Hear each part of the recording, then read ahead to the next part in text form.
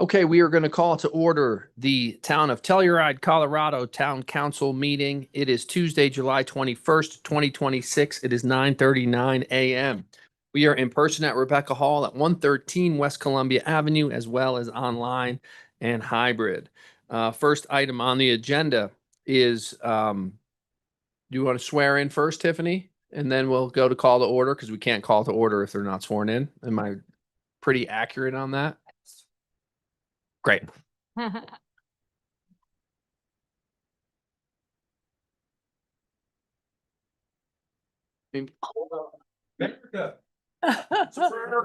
Broke it. It was already broken. Okay. Yes, seriously. Mario, please. Touch it. You're not supposed to touch the flag? Really, you gotta fold it in corners I had my hands all over that. and. For first, Uh, as long as your hands are clean, I think it's.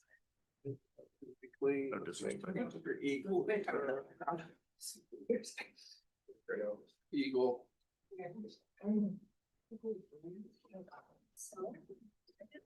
Wait, I and state your name. Do swear or affirm that I will support the Constitution of the United States, That I will support the Constitution of the United States, the Constitution of the State of Colorado, the Constitution of the State of Colorado, the laws of the State of Colorado, the laws of the State of Colorado, and the Home Rule Charter and the Homeland Charter and ordinances of the Town of Telluride, Colorado, of the Town of Colorado, and will faithfully perform the duties and will faithfully perform the duties of the office of of Town Council Person, Town Council, upon which I'm about to enter upon which I'm about to enter. to the best of my ability. We'll have you sign.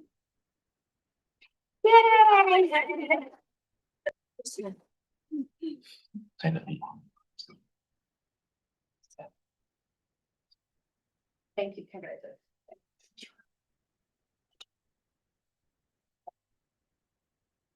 Charles? Sorry. I can, thank you. Yeah. I want to go around the other way. No. Please repeat. Wait, you're covering me up. I and state your name. Charles Bolton, Do swear or affirm do swear or affirm that I will support the Constitution of the United States, that I will support the Constitution of the United States, the Constitution of the State of Colorado, the Colorado, the laws of the State of Colorado, the laws of the state of Colorado, and the Home Rule Charter and ordinances ordinances of the Town of Telluride, Colorado, of the town of Colorado, and will faithfully perform the duties and will faithfully perform the duties of the office of Town Council Person, of the office of town council person, upon which I'm about to enter upon which I'm about to enter to the best of my ability. to the best of my ability.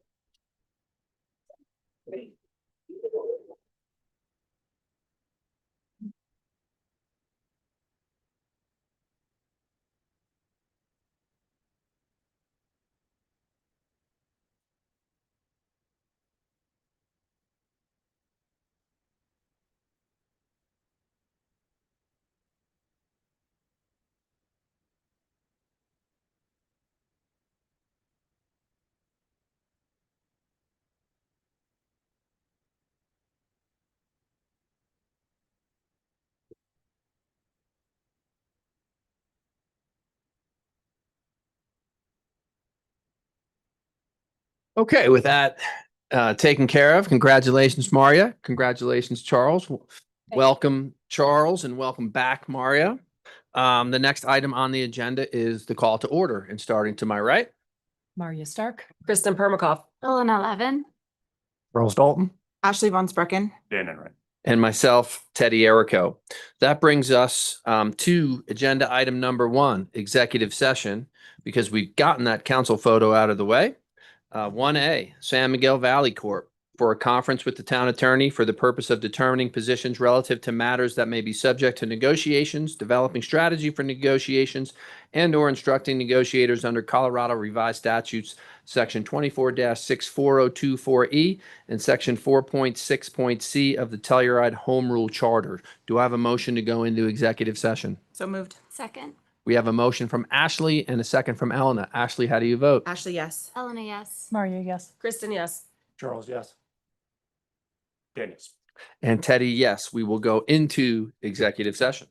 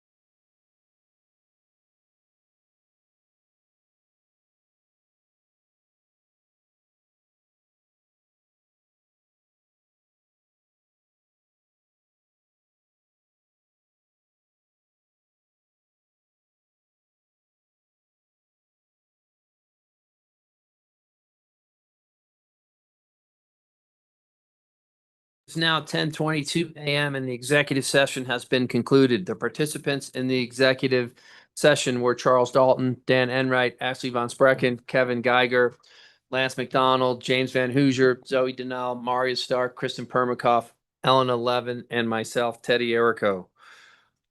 For the record, if any person who participated in the executive session believes that any substantial discussion of any matters not included in the motion to go into the executive session occurred during the executive session, or that any improper action occurred during the executive session in violation F of the open meetings law, I would ask that you state your concerns for the record. Seeing none, the next agenda item is agenda item number 2, work sessions, 2A, discussion on the Colorado Avenue East End Speed Study. And we have Kyle Beck, Kathy Knight, and KLJ Engineering here to discuss. Thank you so much. So I'd like to do is kind of just start off, we'll kind of announce the group and our players with KLJ. And then if we can go into just kind of a explanation, Zoe, on kind of where we sit with this study. And this is basically for informational purposes only. And then we'll get into more of design discussions at a later date. But again, Kyle Beck, Public Works Director for the town of Telluride. Kathy Knight, Administrative Analyst for the Public Works Department, Town of Telluride. I'm Kerry Ribbons. I'm with KLJ Engineering and I'm the traffic engineer. Jason Reimer, KLJ, Regional Director for KLJ. And so is there anything you want to add on kind of the steps moving Yeah. forward? That's right. Yeah. So I'm super grateful. This will be our second time going over the study. The first was yesterday. We met with the East End neighborhood. I think we had about 26 people come, so it was a great turnout.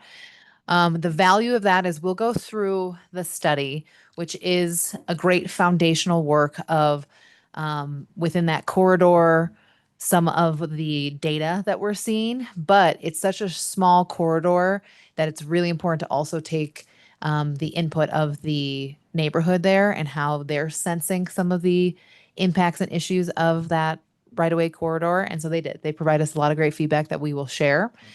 We went over some of the recommendations based off of the information that we had, and then they contributed some of their input as well. It's really important as we move through these things that sometimes it seems like it's an easy problem with an easy fix, but that easy problem is defined differently per person. So to really get a comprehensive look at what the overall issue is and what the comprehensive solution is. So right now we're going to bring to you that input that we got from the community members, where we are for the study for your informational purposes.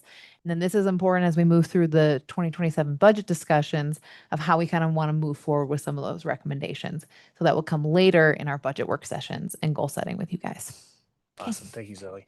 So yeah, you'll see in the agenda, we'll have KLJ kind of present the speed study for the East End, and then I'll kind of go into a summary from the public engagement, and then we can kind of go into conversation of with any questions you have, any comments or anything else we need to address. We probably have some folks from the public. So just trying to gain as much information that we can so we can actually come up with a solution, which Zoe mentioned that we could bring into the 2027 budget. So with that, we'll let Carrie get kicked off with the study. Thank you. Yeah, so let me get this going. Slide this. Great. Okay. So this is for the East Colorado Avenue. We did a speed study earlier this year. Just a quick overview of kind of what we're going to talk about. Actually, let me hide some of this stuff that's getting in the way. Let's see if I can get rid of that real quick. Sorry about that.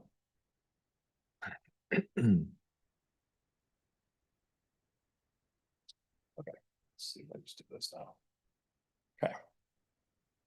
Okay, so quick agenda on kind of what we're going to talk about through this presentation is looking at the study overview, looking at the area that we actually looked at, looking at the volumes that we pulled for 2025, looking at the crash history in the area, going over that speed analysis that we conducted using the data, looking at the signing that's currently existing in here, and then talking through some of the recommendations that we include. Also, there's some slides in there from yesterday's meeting to kind of go over what was heard from the public.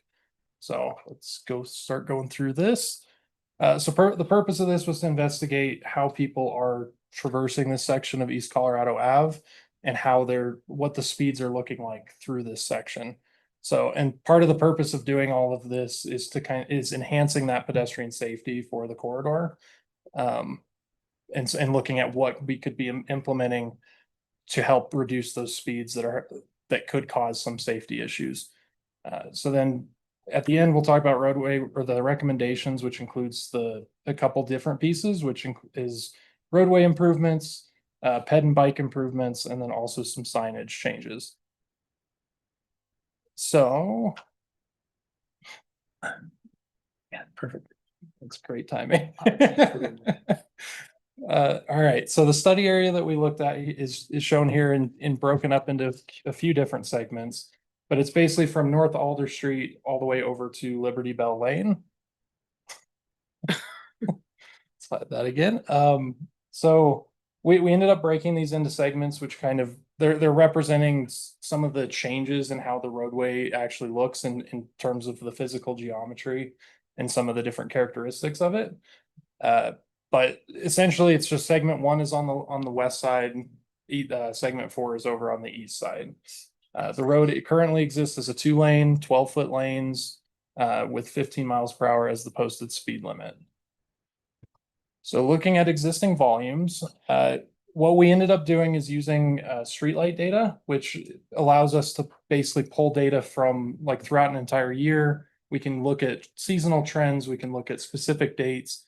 And what streetlight data really is pulling from is you've got connected vehicle data, but you also have some of the mobile data that it's collecting. So that can include like Google Maps, TomTom, Cubic, anything that would be tracking or using your location as a service. It's able to pull some of that information and verify and kind of give us some information on how fast people are going, where they're going, and what volume is actually going there. So looking at this, we ended up pulling all of last year, so January 1st to December 31st, and looking at how those volumes are changing throughout the year. And so on the right with that table, you can see the summer ADTs, which is annual or average daily traffic, and we're defining it as vehicles per day. And so summer, you've got 850 to 1100 is used in this section. That recreational summer peak, though, does jump up to about 1200 to 1650. And then your typical average use is around 450 to 700. So. And just a few things I want to add with that is just to kind of paint that picture, because that was some of the clarification that was asked from the public engagement yesterday, was just that visual when you have your app, on your phone, when you're going somewhere where it'll show the posted speed, and then it also shows your speed. And there's apps that you can set up to where it'll buzz if you're going over the speed limit. That's the data that's being collected. And I think we feel that we see some accuracy within that when we're traveling, and that's why we utilize it. So that's the information being pulled. And then we have our speed trailer out there that is also collecting that data. And so, we compare the two to make sure the accuracy is there. You can trigger from a point in time that a vehicle traveled through, say Gold Run, it picked it up on the speed sensor. What did Streetlight pick up? And so that's that correlation to make sure that we're seeing that accuracy. So that's the data that's being collected, and that's what's representative on these slides here. Thank you. And so using these volumes, we also ended up looking at the crash history, because that is important to just make sure there's not a significant issue being seen in these areas. So pulled the last 5 years of crash data. Currently, there's no ped or bike crashes in the area, but there are 4 PDOs. And that doesn't necessarily mean there's not safety issues in this area. It's just that is what the crash data is saying. That's what we have. And PDO is property damage only. So it's a crash that nobody actually got injured. It's just somebody rear-ended someone and maybe there's some bumper damage or something. So Okay, so part of the speed analysis that we have on these segments is just to quickly go over those charts. They're basically showing what the average speeds and what the 85th percentile speeds are in these different segments. And so average speeds you can see are hovering at 15, if not a little bit under. However, the 85th percentile speeds are a little bit higher than that. So pretty much throughout the entire corridor, the speeds are just slightly over 15 for that 85th, and especially at segment 2. Part of that has to do with the geometry, or what I believe part of that has to do with the geometry, because there's not, it's less restricted in that section of roadway, and I'll kind of touch on that in a little bit too. But it feels more open and drivers are willing to go a little bit faster, so. Can I ask why we use 85th percentile? Because that would imply 15% are going faster, and those are the ones we're concerned about. Correct. Granted, so we're using 85th percentile because that's just part of the standard methodology that a lot of speed studies end up using. So I figured, but yeah, and it's kind of in line with the idea of you don't want to design everything for like that top value, but it's just trying to give you a good idea of what the majority of people are driving. And so it's partly just standard practice. Yep. And that's one thing, comments we got from yesterday as well is these are how designs are set with the 85th percentile, but it doesn't mean like when you look at, yes, there are speeds. I think one tracked it like it picked it up at 40 miles an hour. Right. So you see those outliers where there are people or just going above that speed limit, but this is kind of where you'd expect designs to occur within the 85th percentile. right, but it's like those higher speeds over 85th percentile that we're worried about. Right. So figuring out, yeah. Okay. Yeah, so let's look at the next slide, which is partly to add to that of these are just showing kind of those volumes that are going the different speeds in the different segments. And so you can kind of see segment 2 especially has got a larger volume that are going faster. And so you can kind of see it's bumped out to the right there. And even on that high end, you've got a few more people that are being tracked at that 40 miles per hour range. And so segment 2 really is where a lot of the issues are being seen. Granted, there are people speeding throughout all the different segments. It's just segment 2 is where most of that's happening. Okay, so this is another way to represent the data. This table is basically showing you what percentage of vehicles are actually going over the speed limits for each of these segments, and then throughout the year.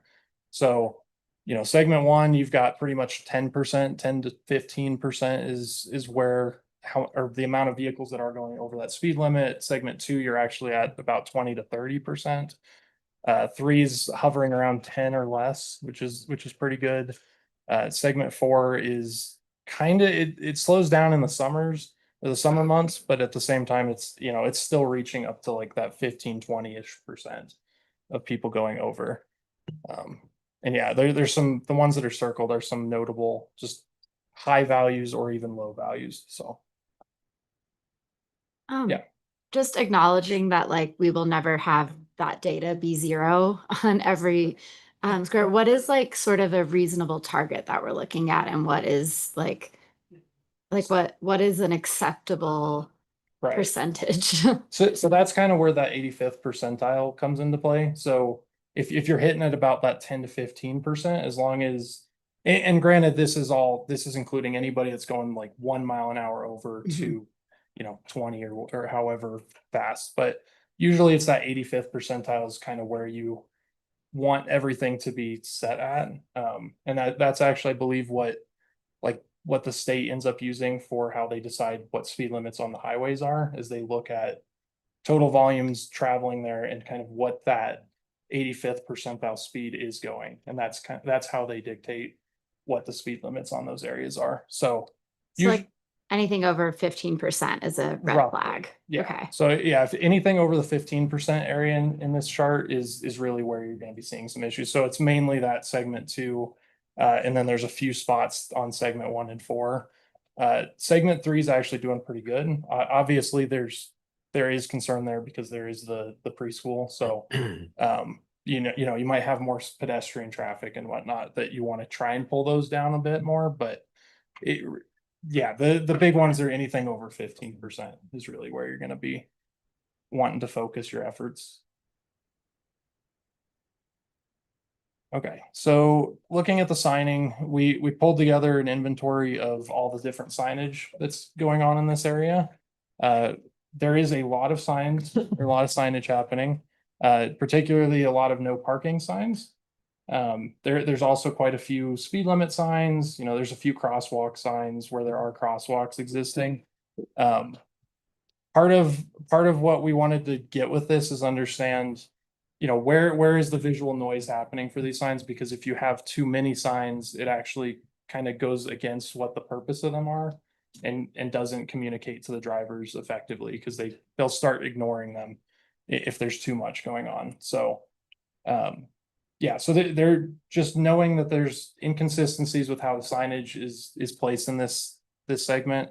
There is opportunity to improve that, and I believe there's some plans for future signage that are going on at the moment. So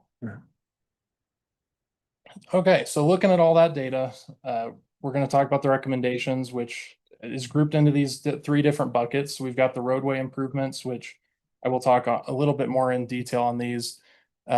It'll include lane narrowing in various ways. The ped and bike improvements. We're going to look at different traffic calming measures and pedestrian accessibility measures. And then the signage, talking a little bit more about consolidating that signage. So roadway improvements, part of our recommendation is to add some additional edge line striping in the areas that don't necessarily have it. So especially segment 2 where you don't have curb and gutter. And you still want to utilize that area as like recreational parking and whatnot. Adding some of this edge line striping will visually help narrow the lanes and get people to feel like it's more restricted than it might actually be and slow down traffic. And you could even reduce the lanes from the 12-foot wide lanes down to 10 feet. Yeah, and you can also do some installation of that physical barrier or curb where there currently isn't any. And so a good spot for that would be on the east side at segment 4. Right now it's just the roadway goes into the dirt. You could add some roadway edge that would help prevent the parking that's happening there with the no parking signs. But also could kind of restrict that roadway as well. So then looking at the pedestrian and bike improvements, we were recommending to do some raised crosswalks at some of the existing crosswalks that are there, because as it is right now, drivers don't have to slow down. They can kind of go through these areas without needing to slow down. And so adding that raised crosswalk would force drivers to slow down where people are actually crossing. It also makes it easier for pedestrians and bikes to cross the road because everything will be on level with the rest of the sidewalk network. And another, I guess, in hand with some of these ped and bike improvements with those crosswalks, one of the recommendations we were making is to do some rectangular rapid flashing beacons, which we did get some public input on that yesterday, which we'll talk about in a minute. But having those would just help produce some of that, like, hey driver, there's a person crossing. It'll bring that attention to people crossing. And so this image here is just showing some of those crosswalk locations that currently, people are going to be crossing at anyway. And this would just help improve the visibility for the pedestrians. Also consolidating that signage just to make it more clear on what you're trying to inform the drivers of would be useful.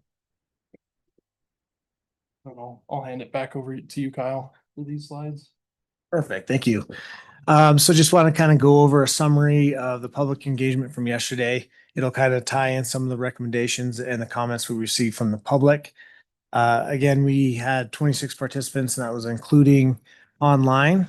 And I'd have to say, like, the top comments that we received from the public, one being that we discussed about the results showing that we were within the speed limit, majority of the time through some of those segments. Yes, there was higher percentages, and you're always going to get those vehicles that are just going at extreme speeds.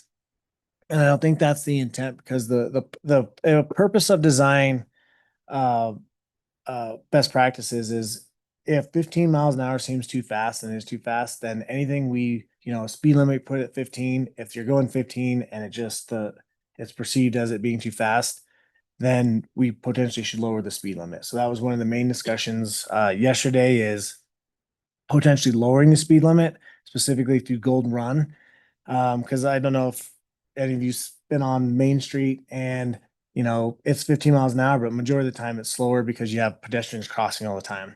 And when it is open, you sit there and like, man, they're going way too fast. And it's just how we're perceiving it, especially when you're right next to the sidewalk, right? So that's one thing I want everyone to keep in mind is we can design, infrastructure to support 15 miles an hour, but if that is physically too fast, we're not solving anything here. We're going to still see 15 miles an hour. It's still going to seem fast, and it'll actually feel like a failed project if we don't think about that perspective. They also emphasize that, again, they perceive that the speed is just as important as measure speed in such a tight neighborhood context. And then the other was not code enforcement, but enforcement from TMO, just more presence from TMO. And I know we'll have Josh speak on that on a later time because he does have information on kind of when they're out in that neighborhood, what they're doing to help kind of control those speeds out east. But that was one of the big comments that we received from the public was the enforcement side on the east end of town.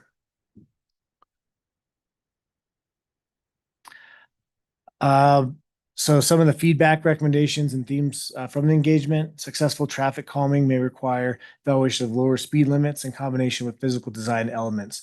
So once we get to a place where we can, identify whether we're going to lower speeds or keep it at the 15, then we can, discuss further about what implementations that we put forth to fit that speed requirement to help physical traffic keep to that speed as well as improve safety along that corridor.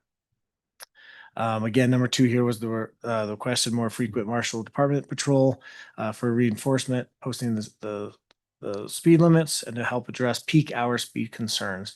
And that's also includes some of the traffic issues that with the school drop off, enforcing some of the, cars that are being parked on the sidewalk that are blocking the lane just to help control that during those peak hour times.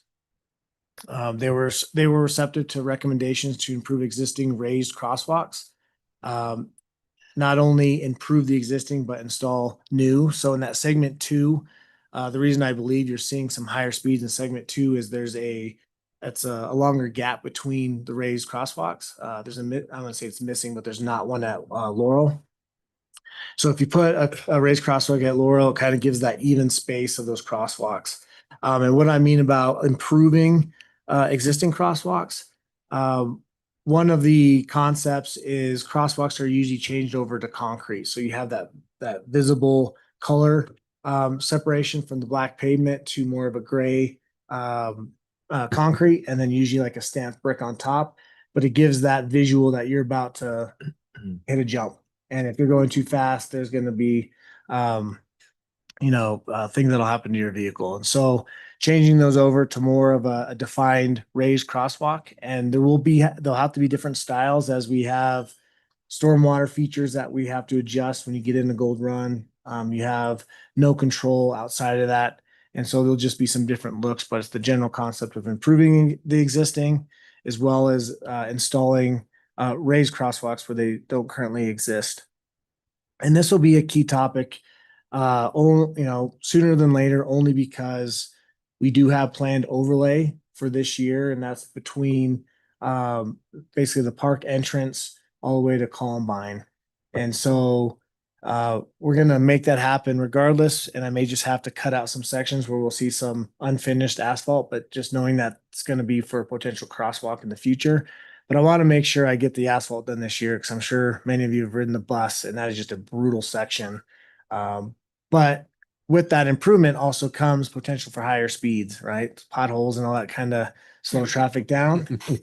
So just know that future improvements are coming, but I'm trying to just get everything scheduled in so we can make it fit and also see improvements before the street completely deteriorates.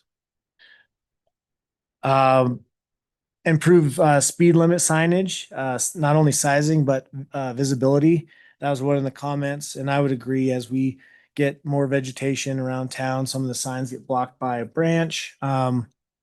So until we get new signage, I think we'll just go out there and do a kind of a visual look and see which ones can be improved by just relocating. And we'll get the team out there, Public Works, to just kind of relocate those signs to help that visual reminder that it is currently 15 miles an hour through that whole stretch. Another comment was to enhance the visual appearance at the Galloping Goose turnaround to give commuters a clear signal that they are re-entering a residential neighborhood. We had more comments on that. It kind of goes the same as when you're entering Gold Run, heading east, basically from both sides of town. And so just looking at a design concept of what we could do that east end where the Galloping Goose turnaround is currently located to just give that visual appearance that you're re-entering that residential neighborhood to hopefully help reduce some of those speeds. There is a pretty aggressive speed bump there now, but of course, you do still see some acceleration off of that speed bump headed west into town. So that visual, I think, would help quite a bit. And then help improve pedestrian travel through Gold Run to the bike trail, prevent parking vehicles on the travelway, forcing pedestrians into the traffic. That comment is based on specifically festivals where east of the Galloping Goose turnaround, there's that trail before you actually get to the bike path that cars park on. And so as you leave Gold Run sidewalk, you walk across the bus turnaround, and then you're headed straight towards those vehicles that are parked on the pathway. So then pedestrians have to actually go in the road and then weave around the cars to get back onto that trail. So something we can do real quick on that is actually putting no park signs to eliminate cars parked in there at all. But in the future, it would be nice to have a dedicated concrete visual structure that shows that's a continuation to that trail out of Gold Run onto the dirt trail headed east. And then some of the other recommendations was strong opposition of flashing beacons. That was one of the recommendations, but we did get a lot of comments based on that is not anything they want to see out there, just because they value the darkness and they see it as kind of flashing lights as a visual noise, and did not want to see that out on the east end. Same thing, strong opposition for vertical curb, as rolling curb actually allows bikes to transition onto the sidewalk.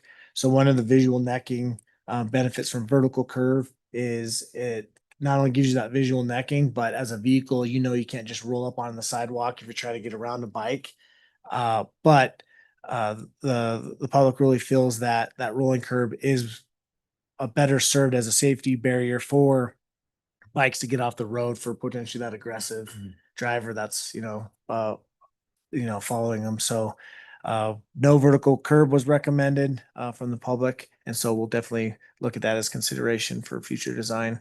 And then solutions around preschool drop off from vehicles blocking traffic and parking on the sidewalk. I think the alley, there's plenty of solutions to look at, just making sure that maybe the preschool has better education around what drop off looks like and where those options are, not to have parking, with flashers on Colorado itself. It's more of the educational piece for drop off. Is there space behind in that alley to like expand that, to improve that, to make that a better drop off space? I don't think widening anything, but there's some opportunity for some all-weather surface to kind of widen it into the property of the school to allow vehicles to know that they can pull off and park there versus just parking within the group.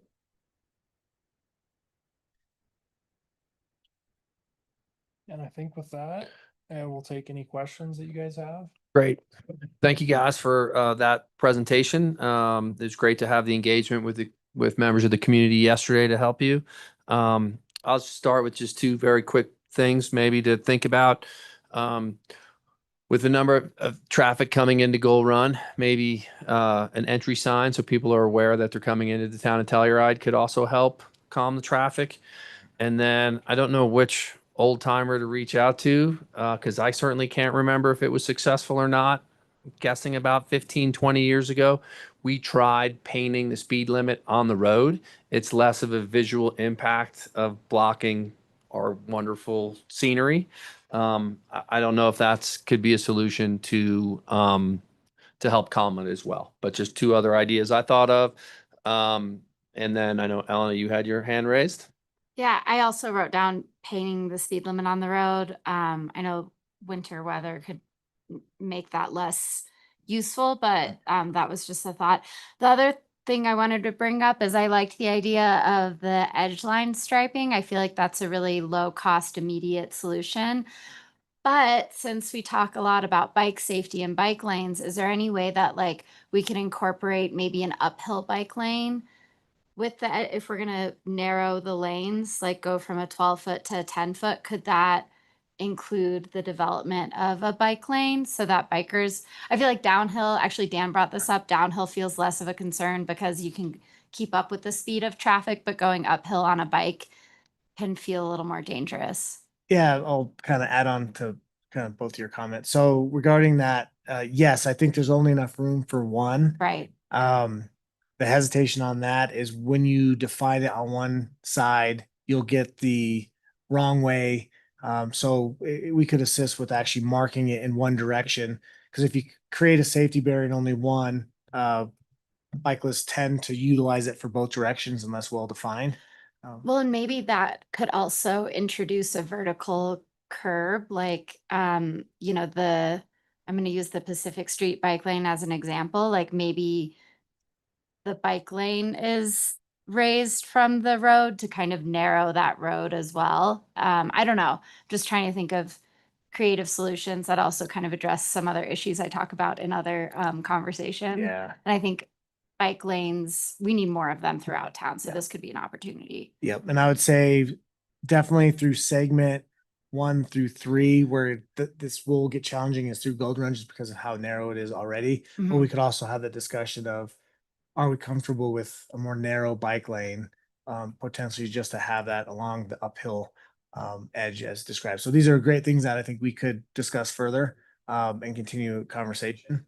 And then, sorry, just to jump back, Teddy, to kind of the gateway, the entryway into Gold Run. I do think there's value behind that. I think that does help. You know, some of the things that I have just thought of in the past that doesn't hold any merit. It's more of just a conversation piece, and for maybe people to expand on is on the east end where you have the Galloping Goose turnaround. There is a potential for a mini roundabout because you have that open area. So that also causes people to slow down because of the turn radius. But then you have that center island that you can really kind of advertise, you know, welcome back to Telluride, or however, whether it's art, signage, whatever. But then on the west end, that's where you can introduce kind of the, what we'll call the bump out, where it narrows the lane, but that also gives you that gateway, entryway visual of you're entering into a neighborhood to help slow vehicles down and maybe get a little more respect out of them, thinking it's not the edge of town and they can't just gun it to, you know, get to Bridalveil. Great. Ashley, I know you've been waiting patiently. Mine's really quick. I know obviously to the east our, you know, town limits end, and it's the county beyond that. And that's where we see the increase in the speed. Have we had any discussion with the county about having that speed decrease start sooner as people are entering in? So that's not, so that is actually not a county road. That's actually town. So we can, Oh, yep, it just surprised me too, but we purchased it for, so we own the road. That speed limit. yeah, so we have jurisdiction of what we want those speeds to look like. Yeah, because it's, I think everyone thinks that's county after that speed hump, but the town has the right of way all the way to that aggressive V ditch, Okay. Valley Pan, that's right for Idorado. Oh, So yes, we will be Great. responsible for the maintenance of that road as well. okay. So it sounds like that might be another opportunity to lower the speed sooner so that instead of it being like kind of right at the entrance into that residential area, we can pull that out further, then that will hopefully reduce. Great. I didn't know that either till just now. I thought it was county. Great. Dan, I know you had your hand up. Thanks. I had raised that, yeah, when we were hiring KLJ and would obviously support that as well of lowering that sooner if, in one way or another, whether it's our land or we have to collaborate with the county. Either way, it seems like low hanging fruit. Think we're on the right path on most things here. A couple comments here. I want to understand the trade-off on if we are adding more distinct curbs on the south side of Colorado along some of those segments to the loss of parking, which is normally prohibited, but we do allow it during Bluegrass and 4th of July. Obviously, we all know special events. We know that parking is also an issue in our community. So would that mean that that is no longer viable if we add these additional curb? Yeah, because that makes it, yeah, because I would say for off-road vehicles, you could get Sure. up there, but any low profile, you'd be ripped off bumpers and stuff. Yeah. That gives me a little bit of hesitance on that one, and I think I need a little more understanding of that trade-off because those major events are important economic drivers in our community, and those are during those special events are heavily utilized. So I think I would keep it on the table down the road perhaps, but I think we pursue some of the lower hanging fruit first and see if that helps mitigate before we go to that extreme, because I think as we all have dealt with in the last year, parking is a continued issue. And that, an estimate is at least a couple dozen spots that we would be losing for vital events there. Same comment there for the North Liberty Bell parking, or the north curb and the loss of the parking there just south of the graveyard there as well. I think that's the one that I don't see that utilized much except for those couple major events during the summer.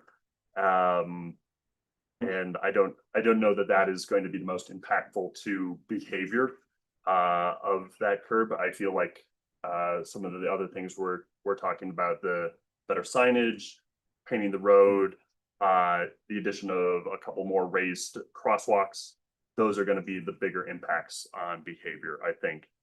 Last, the one other thing, I didn't see it in the presentation, so perhaps this is already where, but in my personal experience on North Columbine, right now, I think the designated crosswalk is east of the intersection on that. I feel like, when I walk it, the social behavior I notice is a lot of people are going up to the graveyard and utilizing that, walking around that area of town or coming from that north segment of town.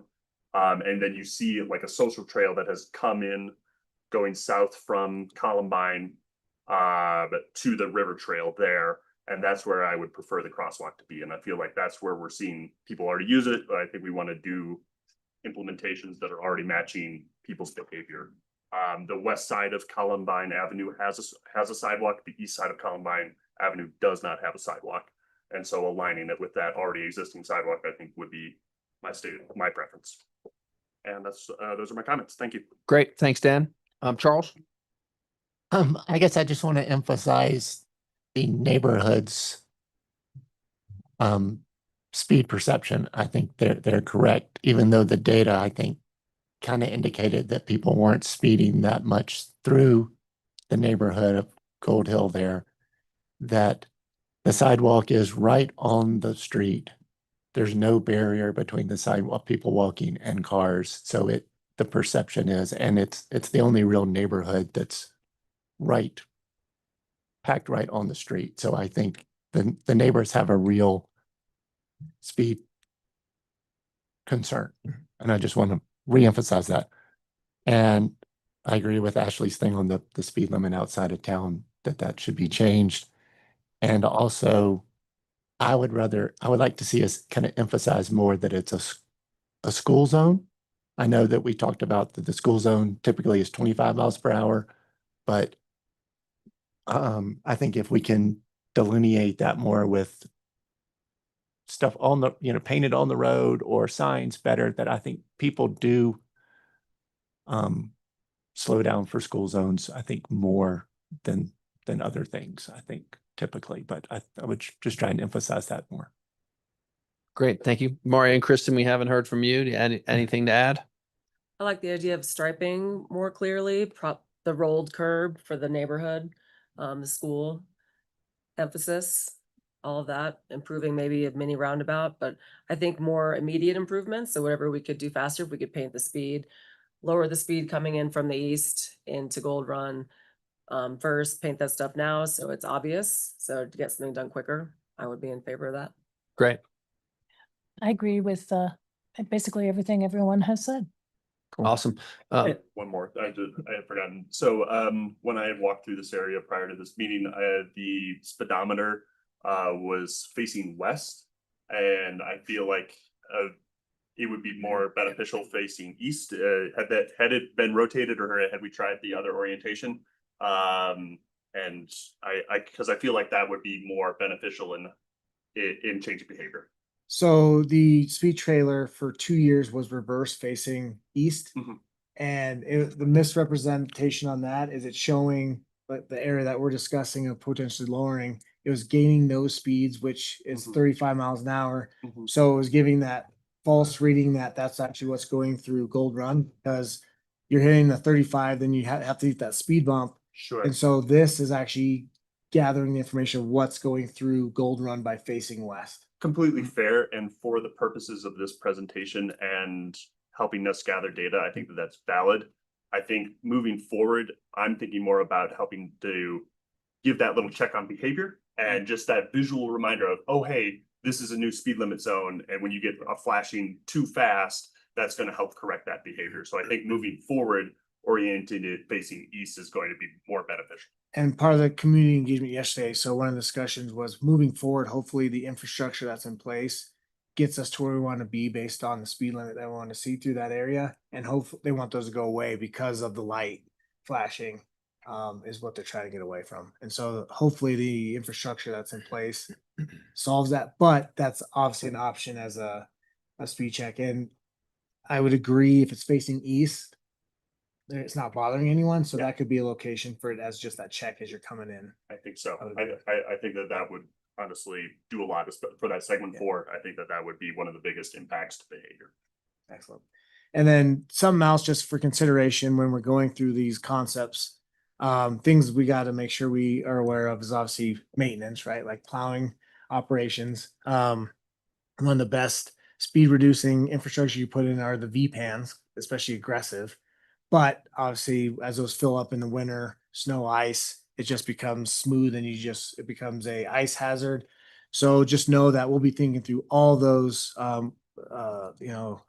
concerns when we go into the design concept. And then the other side with the vertical curb is if you put that on the south side, we then have to start considering drainage because right now it sheet flows and it just goes into vegetation to where once you establish a vertical curb, you have to now address stormwater considerations. Great. Since this is a work session, we'd love to hear from the public. I know Eric Malloy had signed in first to speak. So Eric, come on up. Thank you, everyone. I live up there. Thank you this is a huge issue for us and thank you for your time. Coming down Columbine, taking a right, I've ridden in cars and people like speeding. When I'm in the car, I was like, whoa, slow down, it's 15. They don't know. So to this point, like, let's put a sign right there when you first take a ride on Main Street, because that can be just to let them know. Because a lot of times these people don't know. Like this morning, somebody's going 30 down that thing, just jumping it's crazy. So it's a major issue, obviously. And then just real quick on the storm drainage, you just touched on, that can be a really treacherous area, right? When you first take a ride on Columbine to, I guess, Oral Opinion right there. That's very shaded. It's got trees on both sides and the water pans there. It seems to be a pretty low point on the road. So I think major drainage issues, obviously it freezes in the wintertime. There's pine trees that keeps it cold. It'd be wise to just, be doing a curb cut or a curb there, a raised curb, make sure we got that drained the right way. So thank you. Great. Thanks, Eric. Is there anybody else here in the room for public comment on this work session in regards to speeding in the East End? Seeing none, we'll close public comment to KLJ. Thank you very much. Kyle and Kathy, thank you as well. And would also like to give Kyle and his entire team a personal thank you for all the hard work that you guys had to endure Friday, Saturday, Sunday, Monday, and still ongoing for cleaning up of the mudslide. So I'd be remiss Appreciate I didn't really make that statement and understand that I did notice your whole crew working very, very hard. So thank you. Thank you so much. I appreciate that. And I'll pass it on to the team. Thank you. Great.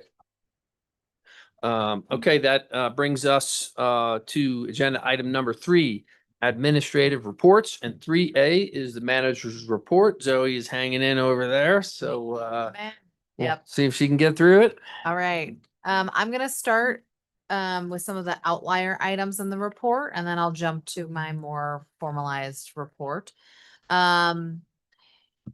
So Q2 goals and objectives, did this as a separate memo. I won't go over it too much unless you have pointed questions.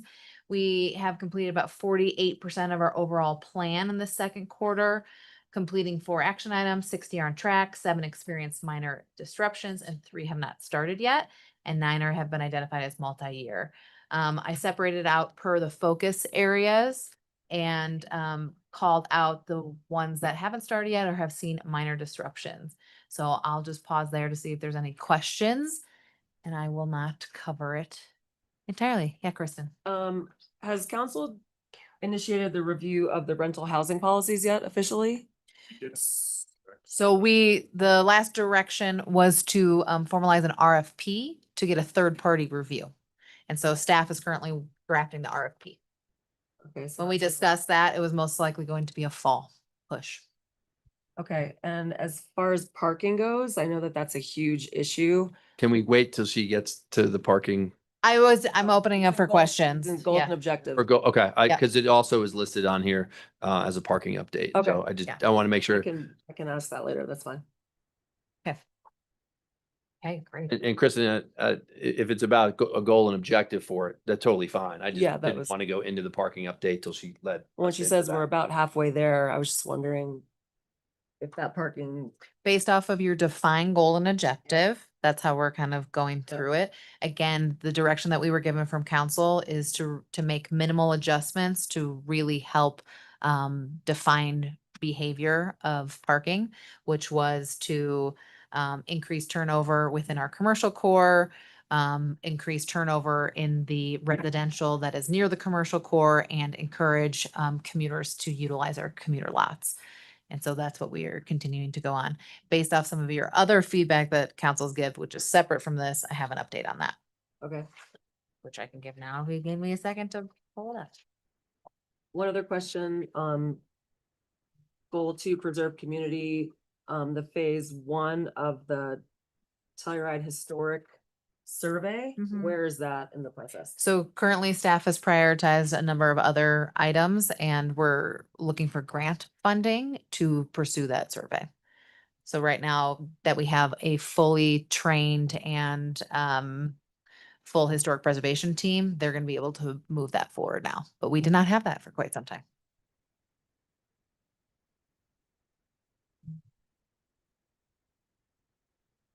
Questions just around the goals and objectives? Goals and objectives, could you explain for me and the listening audience what SWORD and Jedi training means? Sure. And So goals and objectives, because I don't understand what that is. yep. So for the underneath the focus area of employer of choice, which is something that we have now called out just to align council's goals and objectives with understanding the value of staff and the resources needed to maintain that value.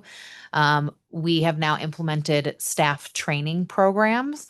So this is all staff training to really align our staff with the values of leadership and overall output expectations and so on and so forth to really bring us together as an organization and move us forward at a higher standard. Is that something town council needs to do? That kind of training, or? do we If you'd like to, you can put that as a goal and objective for next year. I'll let you. Explain it a little more. or- The gender training at the library last year with some staff. That was really helpful. But I don't think it was a requirement, but I'm not sure how often they do that. Yeah, and ours is very specific to internal staff operations. But if that's something council would like us to budget for you, you can give that direction at any time. Or yeah, the one that was, I think it was hosted by Kathy. Lindsay was there. Do you remember that? Do you know who put on that DEI training at the library?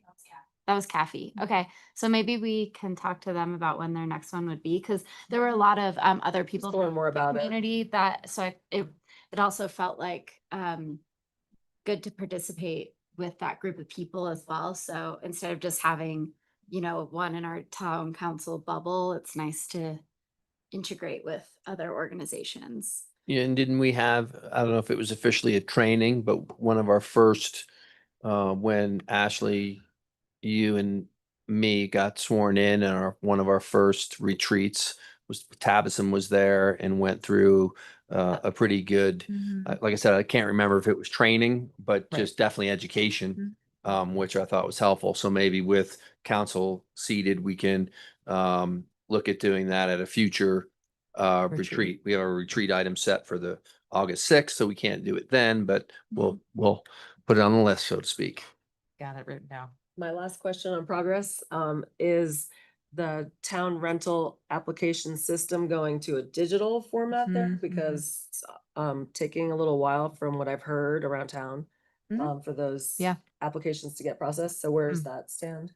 So we have that pretty much set up within our internal system, but we've been working with our partners at CAFE and other partners to make sure from an equity lens that it meets the mark of understanding and navigability. So we've been kind of waiting on that feedback and working through some of the hurdles of some of those potential implementations. Okay, thank you. Yeah. That's it for now. Any other questions in regards to the goals? All right. Then I will jump to our full manager's report. Just a quick highlight, our next merchant meeting is going to be Thursday, August 4th at 1 p.m. here at Rebecca Hall. So to our business community, please attend. You can find that information at bit.ly-tot merchant MTGS, short for meetings. From our wayfinding, placemaking, and signage project, Arapahoe Sign Arts have completed the installation of the Town Park River Trail bollards, and throughout July, the remaining Town Park pedestrian and car wayfinding signage will be installed to wrap all new signage installation within Town Park and Campground. The team has also completed a full analysis of the metered parking zones and is in the process of finalizing the messaging schedule for parking throughout. This includes some revisions to placement of 15-minute loading and unloading zones. And if you have questions for that project, you can reach out to Lindsay Mills. And again, you can stop me at any time for questions. Yep. Zoe, just want to reiterate, the merchant meeting is Tuesday, Tuesday. August 4th at Oh. 1 p.m. Thank you. There's a little typo in the report. Oh, thank you. Tuesday. What time is that? It's at 1 p.m. Okay, thank you. Yep. And then I wanted to, like we have done in past years, give a brief update on or recap of our 4th of July bash. Again, I have to always call out our great partnerships with Symbiotic Events, Telluride Fire Protection District, and the Telluride Volunteer Fire Department, who helped host this 4th annual 4th of July bash. So again, a huge thank you to all of them for that day-long celebration, which featured an annual community parade, live music in Town Park, our friendly family games, food vendors, beer garden, and the laser and drone shows at dusk. In alignment with San Miguel County, we did have to implement the stage 2 fire restrictions, so we did not have fireworks, but we did have some great drone and laser shows. Just to kind of talk through the metrics along that. I'm seeing, I think that didn't get printed. Let me come back to that for you guys. Second.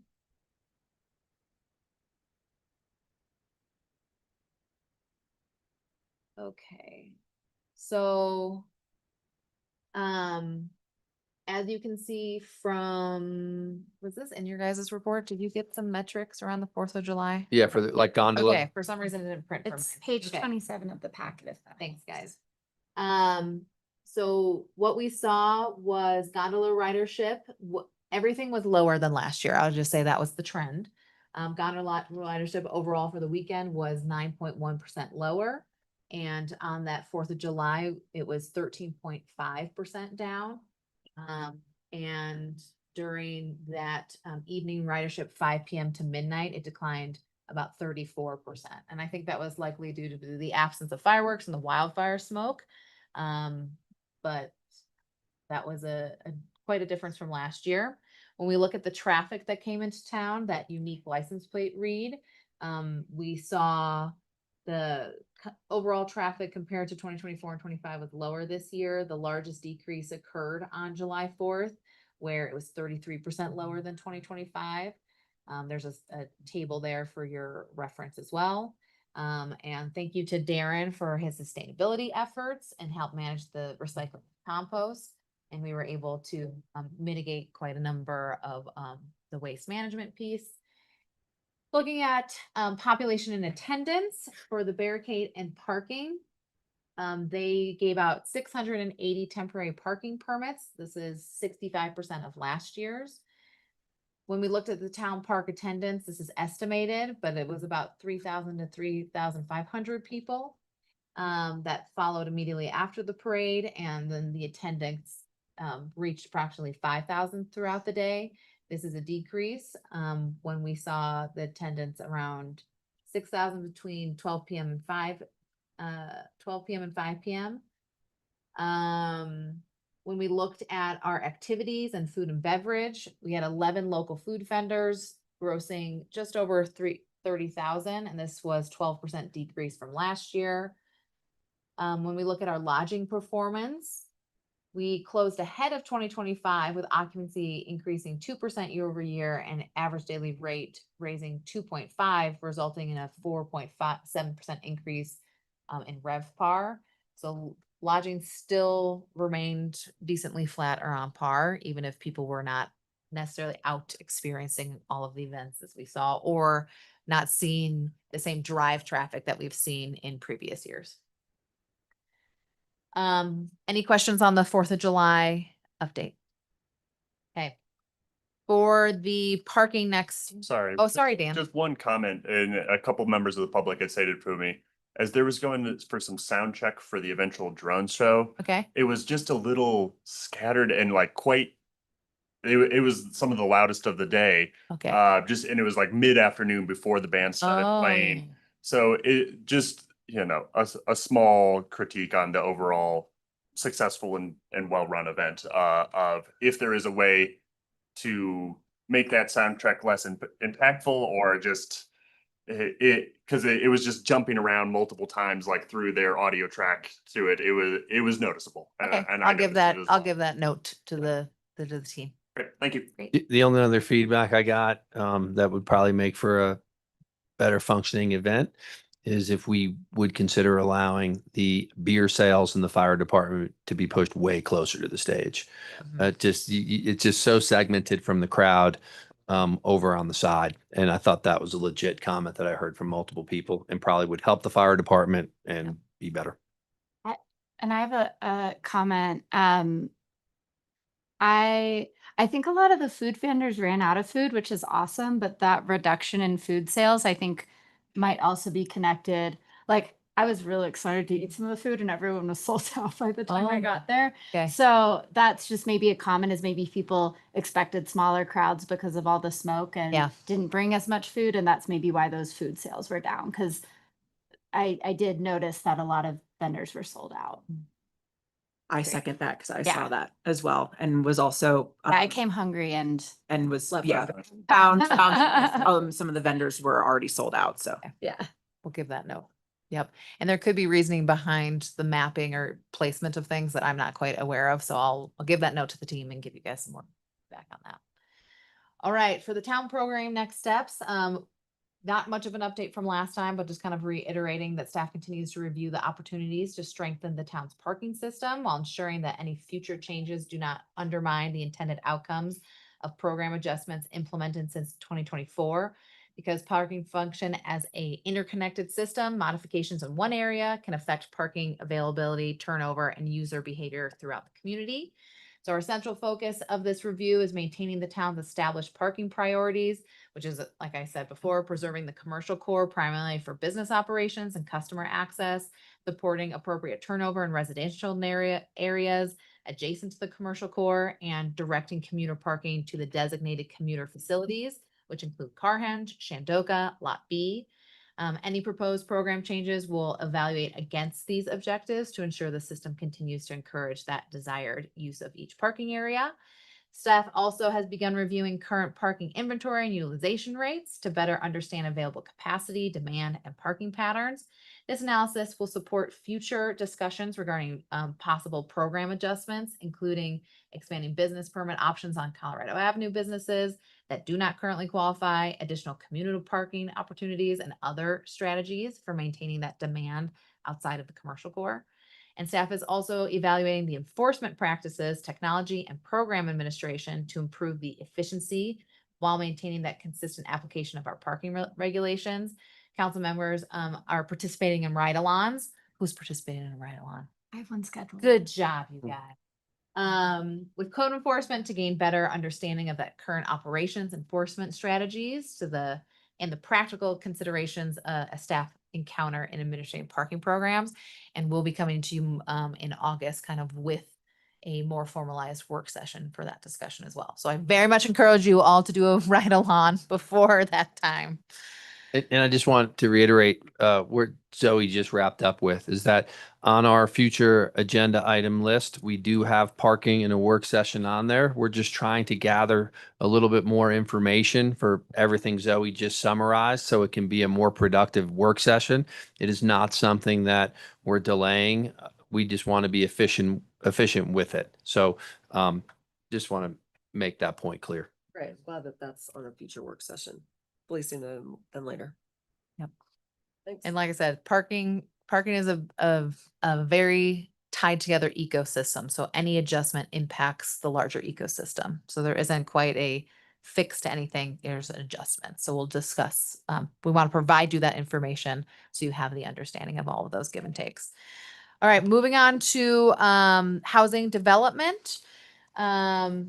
We'll start with the Canyonlands Tower Public-Private Partnership. I'm going to just pause on that update because we have the folks in the room that will give a more in-depth update after I go through everything here in the manager's report. For Virginia Placer 2A and 2B, 2A is looking at project completion in September, and we'll come to you next month with a little bit more context on that project moving forward.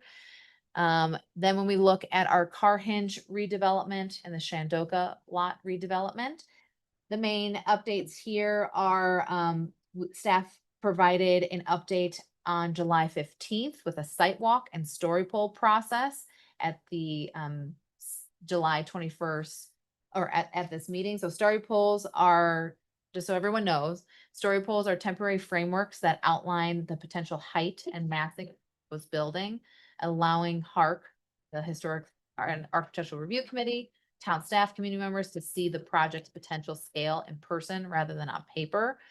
Again, this is important to note that this is part of the entitlement process. This is not a note of what the ultimate approval will be, what phasing will be, what it looks like. It's very much a written requirement that we're following within the entitlement process. So just making that known. Zoe, Yep. Kristen has a question on. I'm just looking, on Carhenge, that there was a town council review of the concept plan on September 9, 2025. Will there be another review of that concept plan for us? There are 3 new council members here. So we're now in the entitlement process. So council's, What yep. process is that? So roughly? council's role at this point is it will come back to you once it kind of goes through some of the entitlement pieces and is more structured as a project.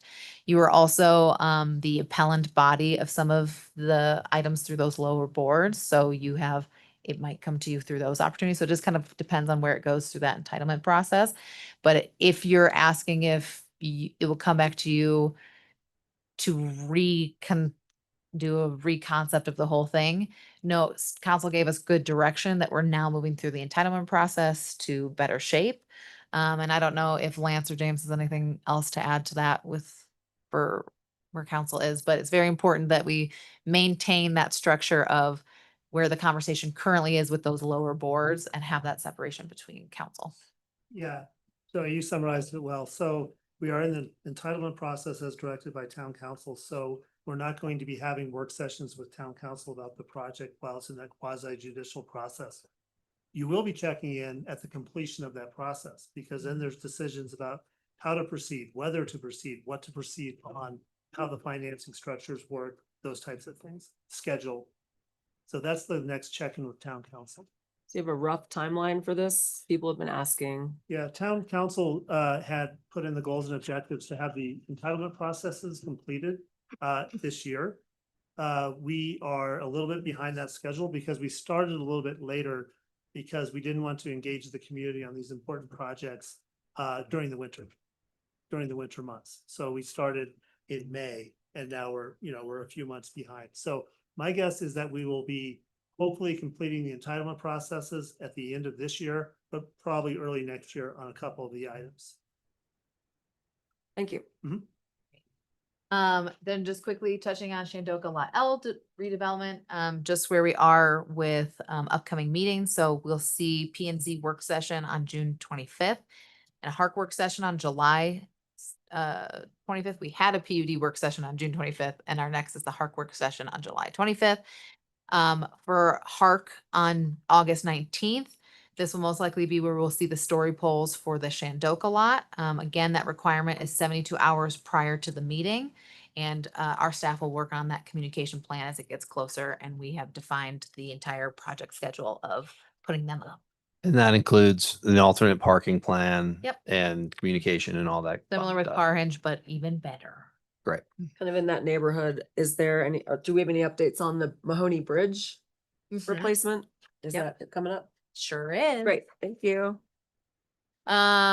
Just kind of going through quickly, from our clerk's department, they gave you a, short-term rental update.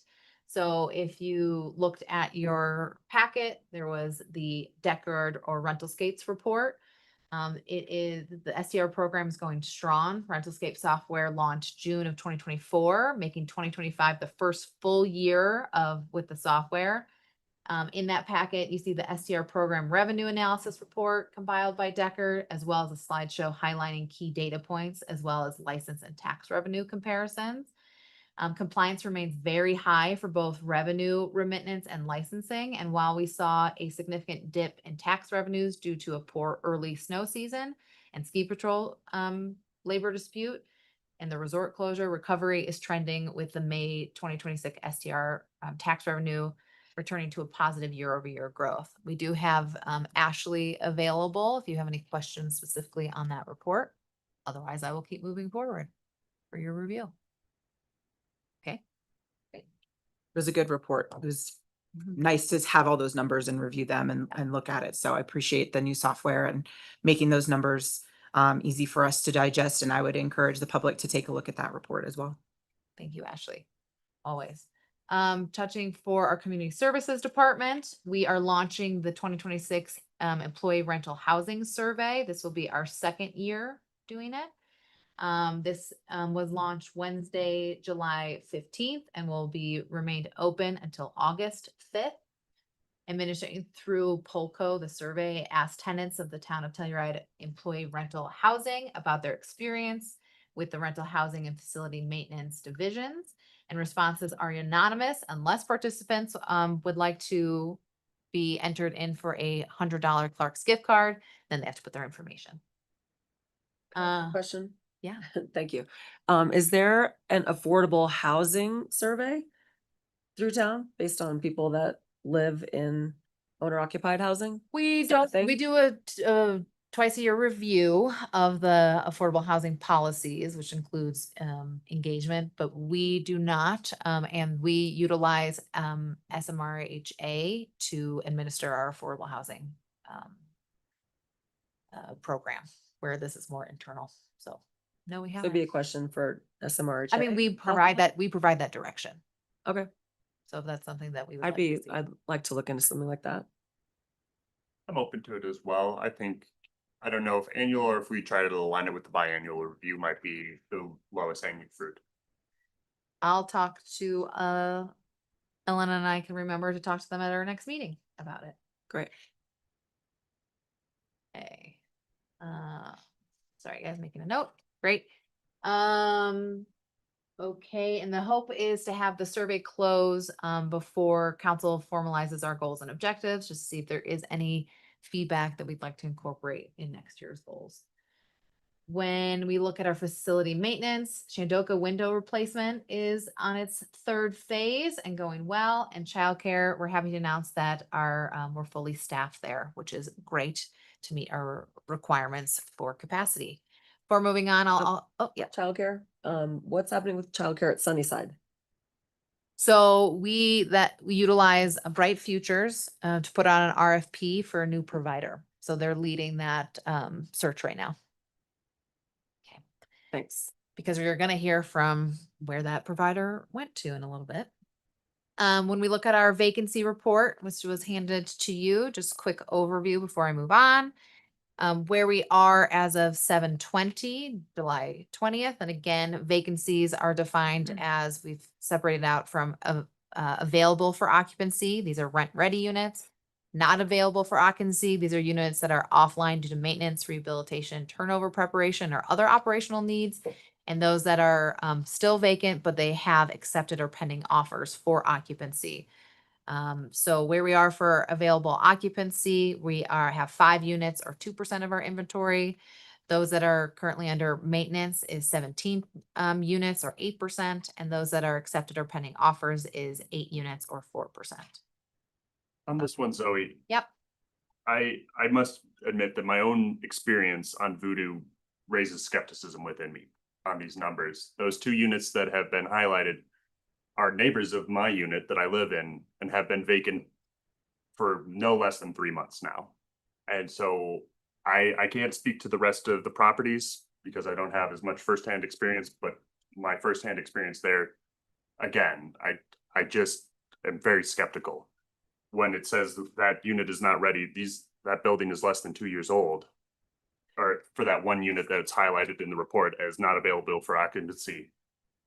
Why? These are brand new units.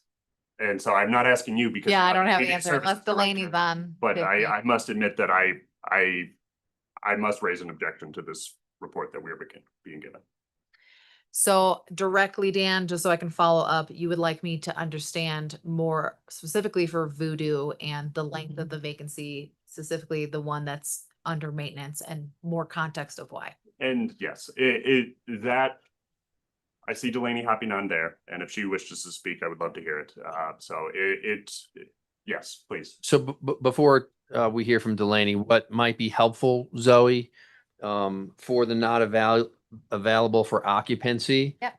Quick summary of why. I think that would, Great. so right. So if it's like, okay, there are 14 units at the DOCA that can't be ready, Yeah, we have it in a further table, but maybe if you'd like to see more detail, we have one for, visit basic turnover, minor remodel, major remodel. But if we can give more context of those as well. I think a little bit more detail would be helpful for the public. I would also like to know the number of bedrooms in these units that are vacant, please. The number of bedrooms. Yeah, like the size what- of the units that are vacant. Yeah, I'm trying to make it so it's an easy report, but gives you all that detail. So let me think through how we can provide that. Bedroom count. Okay, And it would also be helpful to have the percentage numbers for the individual. We've got percentage for the totals what do you mean by that? Oh, like at the bottom, at the bottom here? yeah, just so like Like percentage of Sunnyside. Voodoo, percentage. of Sunnyside has Sunnyside. 5 units total and. Yep. And 5 units there is a big difference than 5 units or 14 units, 19 units at Shandoka just because of the size difference. So it just, Sure, percentage of actually per property. We are forever changing this report for you guys, however you would like it, so. Delaney, can you please address some of my comments? If you're here and if we have time. I am here. Thank you. And sorry, I'm not there in person. We're trying to crank stuff out today because I will be there this afternoon. Your specific comment about the Voodoo unit next to you is a 3-bedroom, 1 bath. I am directing maintenance to prioritize the units that are in highest demand for current applicants and current approved applicants, and that is 1-bedroom units or single occupancy units. They are focusing their attention on the ones that are in the most demand. That unit turn still has some work. It is a basic unit turn. I can have them shift and make it rent ready. We will not have any applicants that we know of for that unit. So again, the priority has been on the units that are in demand. That doesn't align with the other data that we've seen from our last year's regional housing needs assessment that I believe would show demand across unit types. There also is the studio unit also on my level that one is the one I know has been vacant even longer. And so I'm trying to understand that difference between the supposed demand that our community has and these extended vacancies in a more or less new build. I think your chosen word supposed was a good choice. What we are seeing in real time and in real life in the office is 80% or more. We just got 2 new applications, so we need to rerun the numbers. 80% or more of the applications we are receiving are from single person households who only qualify for studios, tiny homes, or 1-bedrooms. Specifically about the studios at Voodoo, they start at Tier D. We have had trouble filling those units. We actually have someone moving into the unit you're specifically describing on August 1st, or actually, I'm sorry, she moved in last Friday or Saturday. She's already in there. The other unit was offered to someone, but because of the reporting that we are required to collect for the state for the grant assisted units, we have not identified anyone who can easily provide that information. We continue to offer it to anyone who's at Tier C or above. Of those 80% of the applications that are for single occupancy people, single person households, at least 75% of those are Tier A and only want Shandoka units because they can't afford anything else. Thank I you don't for know some if of that that answered info, everything. and I'll reach out to Lainey so perhaps we can discuss further offline. Okay. For now, thank you. Were there any other questions specifically about the vacancy? Any report? questions for Delaney while we have her? So thank you, Delaney, for chiming in. Yep. Just one thing is, congratulations on getting the numbers down, because that's been a lot of progress over the past 4 months. And I understand the concern about remaining units, but still there's, let's celebrate some of the wins we have. Thank you, Maria. We can't hear your mic. You get a bit closer. Oh, all right, sure, thanks. Okay, but I appreciate that, Maria. We definitely have gotten the vacancy percentages down significantly, so I appreciate that. Yeah. All right, moving on to just quick finance update. The only update that I have for you this month is going to be around our RETA or our real estate transfer tax.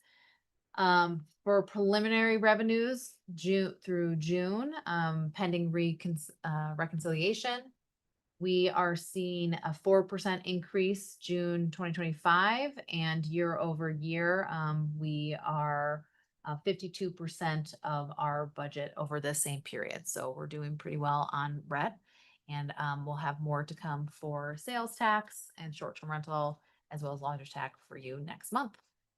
Any questions around that? Okay. For our historic preservation, planning and building, super quickly, you'll see that they are still working on our Colorado Wildfire Resiliency Code variance process. That will be coming later. We have a new land use code compliance officer. This position was hired at the start of this week. This position will support both historic planning, preservation, and building, as well as our public works department. Code enforcement training will be provided by the Telluride Marshals Department, in addition to specialized training through historic preservation, building, and public works. This is a restructuring of our 3 code enforcement officers. So we had 3 code enforcement officers budgeted. it became very clear that having a specialized officer that can concentrate on construction and some of our other land use and other elements and that compliance would be very valuable, as that was not being prioritized by our code compliance due to the lack of that specialized training. So we're really, really excited to see that. Land use code updates. P&Z is holding additional special meetings in August, October, and December to have work session focus on the comprehensive plan and land use code amendments. And then around the comprehensive plan, we'll provide a larger update to you next month. And additional community engagement events facilitated by the consulting team and staff will take place late this summer and early fall. Zoe, Yeah, is the comprehensive plan the same as the master plan? sure is. Okay, because I know, I gotta stop. It's I the need to- master plan, yes, I Yeah. believe. Yep, it's interchangeable within government, but yes, I need to stick to one. People think it might be two different plans, so just. Yep. Thank you. All right, any questions around that? Moving on to Parks and Rec. We discussed some of the facility updates around the wayfinding project. One thing I want to point out and make very clear for the town park core area improvements project, this is the oval surfacing plan and proposed uses. This will be further discussed and evaluated by the Parks and Recs Commission, and then later town council will provide further input from the public. And this will take place. It was rescheduled from their normal Parks and Recs meeting on July 15th to July 29th. We've done some extra communication around this as well in the paper and through email blasts and whatnot. So we do hope that engaged community will show up at July 29th to Parks and Rec as they further discuss the surfacing plan for the oval. However, phase one work consisting of the Warner Field safety netting and storm drainage improvements between Warner Field and the oval will continue this fall.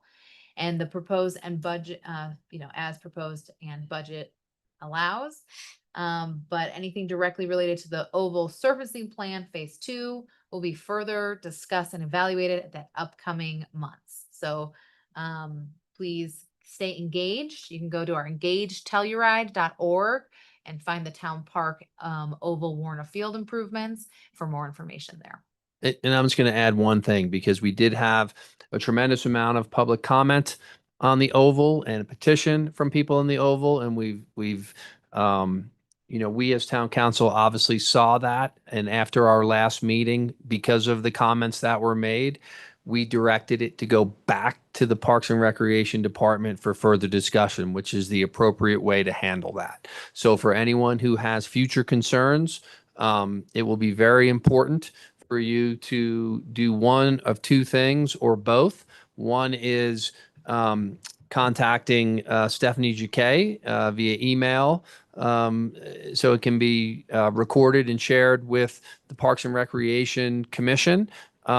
Your support or non-support of the oval project and some new ideas they will probably have at that meeting. Or more importantly, I think it would be very important for you to show up to voice your concern if you want to be heard at the microphone at that meeting, which is in this chamber, July 29th at noon. So you've got an opportunity to voice further concerns, to reiterate what you told us. So Parks and Rec Commission can decide what's best for the community. And if you choose to be here in person, that would be great and maybe even more effective. But I just want to make sure everyone understands the process that we're following, and how not only did we hear you, we listened to you and directed it to go back to where it started in the first place. And I will just make one quick correction. Any public comment goes to Ryan McGovern. Great. Yeah. And for clarity, Stephanie is the director, but Ryan is the special projects manager for Parks and Rec. Is that the recreational? Sorry, Ryan. But more or less, he's in charge of, the larger projects, both existing and under construction. So, and again, if you are concerned about how to contact Ryan specifically or any of us up here on council, our website has complete staff directories for every department that we have. And you can find any of us very easily to give us feedback. Great. Thanks, Teddy. I'll skip through recreational programming and special events unless you have questions. And then moving on to Public Works, not too much of an update from last time. The one thing I really do want to point out here, is we're seeing an issue with sewer system blockage at our Public Works. This is the second incident that we've seen in the past month of hundreds of tiny bottles that are significantly blocking the main sewer line. It is our hypothesis or assumption that maybe these little alcohol shooters are getting flushed down toilets. So please don't put anything in the toilets that you shouldn't be putting in the toilet. And I'm just gonna make that PSA pretty strong. What? Because it is creating some issues. And there's a lovely picture in the manager's report of what that looks like. Oh, boy. Do with that as you will. It's a reality. But I appreciate that shout out that you gave, Teddy, for our staff that has done a lot of great work over the last couple days, mitigating a lot of the mudslides that we saw throughout town. And there, from an update for some of that work, it will be continuing, focusing on Curtis Drive. Sorry, I don't have it up here. Galena, Tomboy Road, as they saw a lot of significant impact, as well as just our streets in general. So cleaning up that dust. As we do see kind of this dry and wet period, there will be additional dust, regardless of those efforts. So just kind of keep that in mind. And we do hope to make significant progress to Tomboy Road today. They have that open. And Zoe, I don't want to forget, Kristen had a question that we held her off on in regards to the Mahoney Street Bridge replacement. And I know that Thank you. this lovely airplane bottle issue is after that in your report. So I didn't want Kristen to get skipped Just over. gonna skip it, yep. So the Mahoney Bridge replacement project continues to advance through design, permitting, and CDOT coordination. So the town has been working through required intergovernmental agreements, permitting, and project development steps in preparation for that future construction. The project remains an important infrastructure piece. So we got federal grant funding. So we're just kind of going through the elements that requires, which is a little bit extra information, with still the hope to either start that build toward the end of this year or beginning next year. Yeah. Great. Great. That's all I have for this manager's report. However, we have two things that I'd like to get your input. We have our Canyonlands Tower House update from Servitas themselves. We also have related organizational reports with Telluride Preschool, and I see them in the room. Yeah, so we can hear in regards to Canyonlands and Tower House from Servitas first, and then we'll wrap up the manager's report, and then we'll skip to 3D1 for the preschool to get them moving along a little quicker. And thank you both for your patience.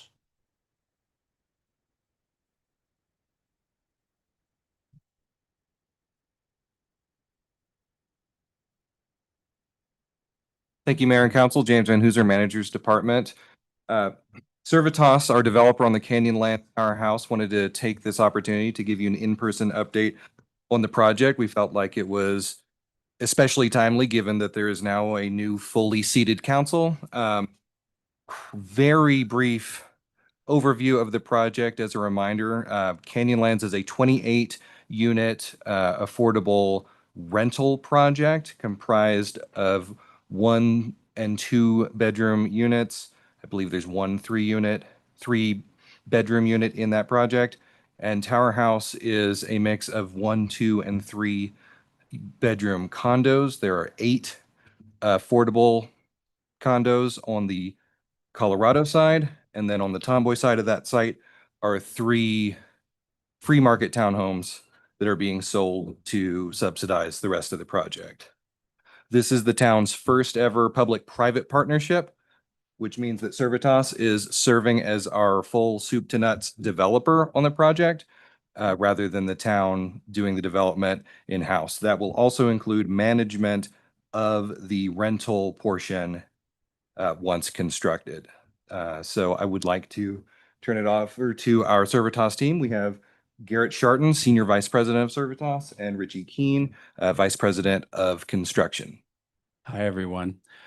So James, that was the first paragraph I had prepared, so I will skip that and go into the only minor detail I'll add is that the geographic restriction on eligibility is the R1 school district. So it complies with how you would otherwise do the project yourself. Canyonlands is currently on track for resident occupancy in January, and Tower House is set for completion in late spring. The schedule has been impacted by a combination of challenges. While any single one of these factors could create delays, the project has faced multiple. However, importantly, the partnership structure is working as intended, transferring those financial risks and associated cost overruns and schedule delays away from the town and to the developer. Despite these challenges, the project will meet debt service obligations as scheduled, and we will deliver high-quality, affordable housing in compliance with the affordability commitments established in the town's ground lease. Happy to take any questions. Any questions from council? Where could we find the ground lease to look at for the new people? I'm happy to provide that to you. That's awesome. Thank Any other questions? Did any of this rain and flooding present any challenges to you in this last week, out of curiosity? I think if you talk to the guys on site, they would say yes, but those might be concurrent delays. Yeah. Thank you.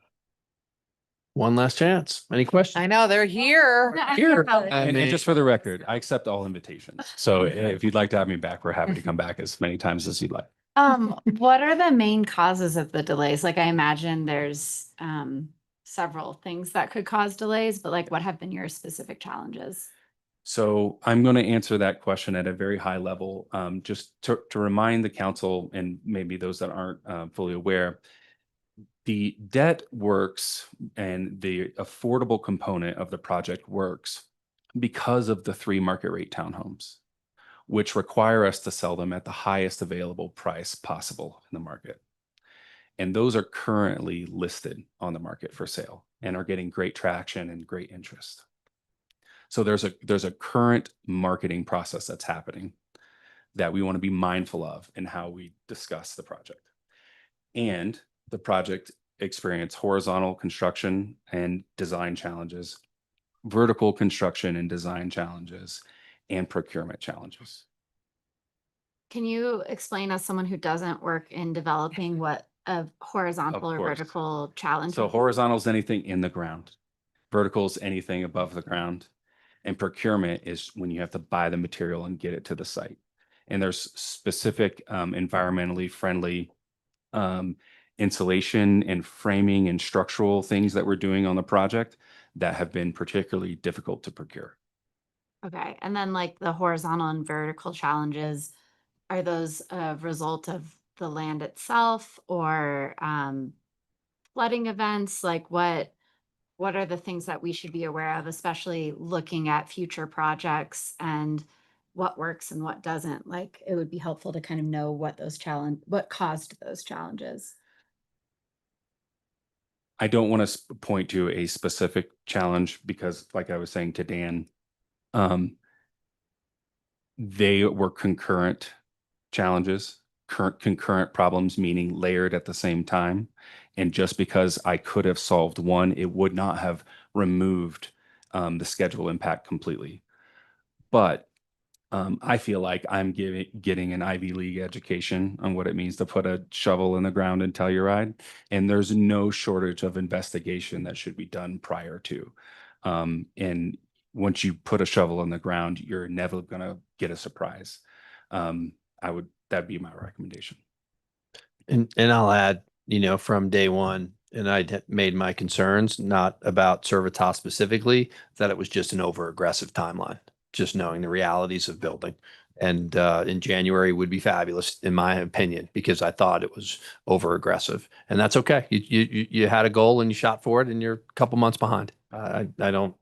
We need the housing, but let's focus on getting it done. Yeah, and to kind of like feed off of that point, I wouldn't want anything in this project to be rushed to hit a timeline. Like I would rather everything be done well, and not cutting any corners to hit a specific timeline. I think our community has expressed issues when they feel like projects were rushed and they have to live with the repercussions of that, of shortcomings in the build. And so, January would be great. If it's got to be February or March to do it really well, like I would entertain that. Although there is there is an urgency for housing, but I think we need to make sure we're building our affordable housing to the same standards that we build our free market housing. And so I would just emphasize that. Yeah, welcome feedback, and Servitas is set to be the owner of the project in a conduit structure for 30 years in a joint venture with the Telluride Housing Authority. And I think our goals are perfectly aligned on that topic. Great. And I just want to make sure any delays and changes in that construction schedule is over communicated to the duplex owners in the middle. They're the ones that are getting more impact than anybody. And for it to be delayed, I'm sure they're very disappointed. Moria? So what are some of the surprises that you're finding you said to put a shovel in the ground and Telluride? There's a type of due diligence you can do called an underground or subsurface utility exploration.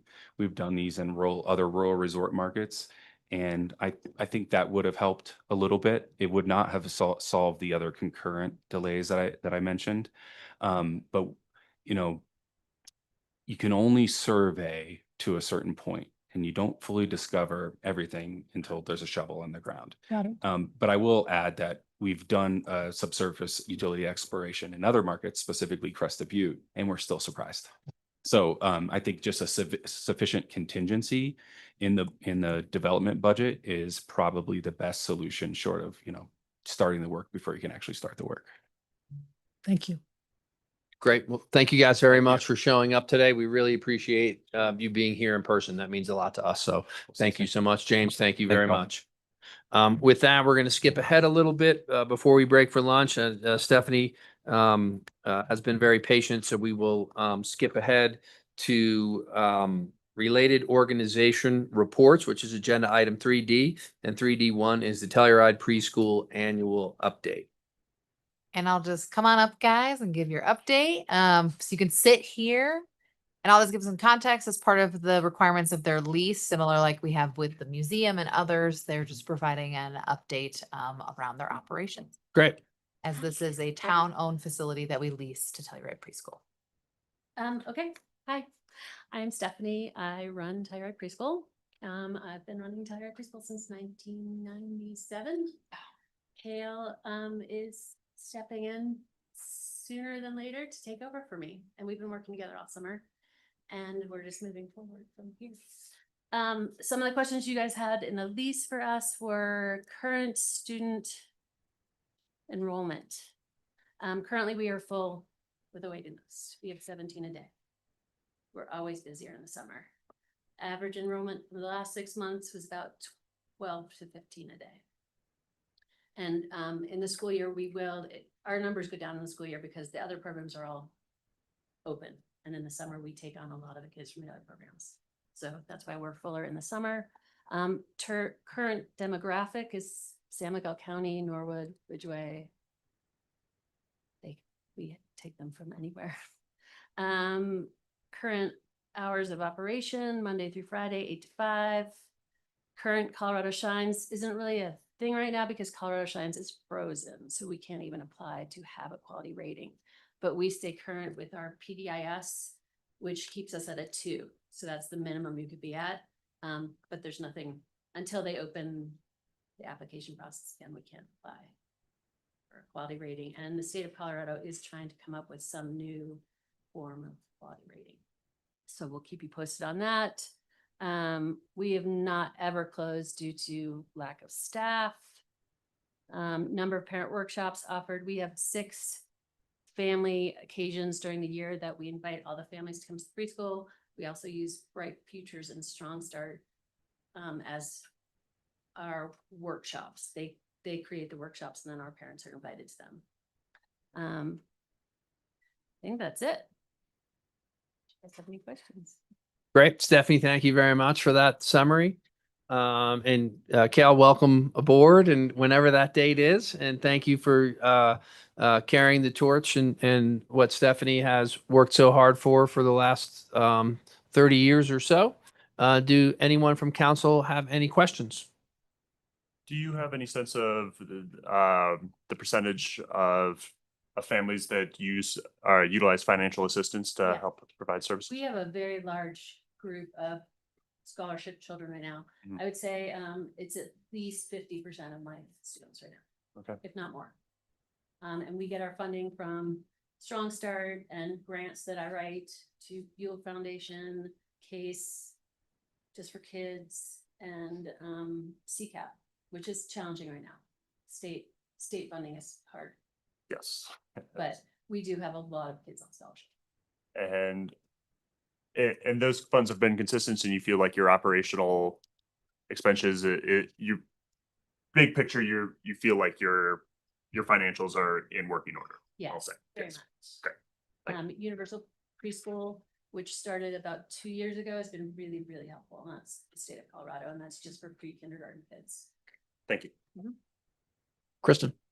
Do you guys have any additional insight to the East End traffic calming? It was presented this morning. I don't know if y'all got a chance to listen to it, but I from did. your perspective with the kids there, like what would help you guys? The speed bump is gonna be amazing. Okay, great.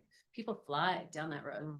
We have a great enclosure, so we feel safe, but I will stand out in the middle of the street and yell at people at times to slow down.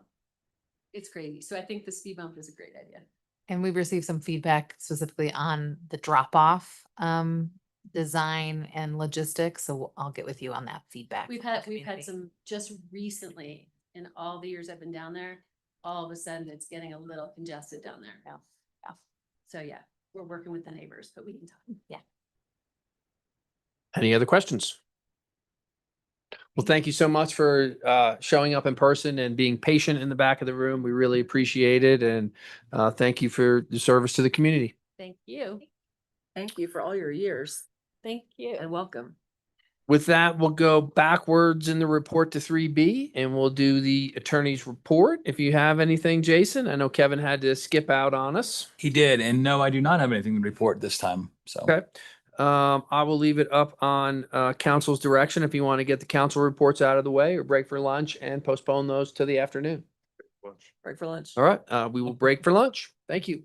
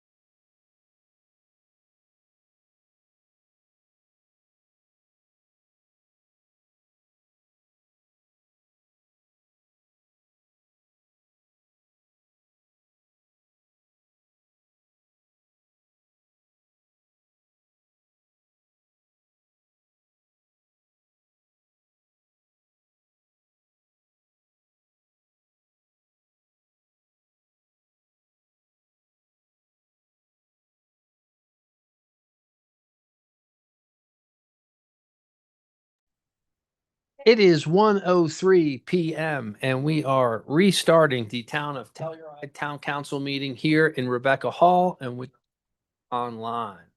That brings us to our next agenda item, which is item number 4, public comment on non-agendized items. Each person will be allotted no more than 5 minutes. Overall public comment will be limited to 45 minutes per this meeting.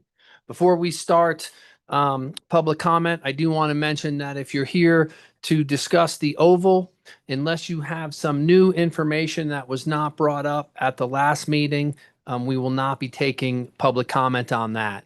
And the reason for that is that your public comment will go much further along at the Parks and Recreation meeting, which is July 29th in this room, as well as online at noon. So that for anyone who wants to speak in support or against anything happening in the Oval, that is your next best opportunity to be heard, as we decided as council to send that project back to its appropriate commission, which is the Parks and Recreation Commission. So with that being said, I will go to public comment sign-in list.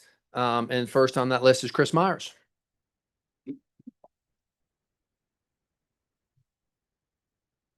Howdy, everyone. My name is Chris Myers, council member, I don't know, emeritus, former, whatever, but I did my time of 4 years. And so first off, I want to welcome the 2 new council members, Charles Dalton, Maria Stark. Congratulations on your validation of your first months of service.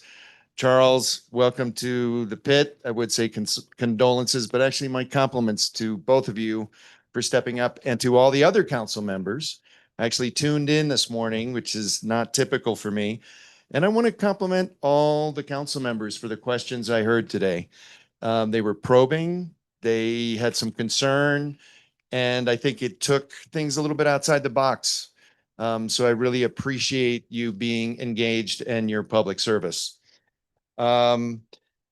One comment that I did have a little trouble dealing with, and I went to the story pole installation for Carhenge in preparation for the HARC meeting, and I then attended the HARC meeting, and I am a little bit challenged by the staff presentation, both there and today, which I felt was not really comprehensible to the average citizen.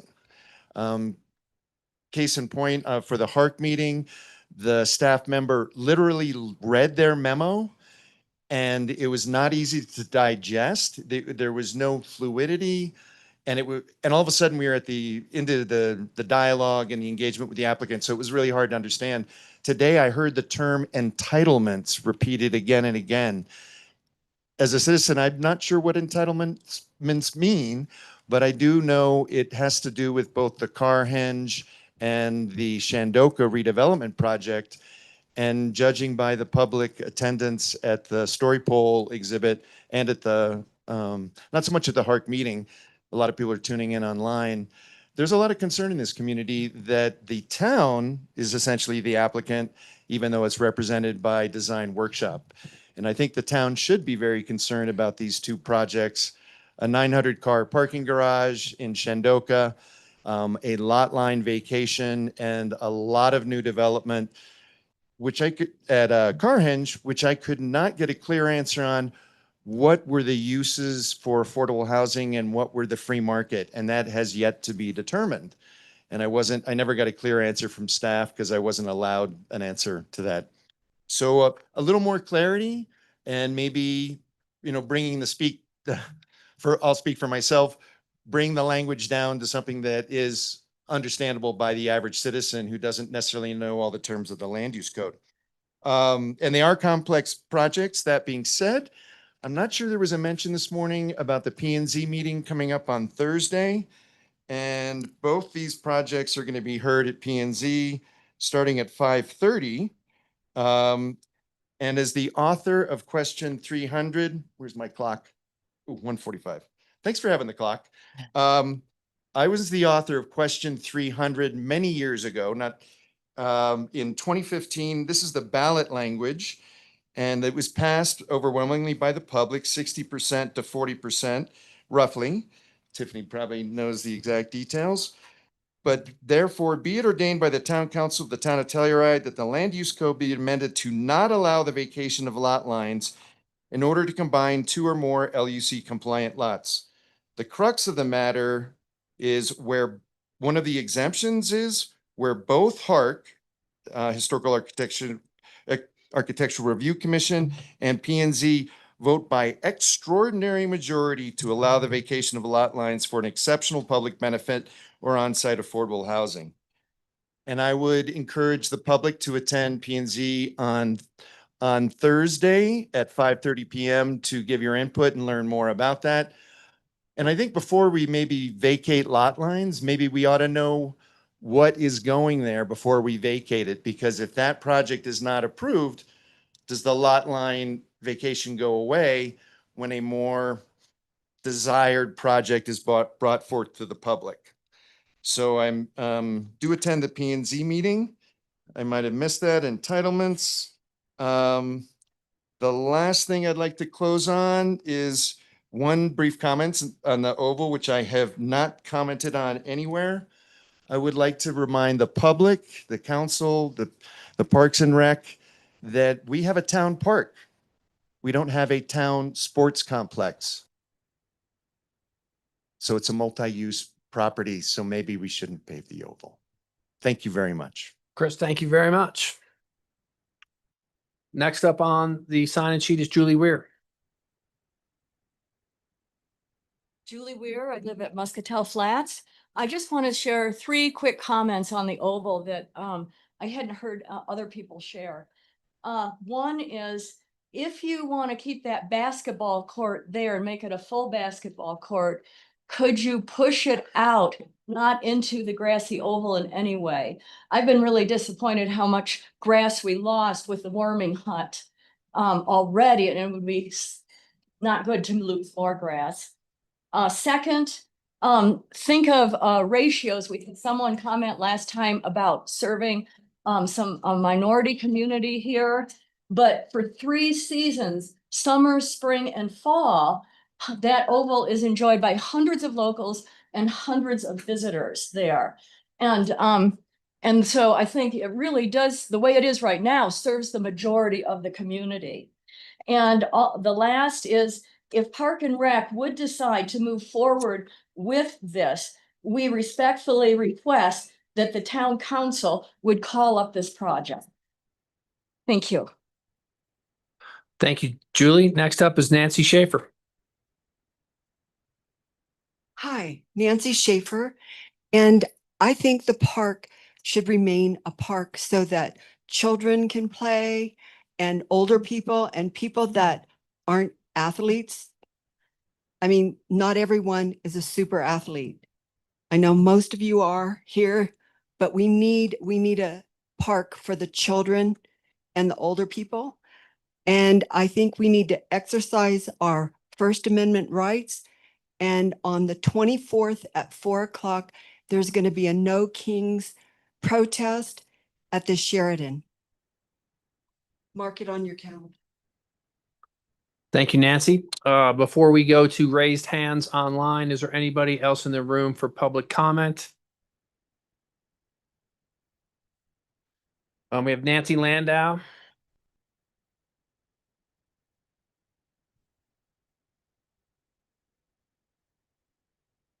It is about the Oval, just for a couple of minutes, and sorry.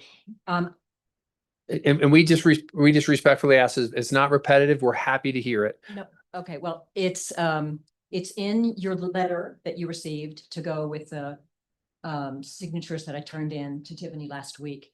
And I just think it's important for the people on Zoom who have not read that to have just a little bit of it. And that is that 78 people responded to the query of the Town Parks Master Plan in 2020. And those were 71 online and 7 hard copy, meaning walking into the Unruh building.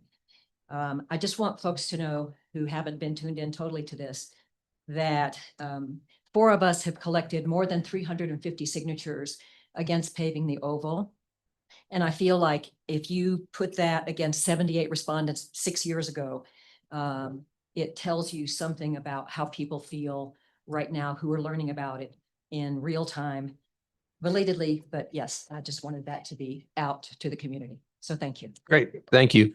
And I want to reiterate that we listened to everybody at our last meeting and sent this back for Parks and Recreation Commission for further review and discussion. So I don't want people to think that your comments, especially at the last meeting, fell on deaf ears. We heard it, we listened, and we did the appropriate action, which was send it back to Parks and Recreation to rediscuss it. And again, July 29th, that is a Wednesday, 12 noon in this room at Rebecca Hall, 113 West Columbia Avenue, as well as online. Please show up, or in advance, make your comments known to staff member Ryan McGovern. His email address is easily found on our website. Next, for public comment in the room is Rosie Cusack.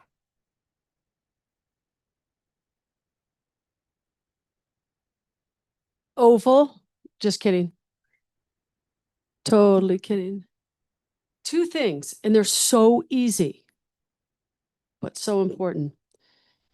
And I wish I had a visual. I do on my phone. There's a stump, you know, where you go play with the dogs and there's kids everywhere, and over at the riverbank underneath the bridge by the post office. There's a stump that's like this high and sharp, and it's been there for a long, long time. And I saw a woman back up and wipe out really hard the other day. Then stupidly, I almost did the same thing, but you're playing and there's people everywhere and there's this dangerous stump there.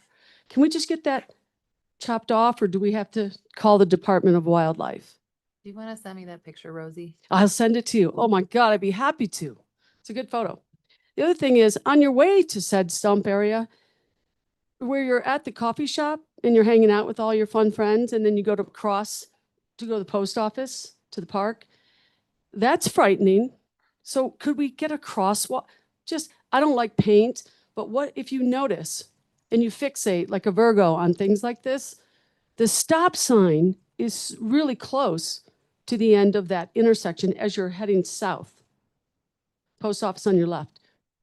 So there's really technically no place for a crosswalk to be painted. I don't want a bunch of paint, but it's really a dangerous intersection. I'm sure everyone here knows that.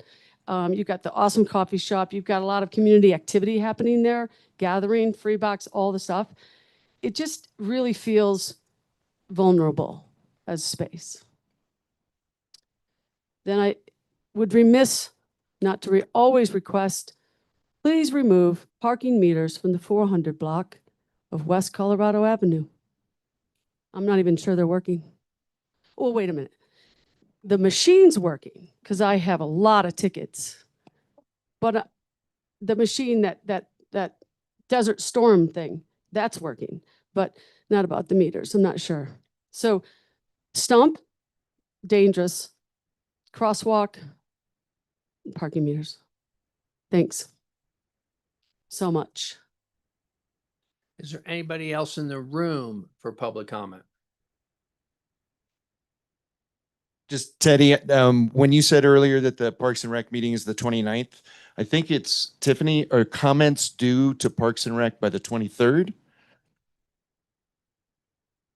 The 24th. So just so people don't try and write letters later, write them sooner to be considered. to be Thank in you the- so much for reminding Yeah, me. and I'll just say to be in the packet, to be in the posted packet, have it at that time, but up until the meeting, you can provide comment. It will just go into the packet later in the document center. Thank you for that clarity. Yep. Okay, public comment in the room is closed. We will now address our hands raised online. And Tiffany, if you could go in order, that would be great. Okay, I'm muting Madeline Whiteman.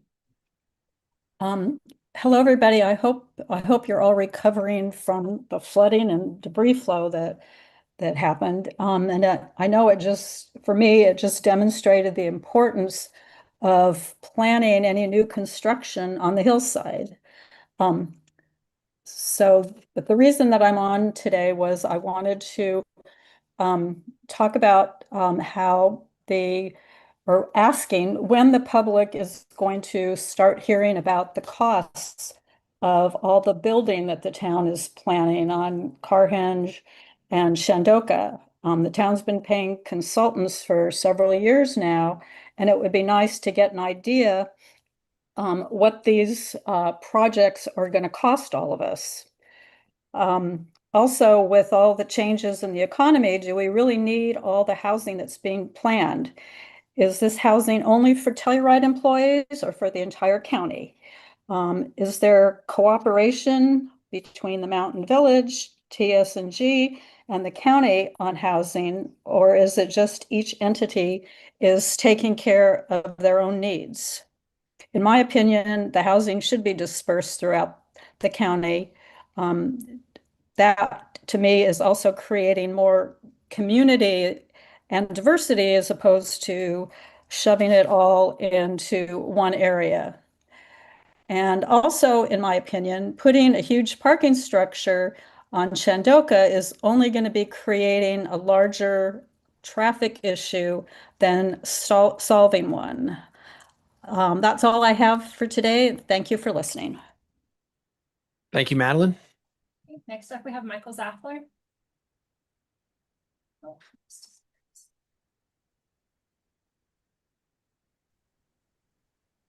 Good afternoon. Hopefully you can hear me. Yep, you might want to be a little louder. Okay. Is that better? Yep. Good. Thank you.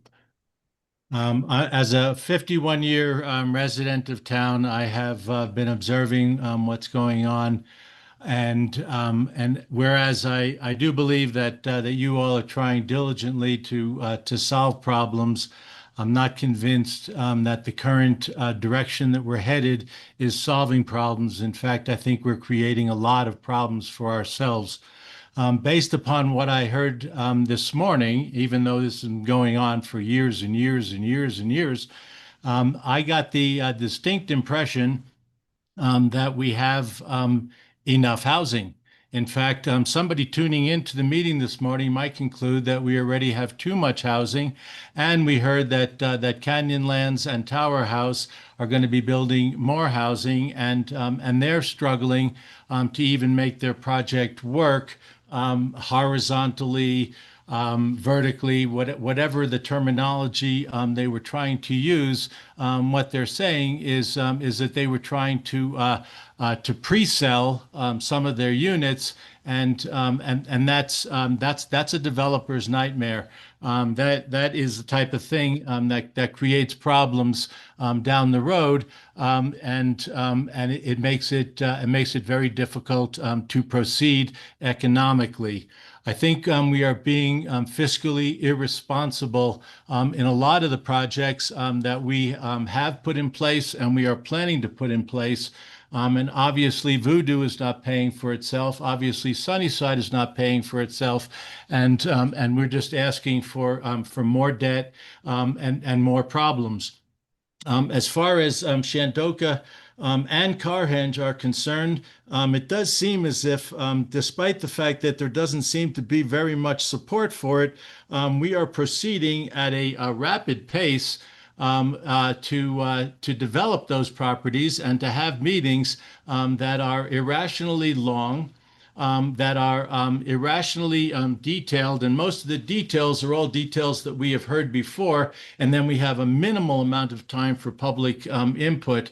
It's doing a big disservice to this community. We deserve better than that, and I'm still not convinced that we need more housing. To say that we need 1,000 more units of housing is not true. And I don't know why one member of council continues to say that, but there is no proof of that. The only proof that we have is that we have empty units. We have plenty of empty units that we're trying to figure out new formulas and new concepts in order to get people to be able to live in them. And even the ones that people are living in right now, we're hearing people are having a difficult time affording. I think we're headed in the wrong direction here. I'd like to do everybody a favor, especially you all on town council, and just say, stop, enough. We don't need this. We certainly don't need it now. Just allow things to evolve the way they're going to evolve. Don't push it. This agenda is not going to solve our problems. And as far as the Oval is concerned, here's another idea. Stop.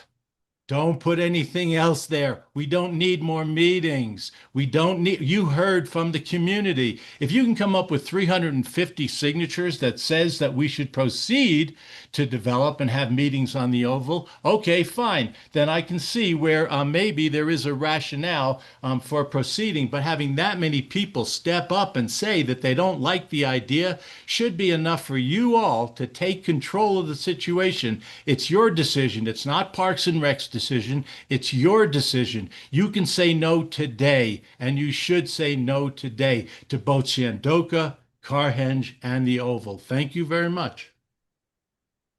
Tiffany, is there anybody else online with their hand raised? Seen any additional hands raised? No. All right, we will close public comment for this town council meeting. That brings us to agenda item number 5, presentations and proclamations. 5A, State of the Town Address from Mayor Teddy Errico, July 21st, 2026. The state of the town is strong and engaging. One of Telluride's greatest strengths has always been the people who call this place home. Ours is a community that cares deeply, asks thoughtful questions, and isn't afraid to get involved. That is one of the reasons Telluride continues to be such a remarkable place to call home, and why I still love living here after 30 years. So let me start with the answer to the question this address is supposed to ask. The state of our town is strong, and not because government made it so, but because all residents, town staff, elected officials, second homeowners, tourists, and neighbors across the region keep showing up and engaging with us to make Telluride better. Today, I will do 3 things: tell you what we accomplished together this past year, tell you where we're headed, and ask for your partnership in getting there. What we accomplished together. It's been a busy year. Behind every item highlighted over the many months are town employees and volunteers who did the work, and I want them to hear this directly. Thank you. They do much more than I can relay in this time we have today, but together we have accomplished a great deal in the last year. On housing, our community's most urgent need, the Housing Authority and town staff launched the boarding house master lease program and lottery, sold 6 units by lottery, expanded our rental housing programs, completed the remodel of Shandoka Building F, and expanded resources and opportunities for feedback for our tenants in rental housing. Our Parks and Recreation team advanced the town park core area improvements, investing in the heart of where this community gathers. They opened the new warming hut, completed drainage improvements, and expanded the picnic area, and kicked off the wayfinding, placemaking, and signage project to make our town easier to navigate for everyone. Our Public Works team completed a 3-year project to repave the bike path, advance stormwater improvements, implemented a successful proactive mill and overlay street maintenance program, and added accessibility ramps along Colorado Avenue. The kind of unglamorous work that keeps this town functioning every single day. And they were also here for us during times of emergencies like the recent mudslides. You're getting involved, and we're involving you. When we asked for your input through the surveys and forums, you delivered. That kind of participation is not something every town gets. We don't take it for granted, and it isn't symbolic. Whether through public comment, online feedback forms, or in our public meetings, our plans and trajectory change when you're vocal and heard. Your engagement defines the path we take, the items on our agendas, the work sessions we plan, and ultimately the direction of town projects and policies. Where we're headed. Your input has made our top priority clear: supporting and strengthening the local economy that keeps working families, small businesses, and this community's character intact. Here is what that means in practice, not just in principle. On the economy, we've bolstered our summer and winter advertising to keep Telluride top of mind. We're supporting local businesses directly through regular merchant meetings and our partnership with the Telluride Foundation, and we're building opportunities for small business owners into our new plan developments from the start. On housing, affordable housing remains our top long-term investment, and it is no longer just a plan. It is a pipeline. We have a project, Canyonlands in the Tower House, nearing completion, Virginia Placer 2 underway, and a few others in the planning stage. All represent homes for the people who keep this town running and keep the community close to home, and there will be more. On infrastructure, early planning is underway for the wastewater treatment plant and the gondola replacement, generational projects that will define Telluride's success for decades. And closer to the ground, we're rebuilding Mahoney Bridge after last summer's culvert failure. And through all this work, I want to make one thing clear. Change is not a mistake, and change does not have to alter our legendary character. Moving through the discomfort of change is challenging, but change is what keeps our community living inside town limits, helps our economy recover and prosper, and strengthens our vision for Telluride's long-term future. Every decision we make is not only for the community here today, it is planning for the residents who will call this town home tomorrow. How we get there together. None of this works without you, so I have one simple request for every resident. Choose a topic that matters to you and follow it. Whether your passion is housing, town park, open space, special events, infrastructure, or something else, read the agendas on the town's websites, attend a meeting, watch online, or talk with any of us directly. Those conversations do more than any social media comment thread ever will. And that door is open to everyone who loves this place, locals across the region, second homeowners, and visitors alike. And as we do this work together, I'd ask every single one of us to start from the same assumption, that the people we're working with are well-intentioned, no matter who that might be. When you hear a decision you disagree with, imagine the person who made it weighed positive and negative trade-offs you couldn't see, because they usually are. When an email reply comes back shorter than you hope, imagine the 50 others waiting in the queue behind it. The story we tell ourselves about each other shapes how we treat each other, so let's reach for the generous ones first. Your public servants might make mistakes. No one here claims to be perfect. And just as change is not a mistake is not a hidden agenda. It's a human being trying to get it right. When we fall short, we expect to hear from you, and we are committed to learning from those moments. In return, we'll extend that same good faith to you. And if you support a decision we have made before its implementation, it's more important than ever to tell the community why. And when something goes right, whether it's a plowed street, a great event, a well-run program, or a flawlessly paved bike path, a simple thank you or compliment to a town employee, a volunteer, or a neighbor goes a lot further than you know. And in closing, there's still much work ahead, but I am optimistic. Every project we undertake, every conversation we have, every decision we make is an opportunity to strengthen our community and the ties that bind us. We have more in common than that which divides us. Strive to find the commonalities before inciting the division, because that division will tear our wonderful community apart. Keep showing up well-intentioned, stay informed through trusted channels and sources, stay respectfully engaged. Keep sharing your ideas, your concerns, and your encouragement. Together, we will continue building a Telluride that honors its past, embraces its future, and remains one of the most extraordinary ski towns in the world.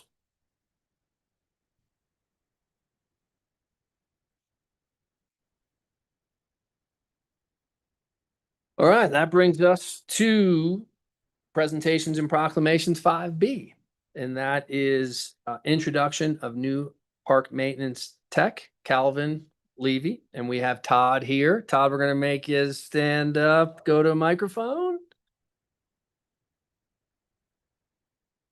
Calvin, you got to stand up too. Yeah, Todd Broughton, Telluride Parks Department, and I'm here to introduce Calvin Levy, our newest full-time year-round employee. He grew up in Milwaukee, Wisconsin, and graduated in 2025 from CU Boulder. He has a degree in environmental studies with a minor in political science. And before joining us full-time year-round, he actually worked with us for 2 summers seasonally.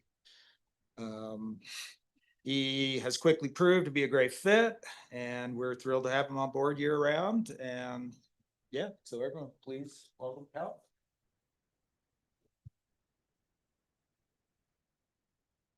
Calvin, thank you very much for joining the team. If you'd like to say something, you're more than welcome to, but you do not have to.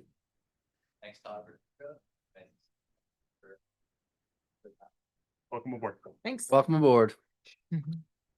Okay, that brings us to agenda item number 6, appointments to boards and commissions. Current board openings. The Telluride Town Council is accepting applications for current and upcoming vacancies from residents interested in volunteering their service on one of the following town's boards, committees, or commissions. Applications must be received by noon, Monday, August 3rd, 2026, for possible consideration at the next town council meeting, August 11th, 2026. Board of Adjustment and Appeals, 4 regular seats for a 1 or 2 year term, 2 alternate seats for a 1 or 2 year term. Commission for Community Assistant, Arts and Special Events, 1 alternate seat for a 1 or 2 year term, town resident. Ecology Commission, and this seat is being considered today. 1 regular seat for a 1 or 2 year term, town or county resident. Ethics Commission, 3 alternate public at large seats for a 1 or 2 year term, town resident. 1 regular public at large seat for a 1 or 2 year term, town resident.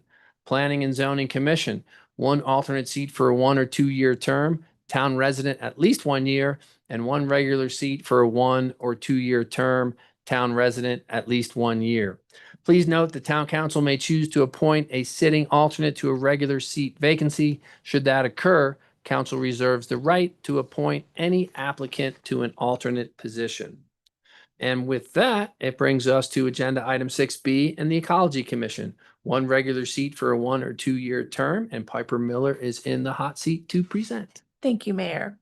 So there, as you stated, is a regular seat vacancy on Ecology Commission.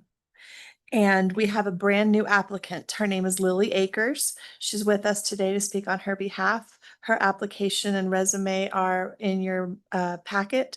And if staff recommends, if deemed appropriate, appointing Lily Akers to the regular seat vacancy on Ecology for a 2 year term effective immediately. Great. Piper, thank you very much. Before we hear from the applicant, are there any questions for Piper from council? I have a question just about process, because we do have some really great alternates on this commission also. If we wanted to explore the option of elevating an alternate, do we need an application for the regular seat? Yes, Okay. anytime an alternate hopes to elevate to a regular seat, they have to submit a new application. I present it to you as well. Okay. So I know that the board is aware that there is a regular seat vacancy, and I'm not sure if it was brought to their attention, although I'm very aware that they know. So Okay. yeah. Any other questions for Piper? And Lily, if you'd like to step to a microphone and say something, you certainly don't have to, but you're more than welcome to. Hello. Thank you for considering my application.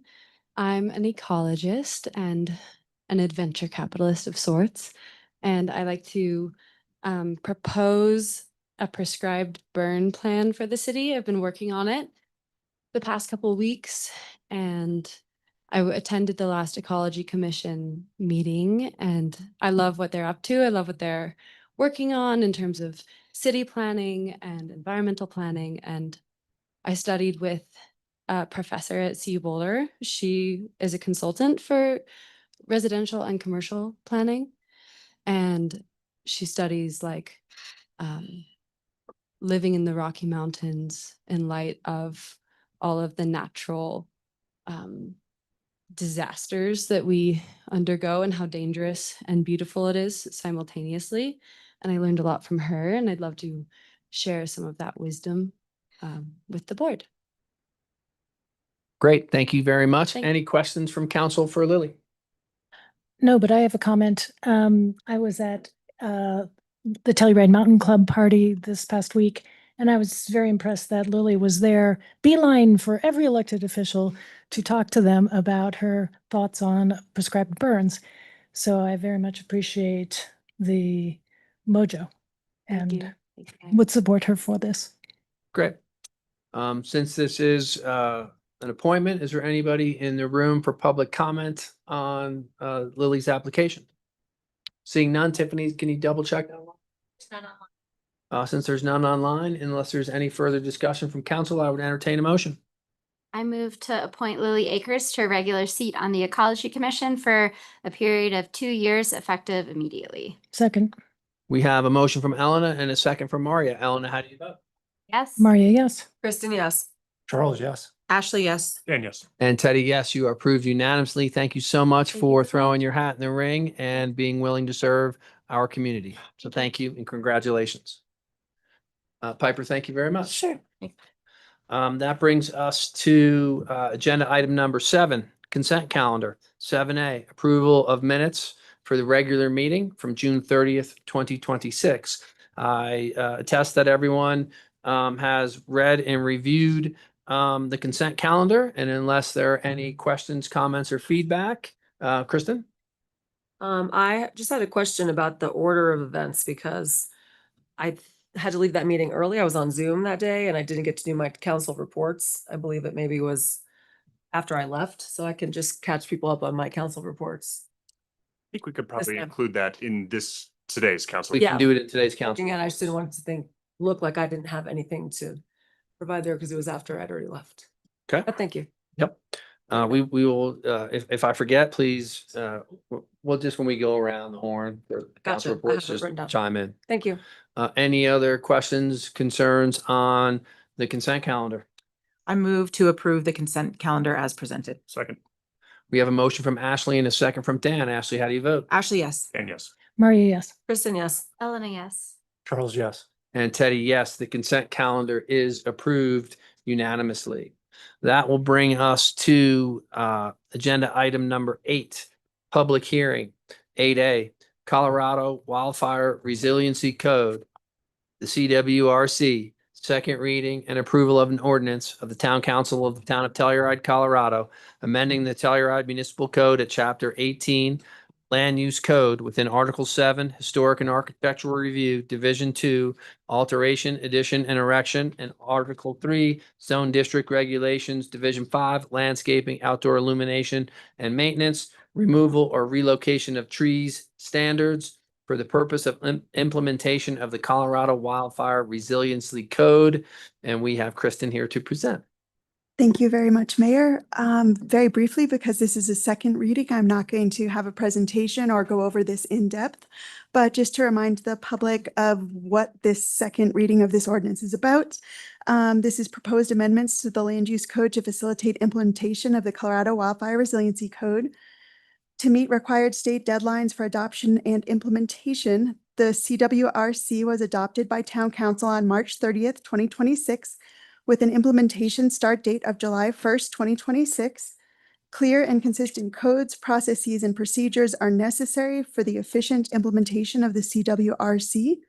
So these proposed land use code amendments: 1, codify a Town of Telluride historic preservation variance to the CWRC, which local jurisdictions may issue per the CWRC for historic resources, CWRC section 102.9, and 2, adding a wildfire risk reduction section to our land use code section 3505 to facilitate CWRC implementation. I don't think I need to say more unless you want me to give an overview of those two pieces. Otherwise, there were no changes between the first reading, which took place on June 30th, 2026 by Town Council. And so I'm just bringing forth the second reading, which is the same as the prior. Great. Kristen, thank you very much. Any questions from council or any clarification needed from her previous presentation? Maria?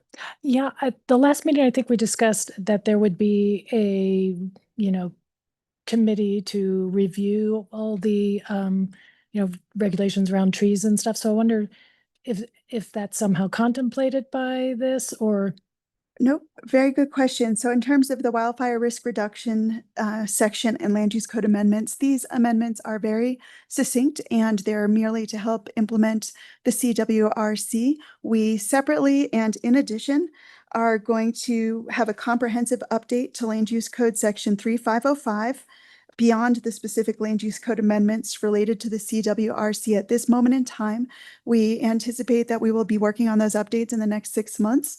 We're elevating those and prioritizing them in advance of our full land use code update, which will take place after the approval of the comprehensive plan at the end of the calendar year. So we're expediting that set of review, but we're starting that separately through P&Z outside of these particular amendments. Great, thank you. Elena? I basically had the same comment and question as Maria. So just to be super clear, we're addressing mitigation requirements for tree removal, the wildlife resiliency plan through the land use code, not through this document. So this document contains amendments to the land use code. So you will see it inserts an extra land use code section 35058 H into the land use code itself. And the specifics of that include for those tree removals that meet the criteria for the CWRC, how we as staff are going to handle those reviews and what that mitigation looks like. And that's spelled out in that ordinance. In addition, there is a provision at the end of that ordinance under the wildfire risk reduction section that states that the town of Telluride and San Miguel County projects to reduce the risk of wildfire in the community through limited selective thinning of forest stands at the wildland urban interface with a focus on highly combustible species may request an exemption from the provisions of land use code section 3505. So 2 things. First, the tree removals that are triggered by the CWRC. How are we going to implement those reviews? And second is that broader exemption for projects that are protective of the entire community through thinning at our wildland urban interface. Is that helpful? Or I think so. I'm curious to look at the land use code revisions when those, but not this one, but the ones that you referenced when you answered Maria's question. Sure. So those are barely starting. Okay. So that is going to be a new project. We had intended to do a comprehensive review of the land use code at the time of adoption of the comprehensive plan. So at the end of 2026, we will kick it off in 2027. We are expediting that particular section of land use code updates because it's a high priority for the community and has been identified by Planning and Zoning Commission as something we should elevate. So we're going to put some extra investment of time in that, but that's its own more expansive review of that section of code because separate from the CWRC, it needs cleanup and consistency and clarity. And so we're going to work through that together to bring it up to current based on our implementation of that section of the code over the past number of years. So currently there's still the 100% penalties for tree removal. Is that?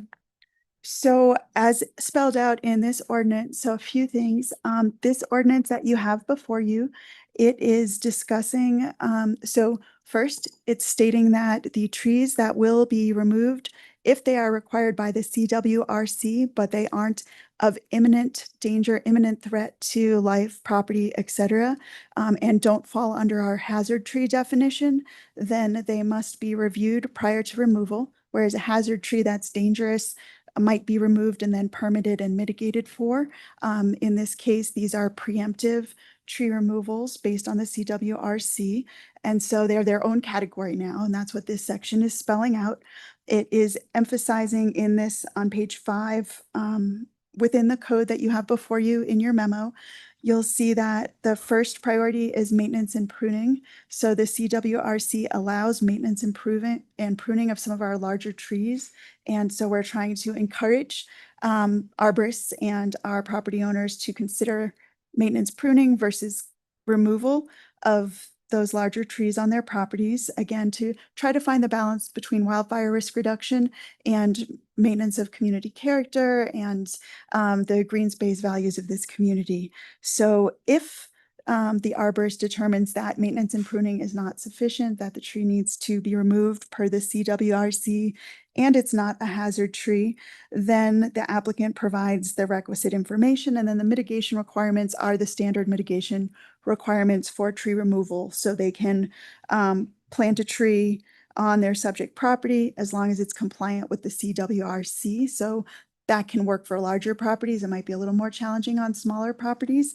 They can site a tree in another location compliant with the CWRC. So sometimes our property owners purchase trees for their neighbors and work out an arrangement, or ask if they can site a tree on one of the town's properties if that's something we are looking to do and if we've identified a location to make that possible at that time. Or they can pay the payment in lieu. So just basically our standard mitigation requirements apply to those trees as well. But again, for trying to have a preference for the maintenance, pruning, and if they do remove the tree, we inserted an additional section focused on them needing to provide a landscaping plan. So if you're removing trees and you can't replant them on your property, again, we want that green space, that community character. So asking for a landscaping plan. We review landscaping plans through our historic preservation team anyways. So this would just be asking for that specifically for those areas where trees must be removed and where replanting can't happen due to the CWRC. Eleanor? I guess I think Mari and I are kind of having a parallel conversation with you. I think I would be open to expanding the exceptions for the mitigation if the CWRC requires the tree removal. Based on public comment from some homeowners that we got at the last review of this. So that's the piece of this that I kind of felt was missing from this review, was sort of allowing for more of those exemption to the mitigation requirements, because it does feel somewhat punitive to have to pay in lieu for doing something to increase fire resiliency. And we're also recognizing not only is planting a tree on your own property costly, but also with, our smaller setbacks, most properties aren't likely going to have enough green space to safely plant a tree. So then we're basically fining people for asking them to remove trees. So there is, I also could argue for forcing everyone to plant trees all the time, but I don't think that is the right direction here. I think trying to be more encouraging of people complying with this CWRC would be a benefit to our community safety. I think just to follow on that, through the Planning and Zoning Commission, staff had initially brought forth a reduced amount of mitigation for this specific category, which is CWRC triggered tree removals, which was much lower than the standard. And per the discussion with P&Z, they made the decision to move forward with the standard mitigation to bring it forth to you as their recommendation.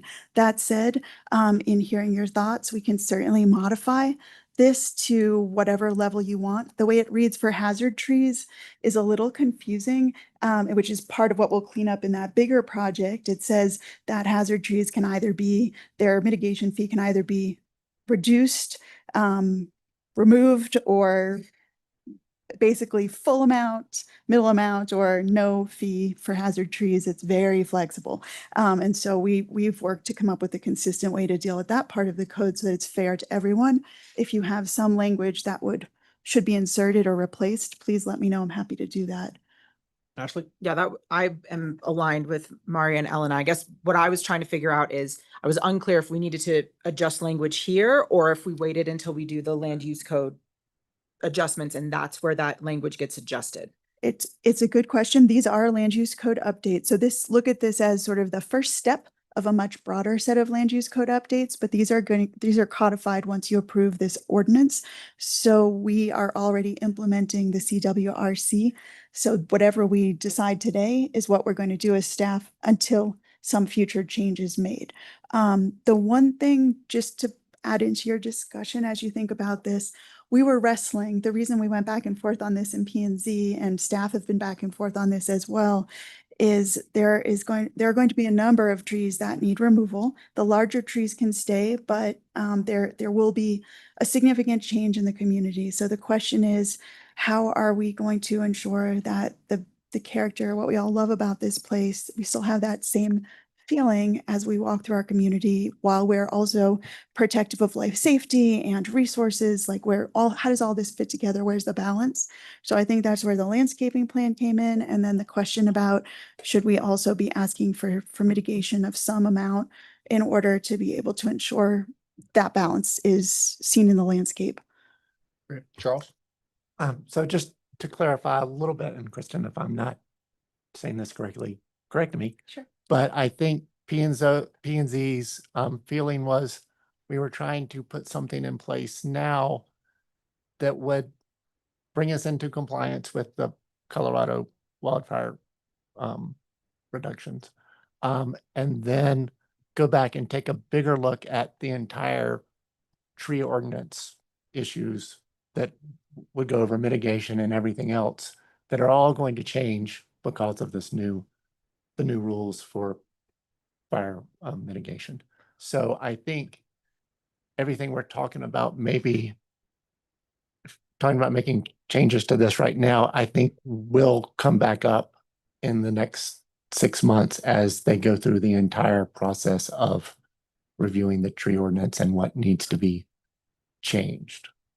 I guess I wonder like why we wouldn't go ahead and allow for some additional flexibility in this version of it. Like if we're all going to vote to add this to the land use code, we might as well do this part right now instead of tabling it And for it's future discussion. absolutely town council's decision. So yes, I would say if you as a collective agree with moving in that more flexible or reduced mitigation direction, I would do it. I would do it now.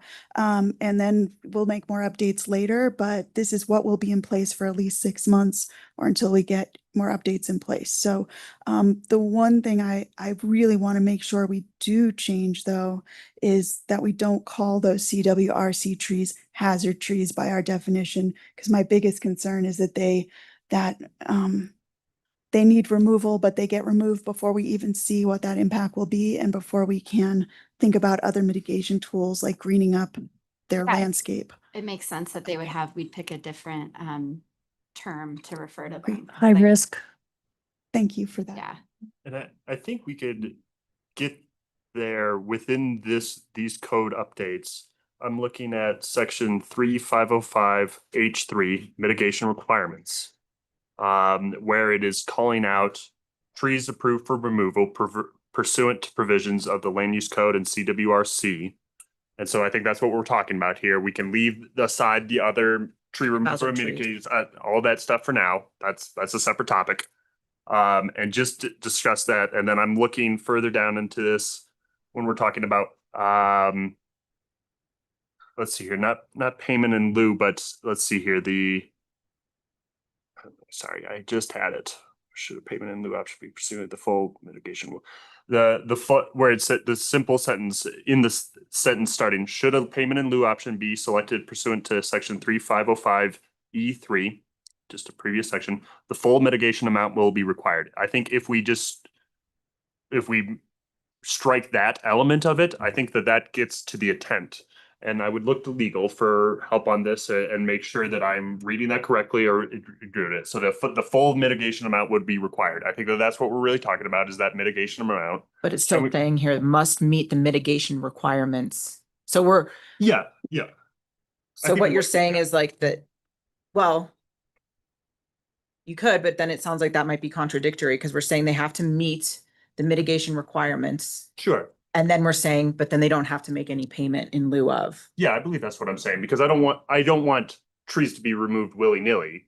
It should be trees that are only applicable under the Colorado Wildfire Resilience Code.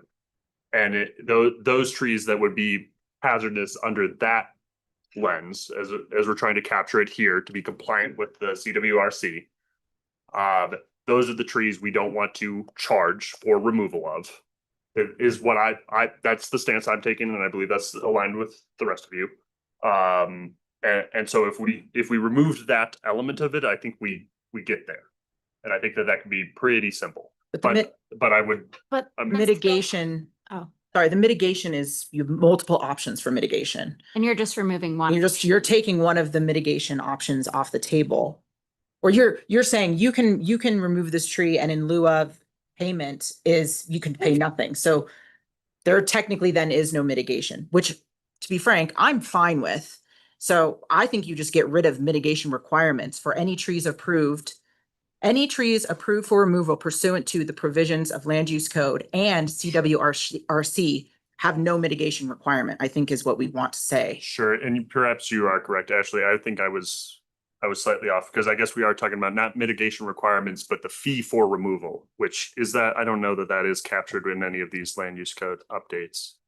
Kristen? I think the way it reads in the code, to Ashley's point, is you have 3 different options. You can either plant a tree on your property, that's like for like. You can plant a tree on another property to mitigate, or you can pay a payment in lieu. Yeah. So it is correct that if you take out the payment piece, you're also then, I'm a little concerned, but this is just from the staff perspective, that you take out the payment piece, you basically are wiping out that whole mitigation entirely. No tree planting, even if it's possible, no tree planting on someone else's property, even if it's possible, and no payment. And are we requiring landscaping? I think my concern is what's going to happen is someone will come in and they will need to remove a whole lot of trees on their property.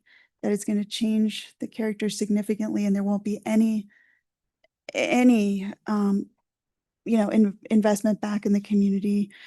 I understand it's required. I'm absolutely about life safety and wildfire, protection from wildfire. So I think, where's that balance? What are you looking for? I don't have a My problem with that stand either. alone on that. No, that's helpful. Thank I you. think, like, just by nature of how small our town is and how little private green space there is, I don't think it's possible to Yeah. replace every tree that's going to need to be removed for wildfire safety. And that's just something I think we have to stomach. Like, I just don't think the land exists. And the trees won't matter if the town burns down. Yeah, and So- I think the tough thing here is, like, yes, there's a lot of homeowners in our town where these fees won't be cumbersome for them, but I'm sensitive to the homeowners who, aren't in that situation, who are going to be, not only is removing a tree expensive, but planting a new one is also expensive. And then the payment in lieu is going to be a big price as well. And I'm nervous that we're making it so burdensome because they already have to pay to remove it. Like, we're not paying for that. So there's already a cost associated with this.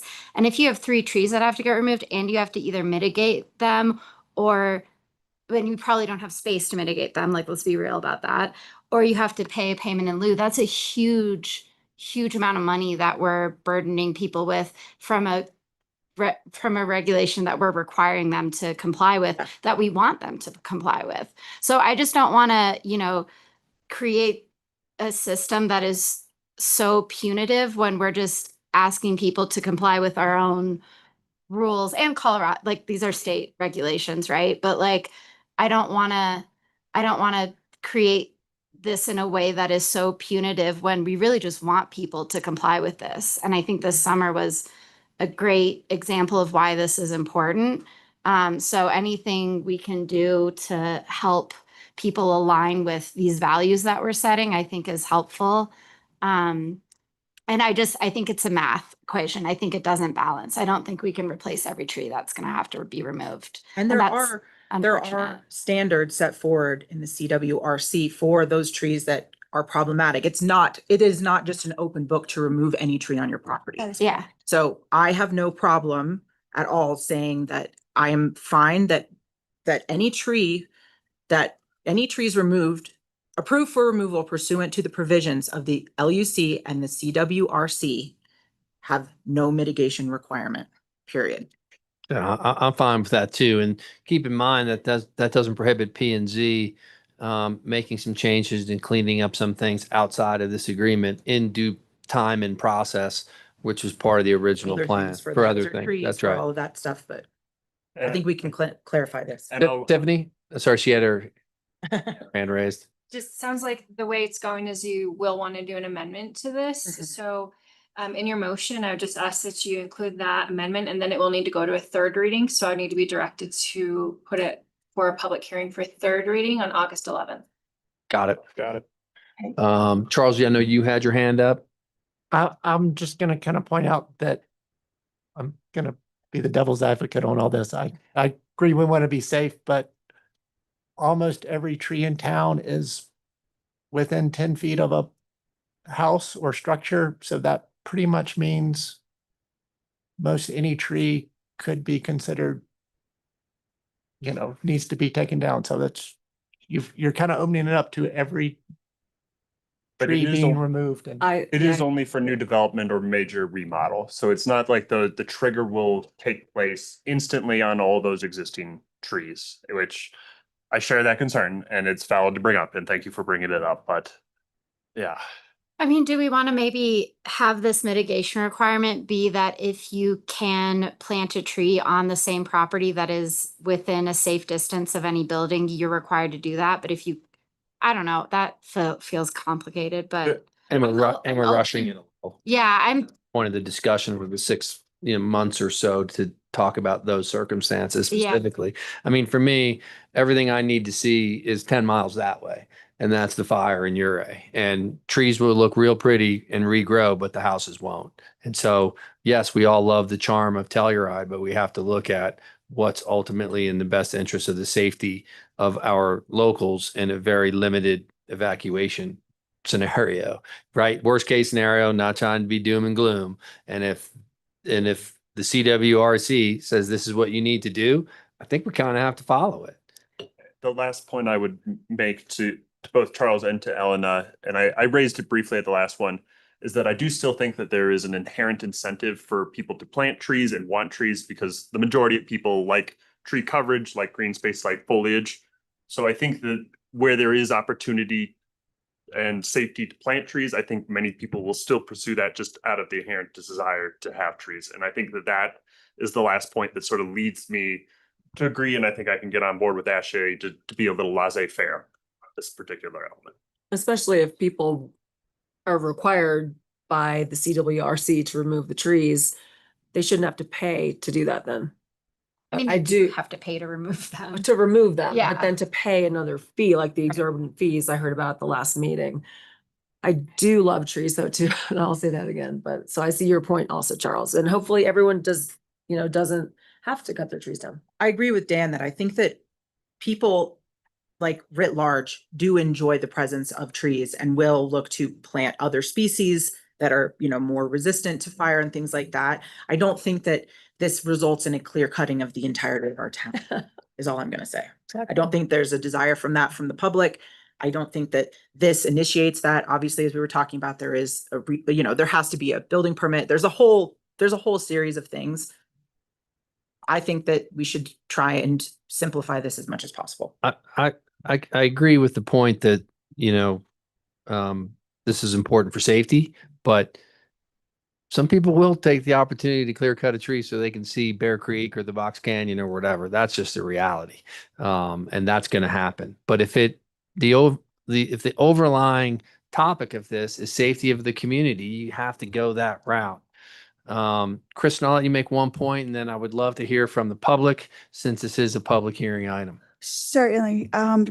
Just a couple points of clarification, just so I'm hearing correctly. What I would suggest, based on what I just heard, any trees approved for removal pursuant to the provisions of, I would get rid of the LUC and I would just say pursuant to the provisions of the CWRC, since you're not requiring mitigation, narrow that down for me. We'll have no mitigation requirement. 2 questions. These are my clarifications. One is you could, if you wish to, say that if a tree can be planted within the purview of CWRC on the property, meaning far enough away and et cetera, you could give the applicants 2 choices: plant a tree if it fits on your property, or give me a landscaping plan that's fire ignition resistant species to green it up. Like, they have to do one or the other, really small, low key lift there. Or you can skip that and just say no mitigation entirely. My other question is going to be, yes, to your point, Dan, that the CWRC is triggered by certain actions they take, like their triggers. Gray area that staff might have to deal with is insurance companies are asking people to remove said trees even if they don't have a building permit in, even if they don't have a project planned. So it's triggered, CWRC is triggered by taking certain actions, but insurance companies are requesting the same level of tree removal on properties without that. So I just want to make sure you're comfortable with the no mitigation in that instance. But they would do that regardless of whether or not we charge a removal fee or a mitigation. This is true. Yeah. I just wanted to make sure you were aware that it's bigger than what you were describing. Thank you for raising. Yeah, I think you kind of put words to what I was like kind of casually throwing out there of maybe we have something in here that if you can safely plant a tree within the CWRC's requirements on the property, you have to do that. But if there's nowhere to place that tree, then we need a landscaping plan in lieu of that, and we don't charge an additional fee. Maybe that is like the middle ground here, because I do, I do think like people who choose to live in Telluride, like generally are amicable towards trees, but I wouldn't mind an additional layer of complexity here just to try and recover as many trees where it is safe to do so. But I also, I don't need to push that too hard because it might be half baked at this point. Kristen, do we have the ability, if we make a decision on this for the CWRC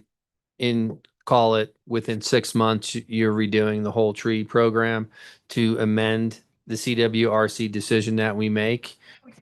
So Absolutely. so- These are just land use code updates. So you're just then updating again, amending the land use code a second time. You can change anything you want and test anything out at this point in time.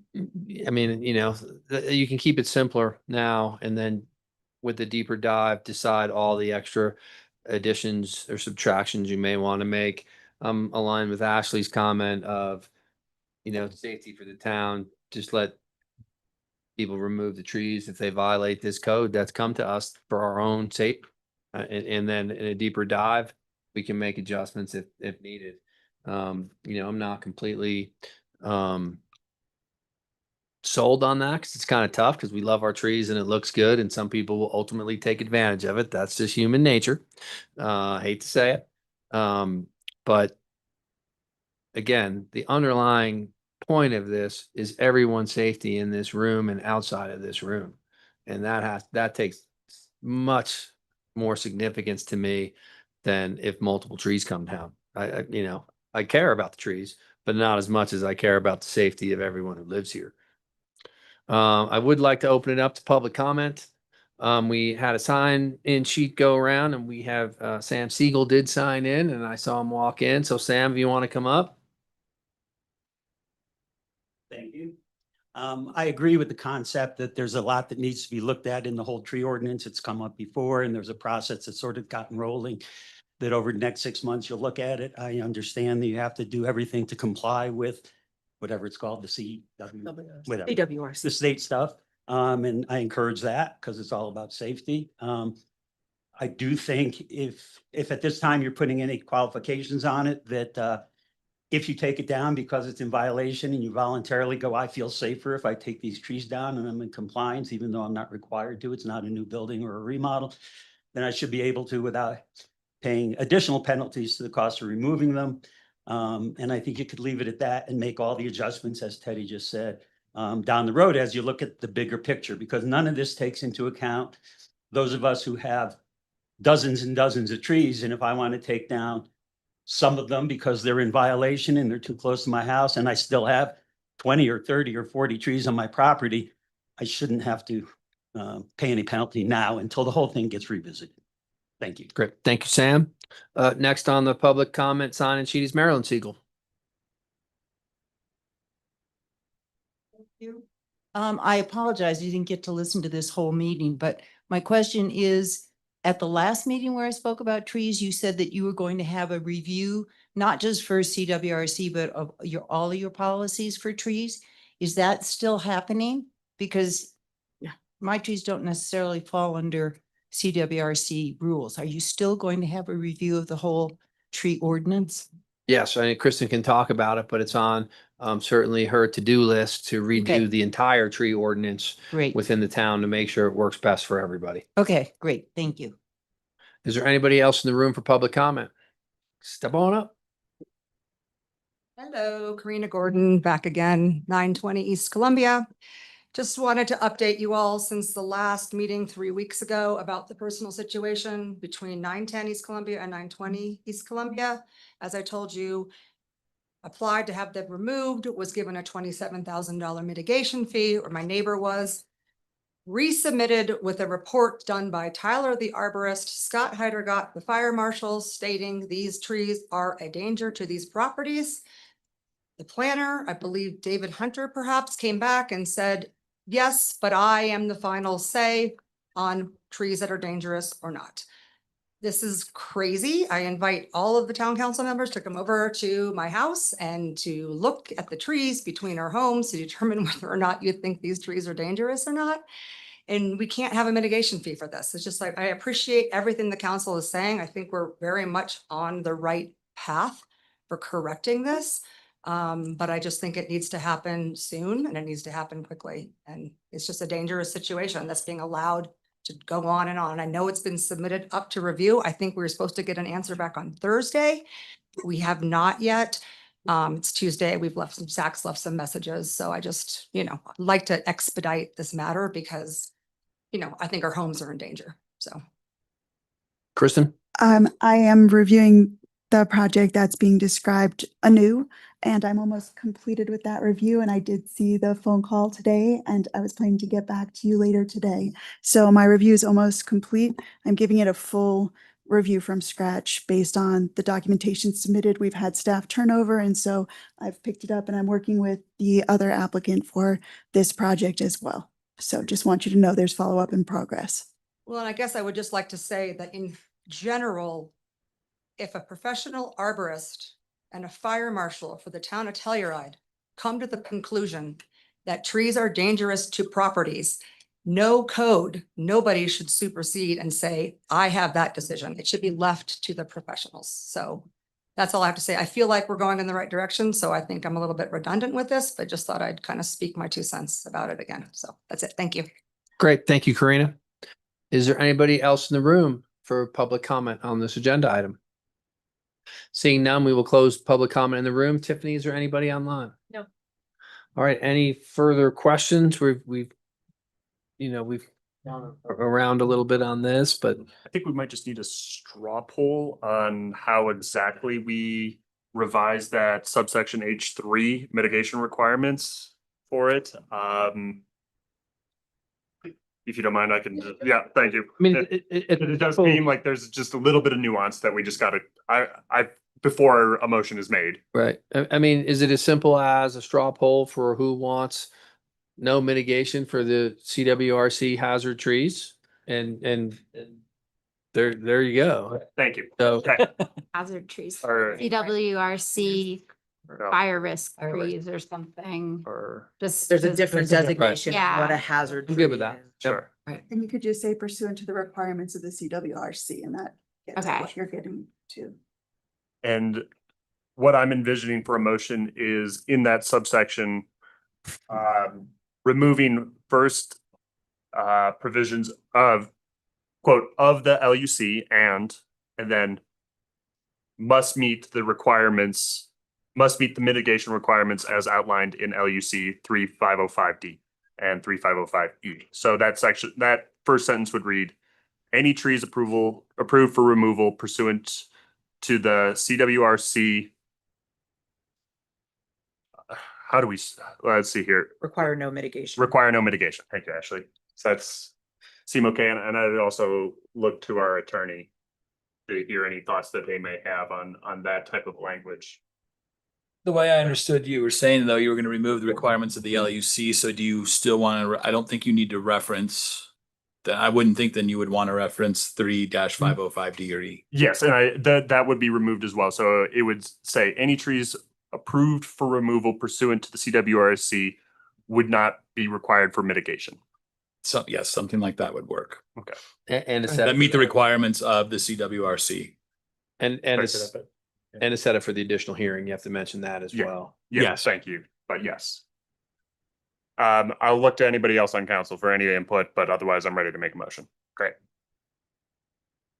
Alrighty, I move to approve on second reading an ordinance of the Town Council of the Town of Telluride, Colorado, amending the Telluride Municipal Code at Chapter 18 Land Use Code within Article 7 Historic and Architectural Review, Division 2, Alteration, Addition, and Erection, and Article 3 Zone District Regulations, Division 5, Landscaping, Outdoor Illumination and Maintenance, Removal or Relocation of Trees Standards, for the purpose of implementation of the Colorado Wildfire Resiliency Code with an amendment at section 3505 H3 mitigation requirements, amending the first sentence to read as any trees approved for removal pursuant to the provisions of the Colorado Wildfire Resiliency Code, CWRC, will not be required for mitigation requirements. And set this for a third reading and direct the clerk to set this matter for a third reading at our August 11th meeting. Jason, you good with that? I'm good with that. We have a motion from Dan and a second from Ashley. Dan, how do you vote? And yes. Ashley, yes. Maria, yes. Kristen, yes. Elena, yes. Charles, no. And Teddy, yes, it is approved with one dissenting vote. That brings us to agenda item 8B, consideration of an application, town council for a temporary structure pursuant to Land Use Code 6-807, project title 221 South Oak, temporary patio tents. The legal description, Lot 9, Block 18, Town of Telluride, according to the boundary line adjustment between Lots 7 and 9, Block 18, Town of Telluride, recorded June 10th, 2003 at Book 1, page 3,153, Hope Hill Anderson, 25.35% interest, Travis S. Anderson Family Trust, undivided 13.4% interest, Travis S. Anderson Trust for Hope Hill Anderson, 11.25% interest, and Hope L. Anderson Irrevocable Trust, 50% interest. That address is 221 South Oak Street. That zone district is the residential commercial zone district, including the gondola corridor overlay district. The owner is 221 South Oak Street LLC, a Colorado LLC, and the applicant is 221 South Oak, Eliza Gavin, and Kristen is here to present. And sorry, before we begin, Mayor, similar to a different application, but similar at a previous meeting, I did want to disclose to the rest of council and hear any objections, should there be any, that I do business with the applicant in my other job as a wine and liquor salesman, and hear if there is any objections or any feeling need to recuse. Mr. Mayor, I have no objection. So, Thank you all. Let's proceed. Difficulties, but we are fixing them speedily. Okey doke. We'll give you a couple minutes.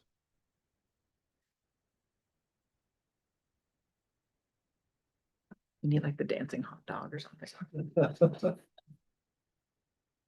Sorry for the interruption.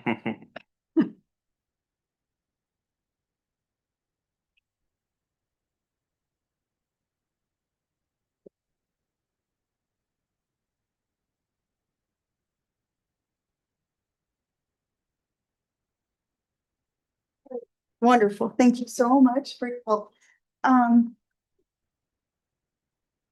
Okay. Cool. Thank you.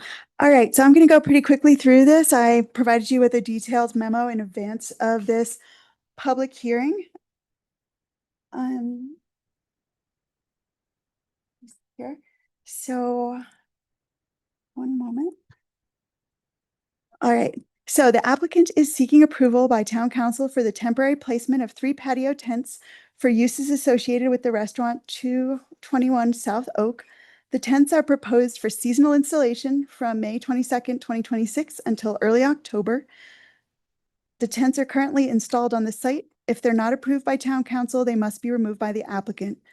So these temporary patio tents are intended to enhance the guest experience while supporting the economic vitality and sustainability of the business and staff. Benefits of these temporary patio tents, as outlined by the applicant in their submittal, include provision of critical shade and weather protection for guests dining outdoors in Telluride's high altitude environment, where intense sun exposure can significantly impact comfort and enjoyment, and utilization of the patio more consistently throughout the summer season, increasing dining capacity and enabling more guests to be served during peak periods. So the site significance and context, the property is within the Telluride Historic Landmark District and the residential commercial treatment area. There is a primary structure and one accessory shed and a small portion of an additional accessory shed that are rated supporting on the property. And there are contributing and supporting structures in the near vicinity. The procedure for town council review, really quickly to remind you, is that this section of the code provides flexibility in the review and approval of temporary uses and structures which are needed and intended to serve legitimate public or private purposes. These applications are not subject to HARC review, and the architectural design and historic preservation regulations from Land Use Code Article 7 shall not be applied in the evaluation of these structures. You may approve a temporary structure on a non-permanent basis, whether or not it's permitted in a given zone district, upon review of the proposed nature, location, duration, impact, and compatibility with surrounding permitted uses and structures within the underlying zone district. So you will decide today whether to grant with conditions, or deny the application. So this is the staff review and analysis. Again, very quickly, we are required to review these projects pursuant to Land Use Code Section 6803. So I'll go through the small number of criteria and just show you how they comply. First criteria is location, size, design, operating characteristics, and visual impacts of the proposed structure. These 3 tents are freestanding. They're able to be removed at any time without any permanent or irreversible impacts. They are located on the patio and will have no impact on the historic structures on the property. The design of the tents is simple and unobtrusive. You can see a picture there. And these are the way the tents are situated on the site. There are 3 tents, a large one and 2 small ones. The next criteria for evaluation, this is actually 2 criteria: compatibility with the character, density, and use of structures and uses in the immediate vicinity, and purposes and intent of the underlying zone district. So review and analysis, this property is located, as I said, in the residential commercial zone district. So these structures are compatible with the character, density, and use of this zone district. A restaurant use is a use permitted by right in this zone district. A yurt and temporary tents have been placed in this location in the past. And the patio is a limited space, and the tents are simple and appropriate structures for providing some seasonal protection from the elements while supporting the local economy without having any permanent impact on the historic structures. Next, the impacts of the proposed temporary use or structure on pedestrian and vehicular traffic and traffic patterns, municipal services, noise levels, and neighborhood character. The proposed temporary structure and associated uses will not increase the restaurant's impacts on pedestrian and vehicular traffic, traffic patterns, or municipal services. Noise impacts for the outdoor dining on the patio will remain consistent with or without the temporary tent structures. The tents are not highly visible from pedestrian walkways and will not have a detrimental visual impact on the community from their placement. And a limited number of diners are able to be seated in these spaces. Okay. Next criteria is the duration of the proposed temporary use or structure and whether it has previously been approved on the structure, parcel, property, or location as proposed. So there have been no previous approvals granted for these temporary tents, although there was a prior emergency approval by town council during COVID for a yurt in the same patio location. The applicant's requesting consideration from you for these temporary structures for 180 days per year, approximately late May to October. And the temporary structures on private property and used exclusively for enclosed or sheltered dining and areas otherwise utilized for open outdoor dining may be approved by town council for the maximum of 180 days per calendar year, period not to exceed 3 consecutive years per application. They can apply again after 3 years if you approve 3 years. 2 more criteria. This one is relation of temporary use or structure to conditions and character changes which may have occurred in the area and underlying zone district in which the use or structure is proposed.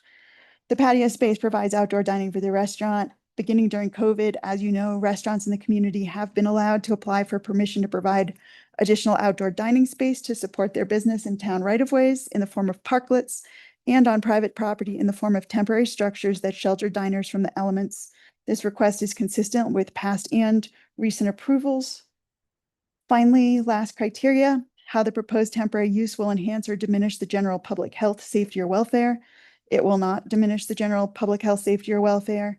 Should this request be approved by town council, staff recommendation is to include a condition requiring an inspection of the tents by the building inspector and fire marshal.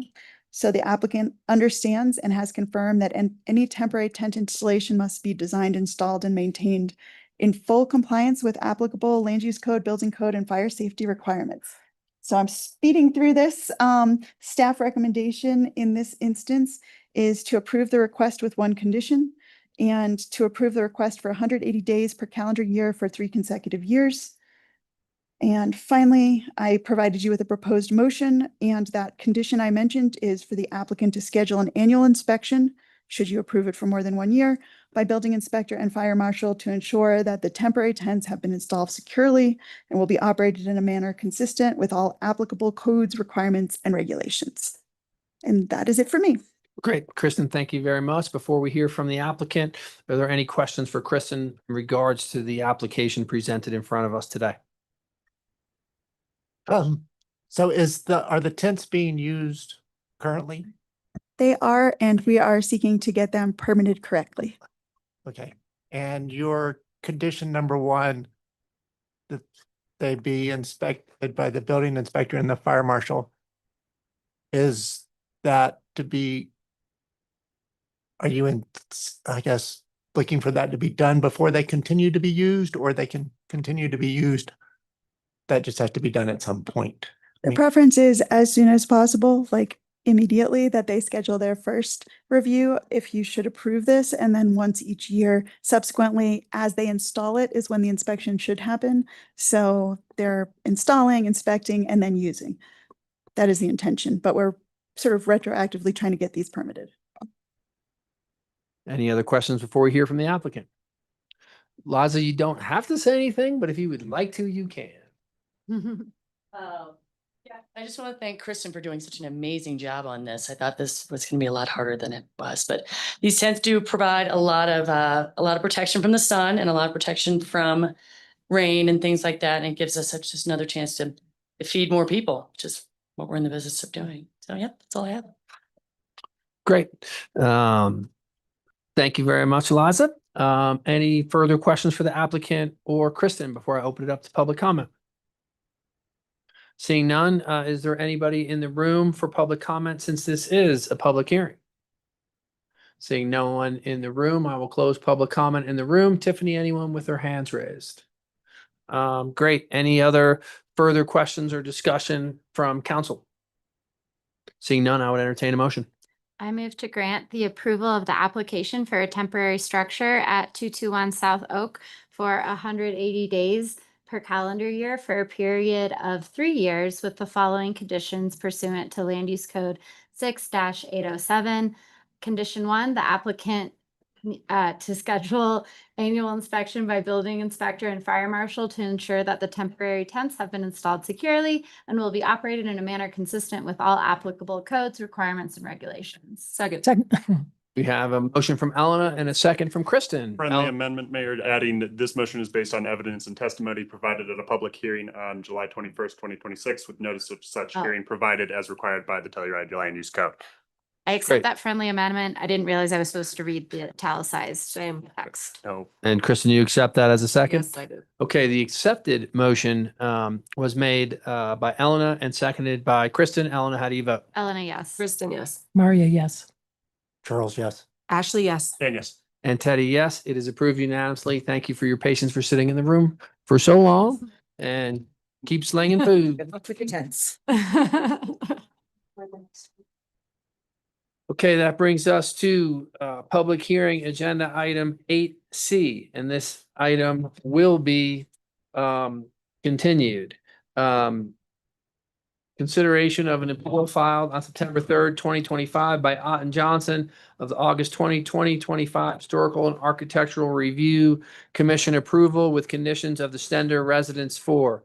Consideration of an application for A, small scale new construction outside the THLD, but within the HPOD in the residential zone district that will contain 2,500 square feet or more of floor area per land use code 7-203 B.1 A1 and B in substantial scale new construction outside the THLD, but within the HPOD in the residential zone district that will contain 950 square feet or less of floor area per land use code 7-203B.1 C.1. Legal description, Lot C, Block 3, Halls addition to the town of Telluride. The address is to be determined North Aspen Street in a residential zone district.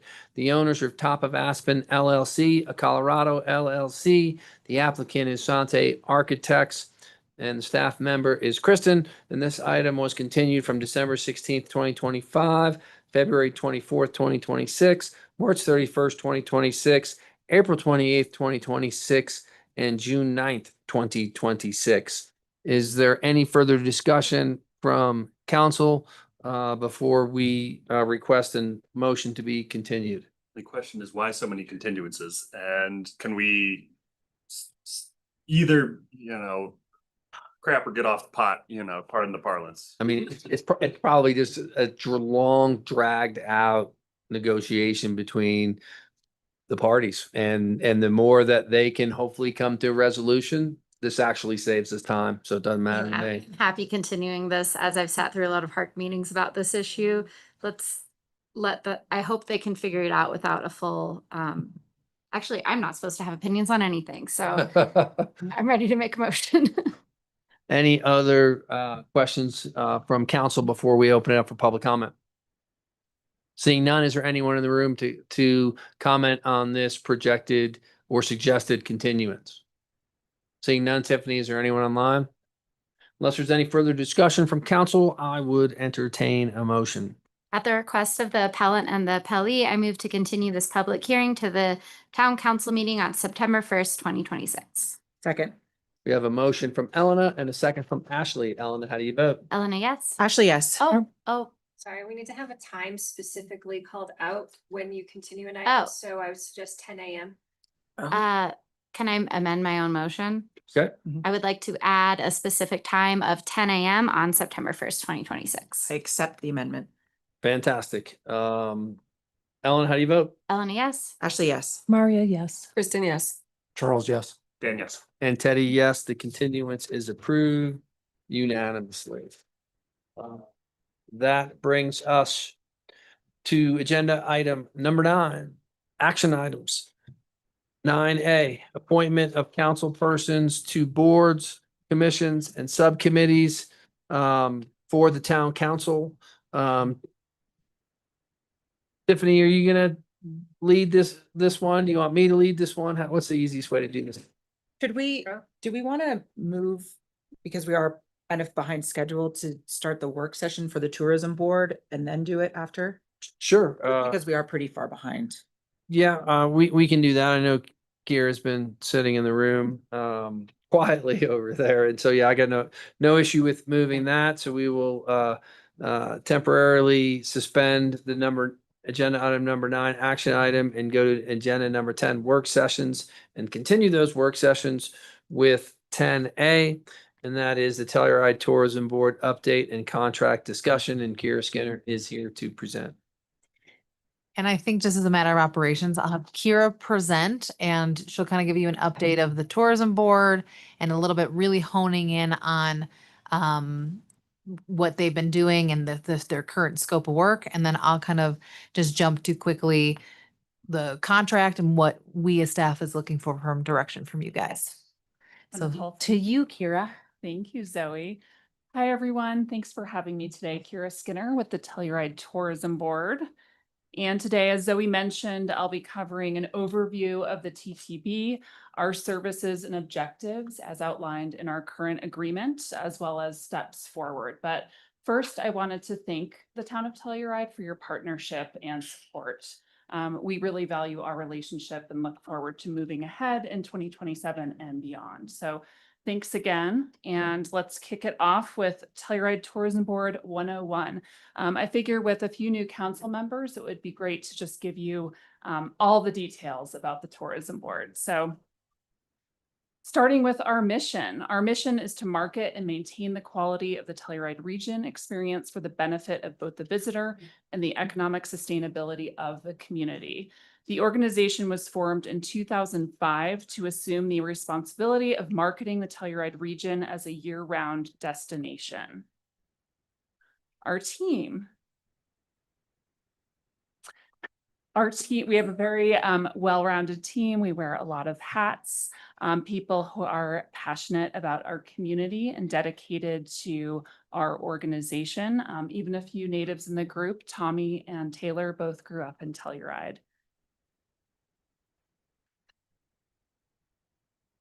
And I just wanted to cover some of the history of the organization and funding. As I mentioned, we were formed in 2005.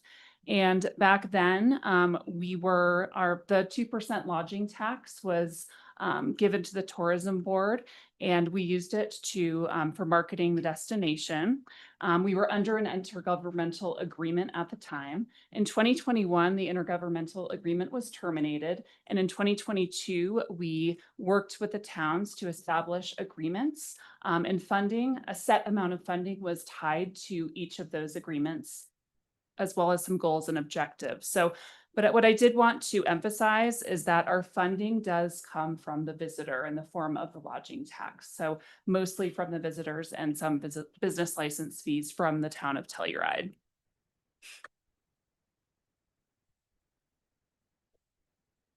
So here we have a breakdown of our funding, as well as the marketing funds that are brought to the towns through the tax revenues and through business license fees. So as you can see from the town of Telluride from 2023 through 2025, the marketing funds brought in were averaged 1.6 million. And of that, the tourism board received 1.3 million. For Mountain Village, those funds that were brought in for the marketing fund averaged 1.9 million between 2023 and 2025. And the tourism board received 1.5 million under that contract that ran from 2024 through 2026.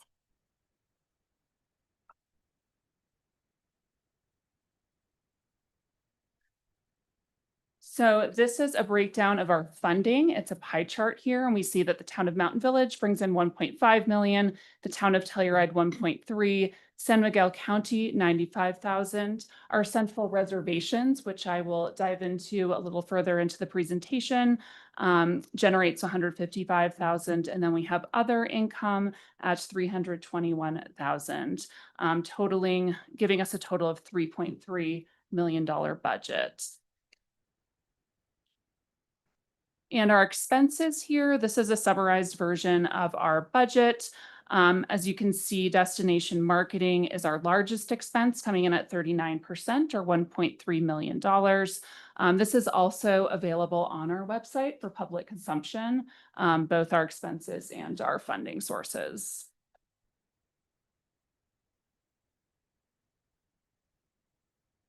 And I did want to share some stats from other mountain destinations so that you have some comparisons here. And those mountain destinations are listed on the left.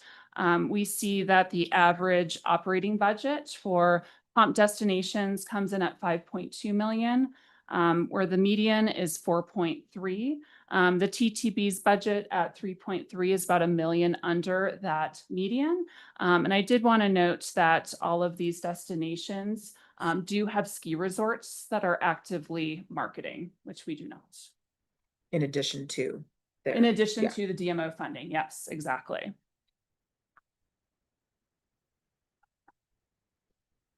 And as per our agreement with the town of Telluride, the TTB provides quarterly reports, an annual marketing plan, an annual report that is published online. And we also have that audited, the goals and objectives, KPIs audited. We hold monthly meetings with the town of Telluride staff. We also have quarterly board meetings that are open to the public. And we have a town council member who is appointed to the board, and that is Ashley. We're grateful to have her as part of our board. Any questions before I dive into services and objectives? It's pretty quiet today. Any questions from council at this point of her presentation? For Kira. All right. Roll on.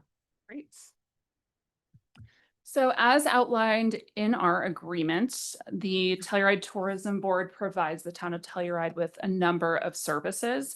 And I'm going to go through each of these services and share any relevant updates with you. So the Visitor Center welcomed over 16,000 visitors last year in 2025, which was a 2% increase. Our team, Taylor and Palma, provide information on businesses and events and educate visitors on destination stewardship best practices. We also staff the Montrose Airport. We share that with CFA year-round in summer and winter to ensure our guests that are coming off the plane are well informed about the destination. And we also staff the Oak Street Gondola kiosk, so we can capture guests who are traveling up the gondola and coming down about both Telluride and Mountain Village. Telluride.com is the official website of the destination. It's also the call to action for all of our destination marketing. Allison updates that content daily, and we do feature businesses. We give businesses and events free listings on the site. So please take advantage of that, any businesses who are listening.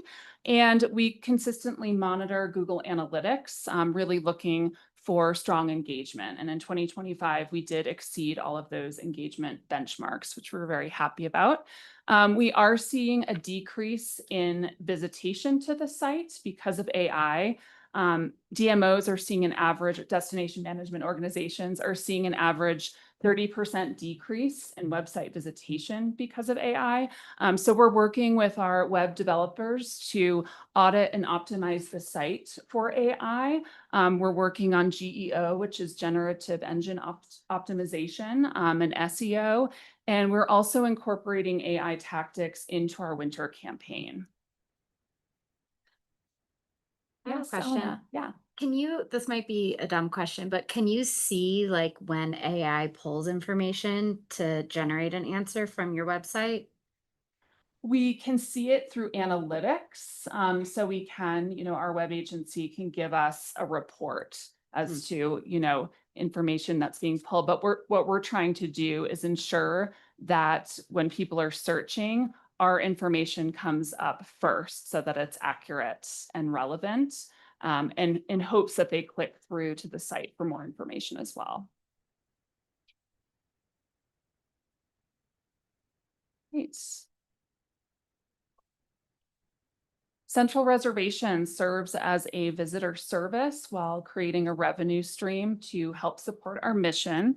In addition to lodging and shuttles, Cody worked at introducing gear and activities to our offerings over the past couple of years, and that's really helped grow our revenue. Our revenue has tripled since 2021, representing a 253% increase over 4 years. 2024 was our record revenue year. We had brought in almost 1.3 million in revenue. We dropped a little bit in 2025 due to Q4 and the labor dispute resort closure. And we'll see that leak into 2026 as well. But I did want to note that this revenue represents total revenue sold, not the revenue that the TTB is bringing in. We do bring in a commission from our central reservation sale. A lot of the commissions cover fees and credit card, fees processing with our central reservation system as well as credit card fees.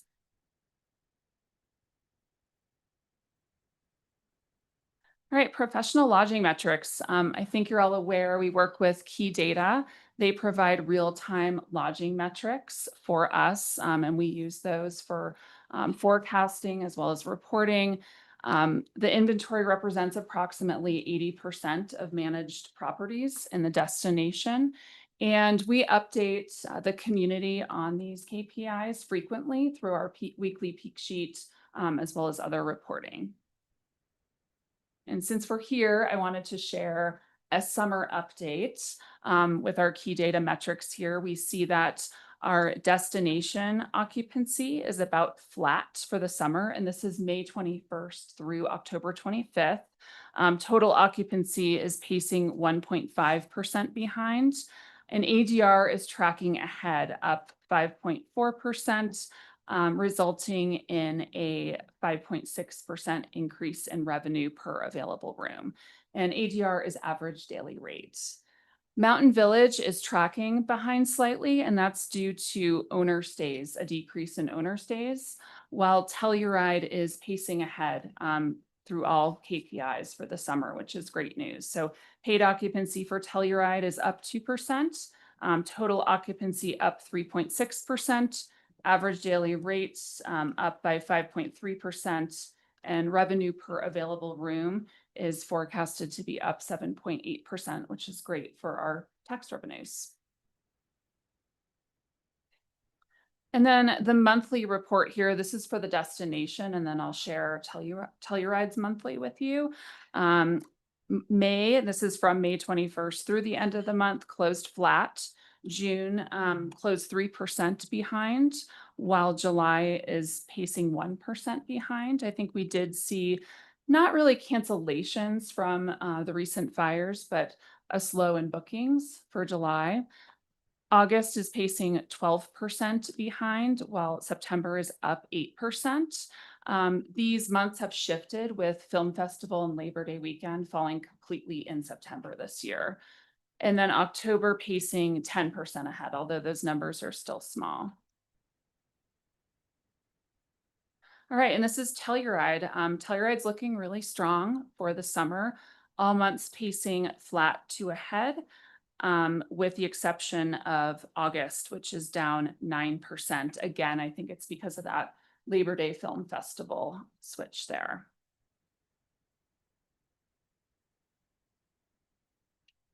All right, moving on to consumer analytics and our economic dashboard. We worked with the towns to produce an economic dashboard that is available to the public on our website. It provides important KPIs for forecasting and reporting. So on it, you'll find lodging metrics, tax revenue data, gondola ridership, wastewater information, credit card spending, you name it, we have it on this economic dashboard. So it's a great resource for our community and our businesses. We also have Visa Insights data. So as I mentioned, credit card spending, which is really helpful for us to look at too. And in addition, we work with a company called Datafy for our consumer analytics. So this tracks visitation, gives us demos and all sorts of great details about our visitors that come to the destination. But another great part of Datafy is the attribution data that it gives us. So it allows us to calculate return on investment for our marketing spend and quantify that. So we also work with the town of Telluride on economic impact reports for larger festivals and events.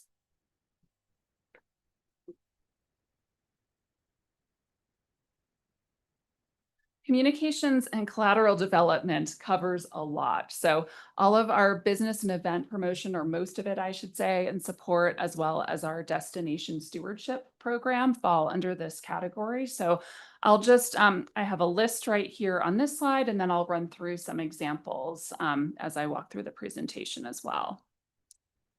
Here's an example of one of our kiosk posters. This is located down at the Oak Street Gondola Station. And social media. We have a very large engaged audience on social media. So this I pulled from our annual report in 2025, almost 140,000 followers, which is now at 142. And Instagram, 109,000 followers. It's now at 111, I think. So we have a great audience and just really high engagement. So we use our feed for more aspirational images and messaging, and then our stories to push out promotions and really showcase our businesses. So on the right here is an example of how we promote our businesses on social media. And we just ask our businesses to please tag Visit Telluride so that we can share everything, you know, about your event or your business that you want to put out there.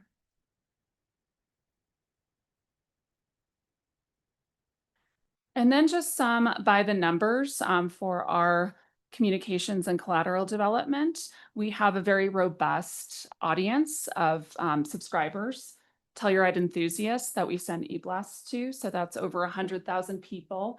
And our open rate is at 20%, so well above industry benchmarks.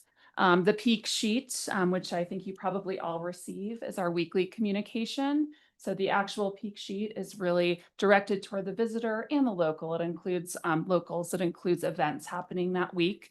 And then the email that's sent with the peak sheet is really directed toward our businesses and community and gives you updates like our lodging metrics and air data. So of that 3,300 people, our open rate again above those industry benchmarks at 22%. And then we also run some marketing campaigns such as the holiday campaign so that we can promote Noel night, holiday prelude, and we do so through print advertising as well as paid social. Through our paid social campaign, we generated 81,000 impressions with a click-through rate of 1.1%, which with paid social, we want that benchmark is at 1%. So we exceeded that. In addition, we helped our businesses this winter with the labor dispute and resort closure with guest messaging. We also did so with the recent fires and pushed that out through the peak sheet just to help our businesses and ensure that we were all aligned with our messaging. We also use our paid social or our social audience, I should say, for organic and paid social messaging. On the left here, you can see with our fire restrictions, we were getting the message out organically, and we also ran a paid social campaign on the 4th of July locally to ensure people were informed about those fire restrictions. On the right is an example of a campaign we ran over the winter to support our businesses because of the closure and when we were in recovery mode. And then destination stewardship, we have a number of initiatives that we're working on. We run a paid social campaign every summer. We're in the process of updating creative on that. And then we have a number of different collateral that we put up in the visitor center, in the visitor guide, through flyers. Our map we develop every year and update and refresh, and that's available around town and at the visitor center.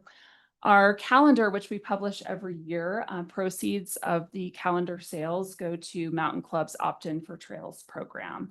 And then we also have a billboard up at the Montrose Airport, Play Hard, Tread Lightly. So we really are trying to communicate responsible tourism, recreation at all touch points for the guest during their experience. All right, and now the visitor guide. So we run the visitor guide twice a year, summer and winter, 60,000 copies total that are distributed domestically and internationally. We also fulfill online requests through Telluride.com as well as Colorado.com. As part of our destination stewardship program, we work with Print Relief, which is a reforestation program. And we are currently developing our winter guide as we speak. Public relations is a huge part of our initiatives. We run proactive public relations efforts, including press releases, pitching and hosting, as well as media monitoring and crisis management. On the right here, you see the New York Times article that was published in February. It included images of Telluride when the resort was closed in December. Tommy called the editor and was able to have one of those photos removed and then the other photo dated. So that's just a great example of how we're trying to manage the messaging in a crisis. On the left is a proactive press release, just really trying to change the narrative this winter with a powder alert. Any good news we could share, we did. And some great, coverage in the middle here from Travel and Leisure that ran in February, focusing on alternate activities, which is what we were really trying to push this winter. And with that, we use Critical Mention, which is a media monitoring service. And this is a really great illustration here. So on the top, you see the negative sentiment is in the red. And so from December 1st through January 31st, you see that our earned media was very much in the red. There was some positive there, but see how that flips in February, where the sentiment is all positive for the most part and just very little negative news, which is what we want to see and really shows us the power of PR. And then earned media in 2025, we have that stat here on the left. This is media equivalencies. So what would it cost for us to run this kind of coverage for the destination? It would come out to about $169 million.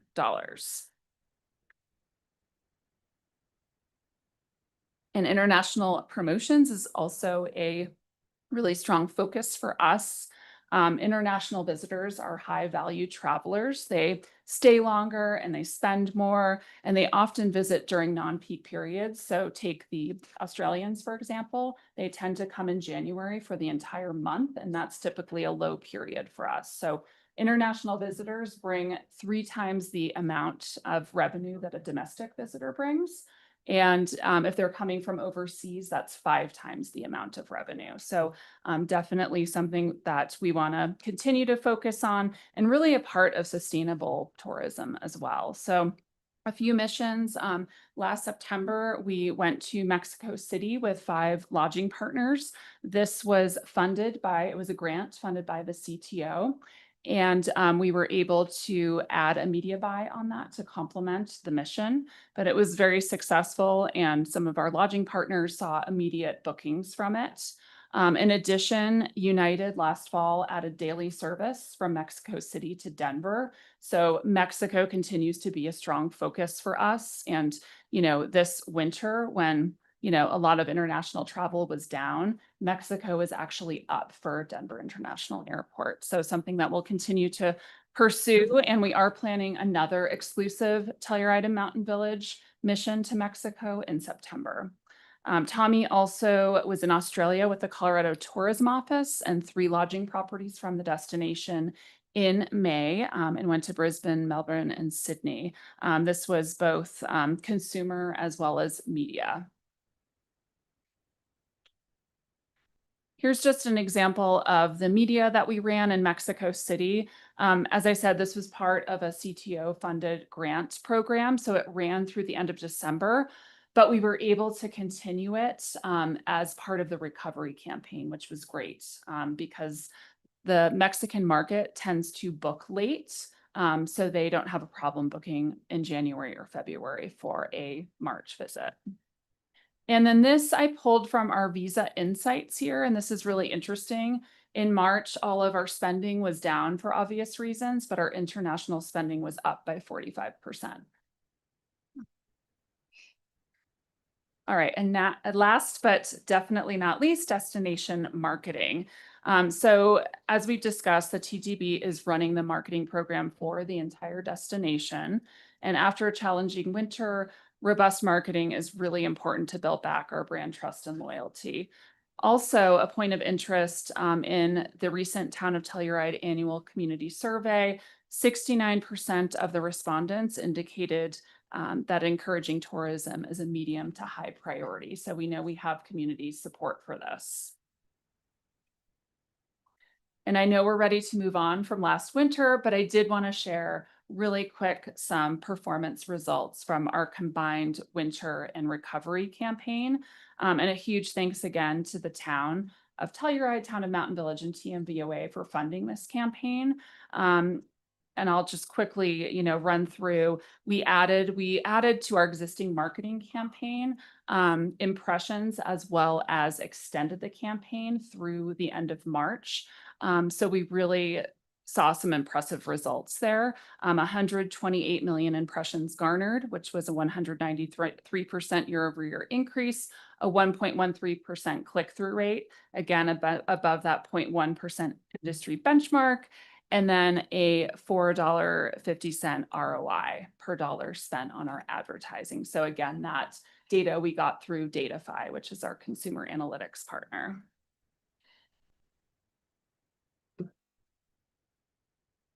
All right, now moving on to summer. So this is the last season of our Beyond It All campaign. We are moving on with a different campaign for winter, but we've been running this for 2 years and it's been really successful. And I just wanted to share some of this creative with you, and I'll also share a sneak peek of our winter campaign. So this is a print spread that was in our visitor guide. We also had a full page ad in Condé Nast Traveler's July-August issue. So this is that ad in print. And then our video.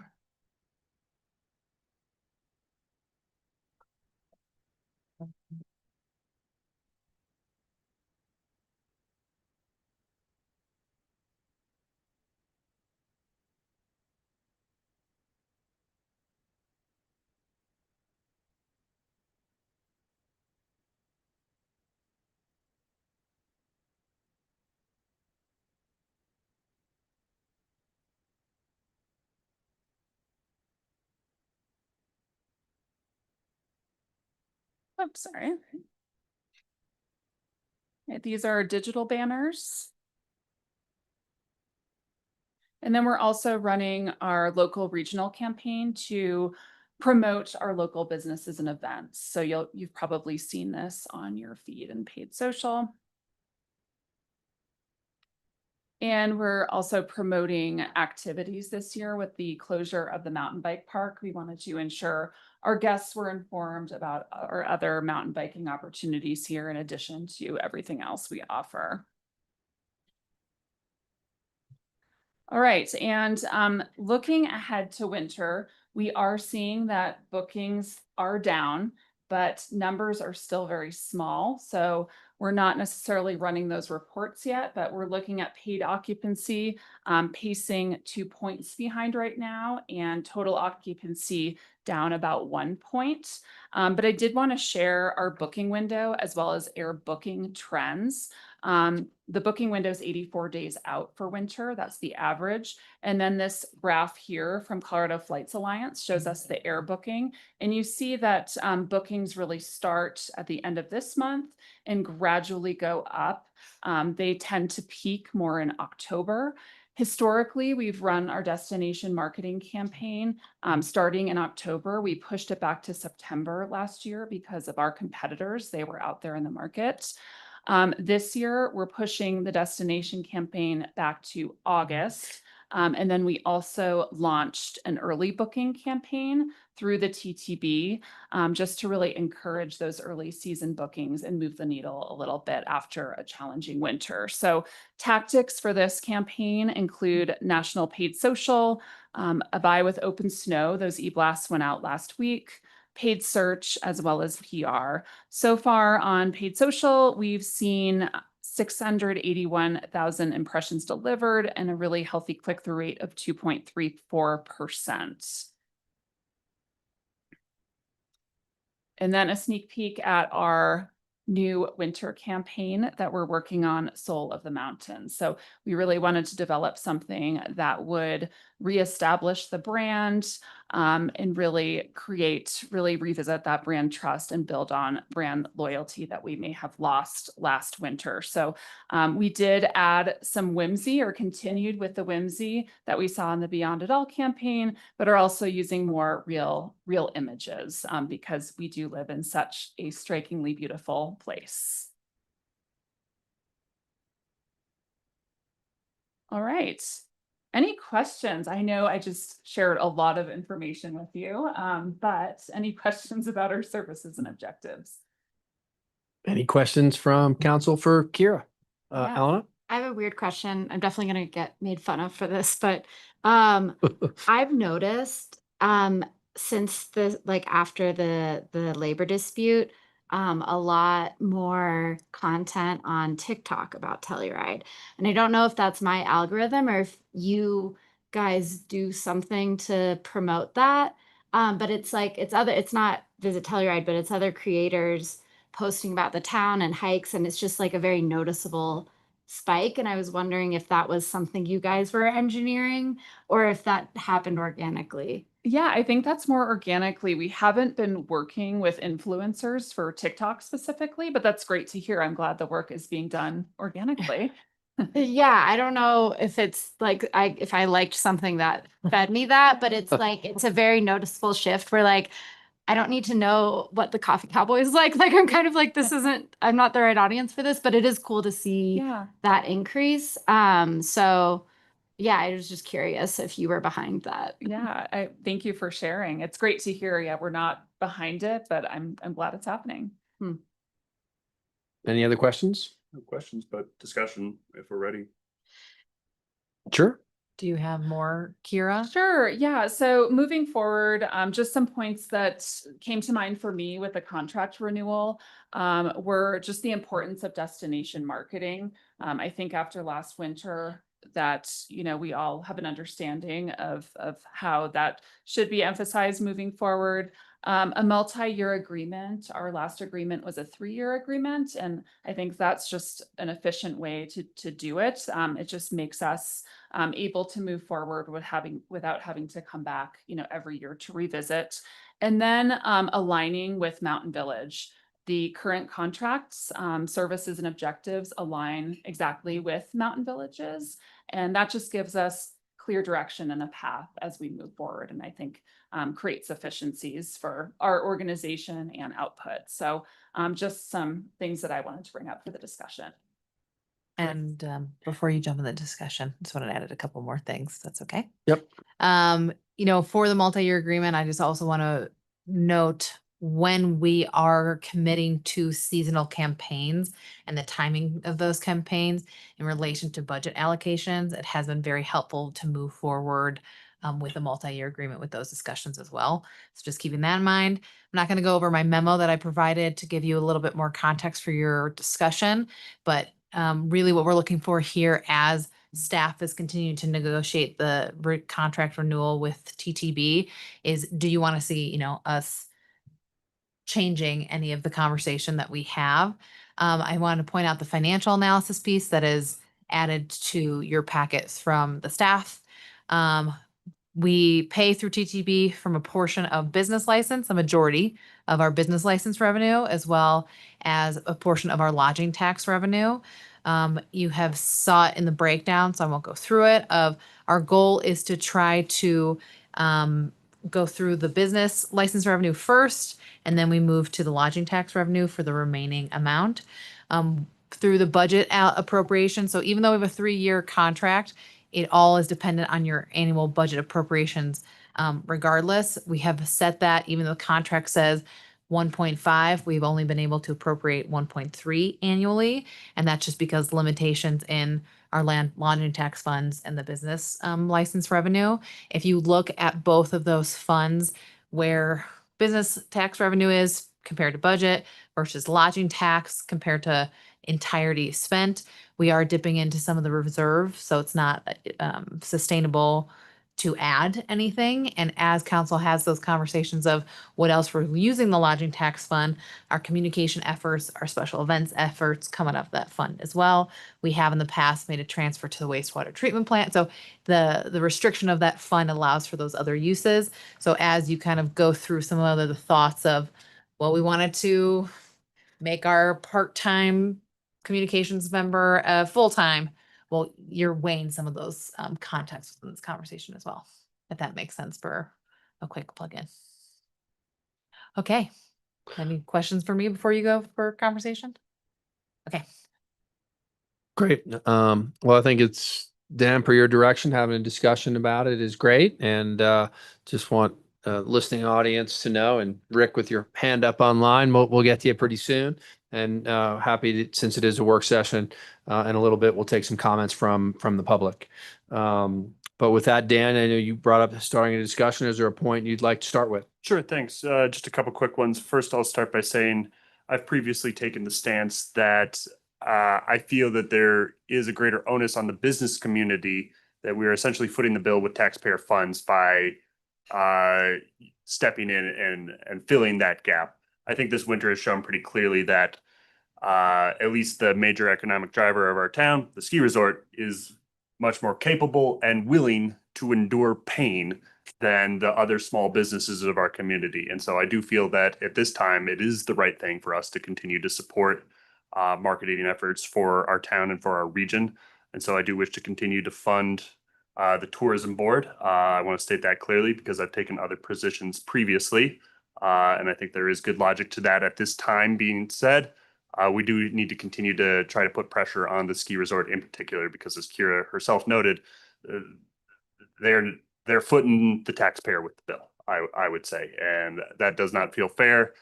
I would again call on Mr. Horning, if he happens to hear this, that we want to work together. We want to have mutually beneficial outcomes. And I don't think that their approach to marketing is mutually beneficial right now. And in fact, I think it hurts his own business by not doing that.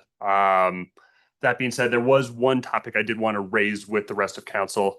And Kira, please feel free to hop in on this because I feel unconvinced at this time that the visitor center is the effective use of that resource. I feel like the goal I want to promote with tourism board funding is drawing revenue, having a clear return on investment, and continue to support our local tourism economy. While the visitor center, I think, has been a nice service for visitors, I feel, especially in light of the comments that Zoe just made of noting the limitations of these resources that we have currently, that is the most effective use for those limited resources. So I put that to you, Kira, because I looked at your budget. It's $140K in total for the line item expense for the visitor center. And I want to maximize the effectiveness of these limited funds. And so I feel unconvinced that is the effective use of those at this time. And I put that to you, and I'd love to hear your response. Sure, I appreciate the feedback there. And thanks for taking a hard look at the budget. I do feel that the visitor center is an essential component of the Telluride Tourism Board and our destination, especially in its location on Main Street. It's a resource for our guests, and I think it's a welcome, right, when guests come into town. Our team that works there, they double as guest service agents and central reservation agents. So they are providing both of those services. And I think central reservations is also a very important component to the TTB. So although I see your point in terms of, trying to put as many resources towards destination marketing, I think that holistically, we need to keep the visitor center. And I'm always open to conversation on that. And again, I appreciate the conversation, and definitely something that I would discuss, with our board as well. I don't have the budget in front of me, so I'm just gonna ask the question rather than trying to find it. Because I know that the tourism board's offices also occupy the backside of the Yeah. visitor center space. Is that inclusive in that number, the office spaces that are used in the overall They are expense of the visitor center? in the budget for that Telluride has in the agreement. It's spread out through, like, our space cost is spread out through the various departments on that. So in our budget, I do have it, separated. So, and I can actually move over to it here real fast.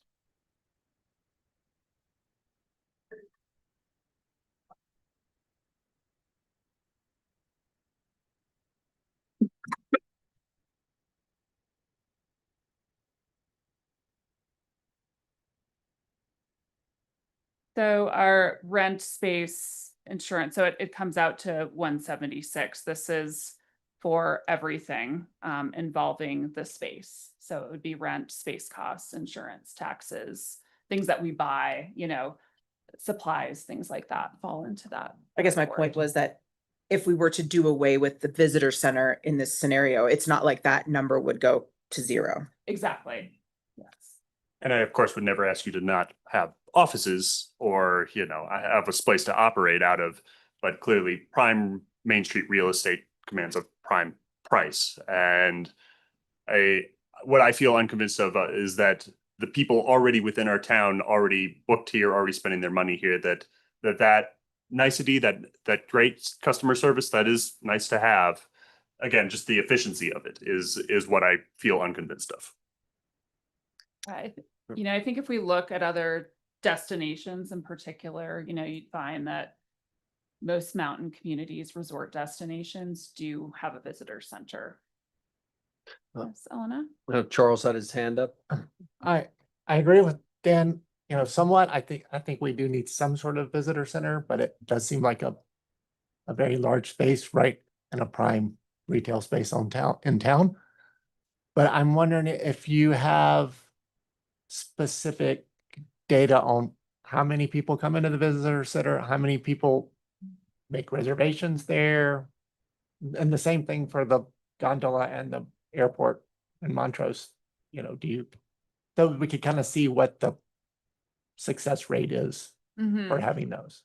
Yeah, so we do track visitation or people coming into the visitor center. We have a tracking device set up. So we saw 16,000 people in 2025, which was up, 2% year over year. So we are seeing, I think the location is really important. As you may recall, we were located above Clark's Market years ago, and then moved to this location. Gosh, I think it was 9 years ago, but we see so much more traffic just with the Main Street location and the positioning of it, like right on Main Street and on the way to the gondola, makes it really accessible for the guests. So we don't have a tick sheet necessarily for Montrose and the gondola, but those are great locations. And we do run Colorado Flights Alliance. We share that cost with them, and they run surveys. They run really, the guest surveys that we use a lot for, our data analysis. Those guest service agents are capturing that survey data as well. So they also have multiple roles. I would just kind of add one more. I'm a yellow coat in the winter, and we manned the gondola station for a couple of years, and it seemed like the majority of the questions were just how much did the gondola cost, what are the hours, and I'm not sure if that's as effective for marketing.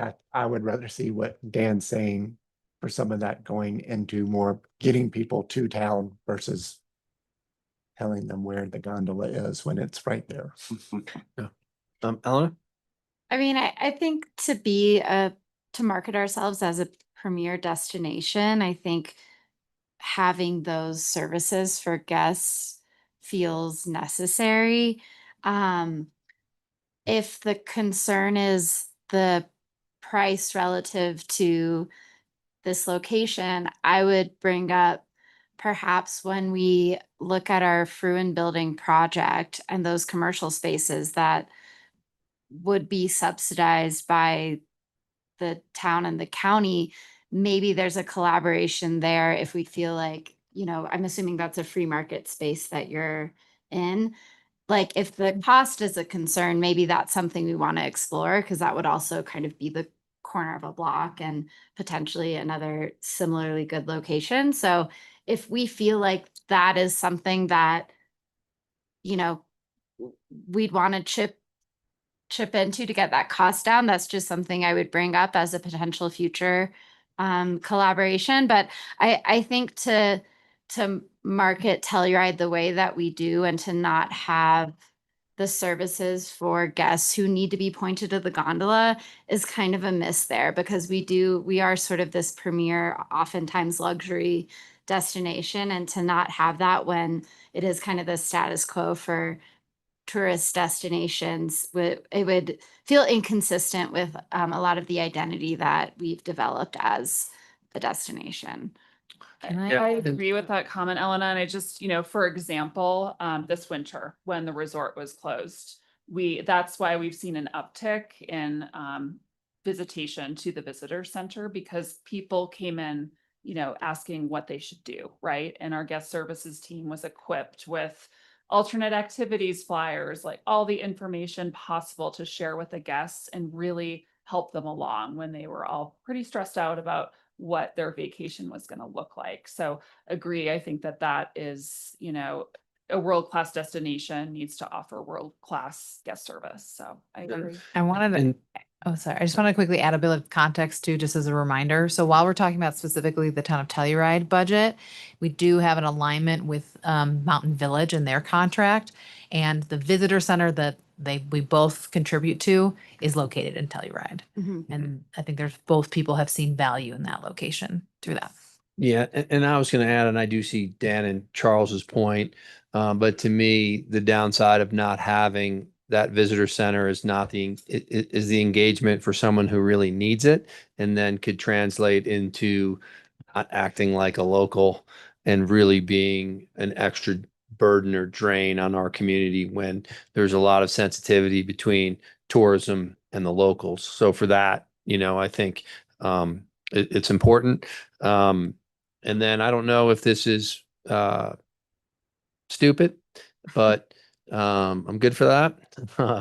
Is that I don't know if any other resorts have secondary and other ways of generating revenue out of their hard retail spaces, of their brick and mortar stores than what you have. It's a big space up front. I don't know if there was other ways to generate some revenue for that could help chip away at that big number. Can I just chime in a little bit? Sure. So I think maybe in parallel with what Teddy is saying, I don't necessarily think that we should be looking at how that space could maybe generate revenue, because I don't want it to become competitive with the surrounding businesses. But I would say I think that there is an opportunity in this space that maybe it can be a little bit more of an actual like engaging space for people. Like maybe we work with some of the nonprofits or something. Like maybe there's a way for us to have this space be more useful to the community. And maybe that makes the price tag of it seem better. Like maybe there, in addition to a central booking, maybe it can act as a box office for some other events where people could come and buy tickets. I'm just trying to think of how we can best utilize a on Main Street space, and have it be maybe more, look at how there might be creative ways for it to be more of a community space, versus just maybe a place to pick up a pamphlet. I know I have brochures and stuff in there too. So I think that it does serve a purpose, but maybe we can, as a board, get a little bit more creative and look at how we can activate that space in more creative ways for other uses that maybe benefit everyone. I'm a little concerned about like some retail component of it just being on Main Street and not wanting to be competitive against other businesses, but maybe there's, a free cookie Friday, or maybe I'm just trying to think of like how we can maybe make this space more engaging for visitors and maybe even locals too, to help offset maybe some of that cost. I don't think that, like I said, that number would never go away, because we're going to have office spaces somewhere. But I do think that maybe there's an opportunity to explore more creative and different uses of it that maybe activate it in a different way. Yeah, and that's why I suggested reaching out to the other comparable ski towns to see if they've got any other ideas, because they would have the same challenges like competition. Kristen, I know you had your hand up. Yeah, I mean, I personally love where it is. I think right across from the courthouse, right down, directly down the road is the gondola, connects to Mountain Village, who's also, they also give you guys money. And I think the piece of you helping people last winter when we really needed to put our best foot forward and to show people another opportunity. And I think to have the face-to-face connection in town with people is really important, because people come here and they see it on Instagram or TikTok, or I'm not allowed to do that, my daughter says, but anyway, anyway, I think that having that face-to-face opportunity is really important, and I think it's a good location. I think you guys are doing a great job, and the yellow coats only work in winter. The yellow coats don't work year round. They don't work in summer. So sure, that's great for, the ski area and stuff like that, but they're not around in the summer. Thank you. Before we open it up to any public comment, any further questions? Eleanor? Oh, I just have a question. Yes, sure. Okay. Yeah, I think, Dan already said this, but I just want to reiterate, I think the reality is we are in a situation where our biggest economic driver doesn't do any marketing, and whether or not we all feel okay about that, that's the reality. So I wouldn't want to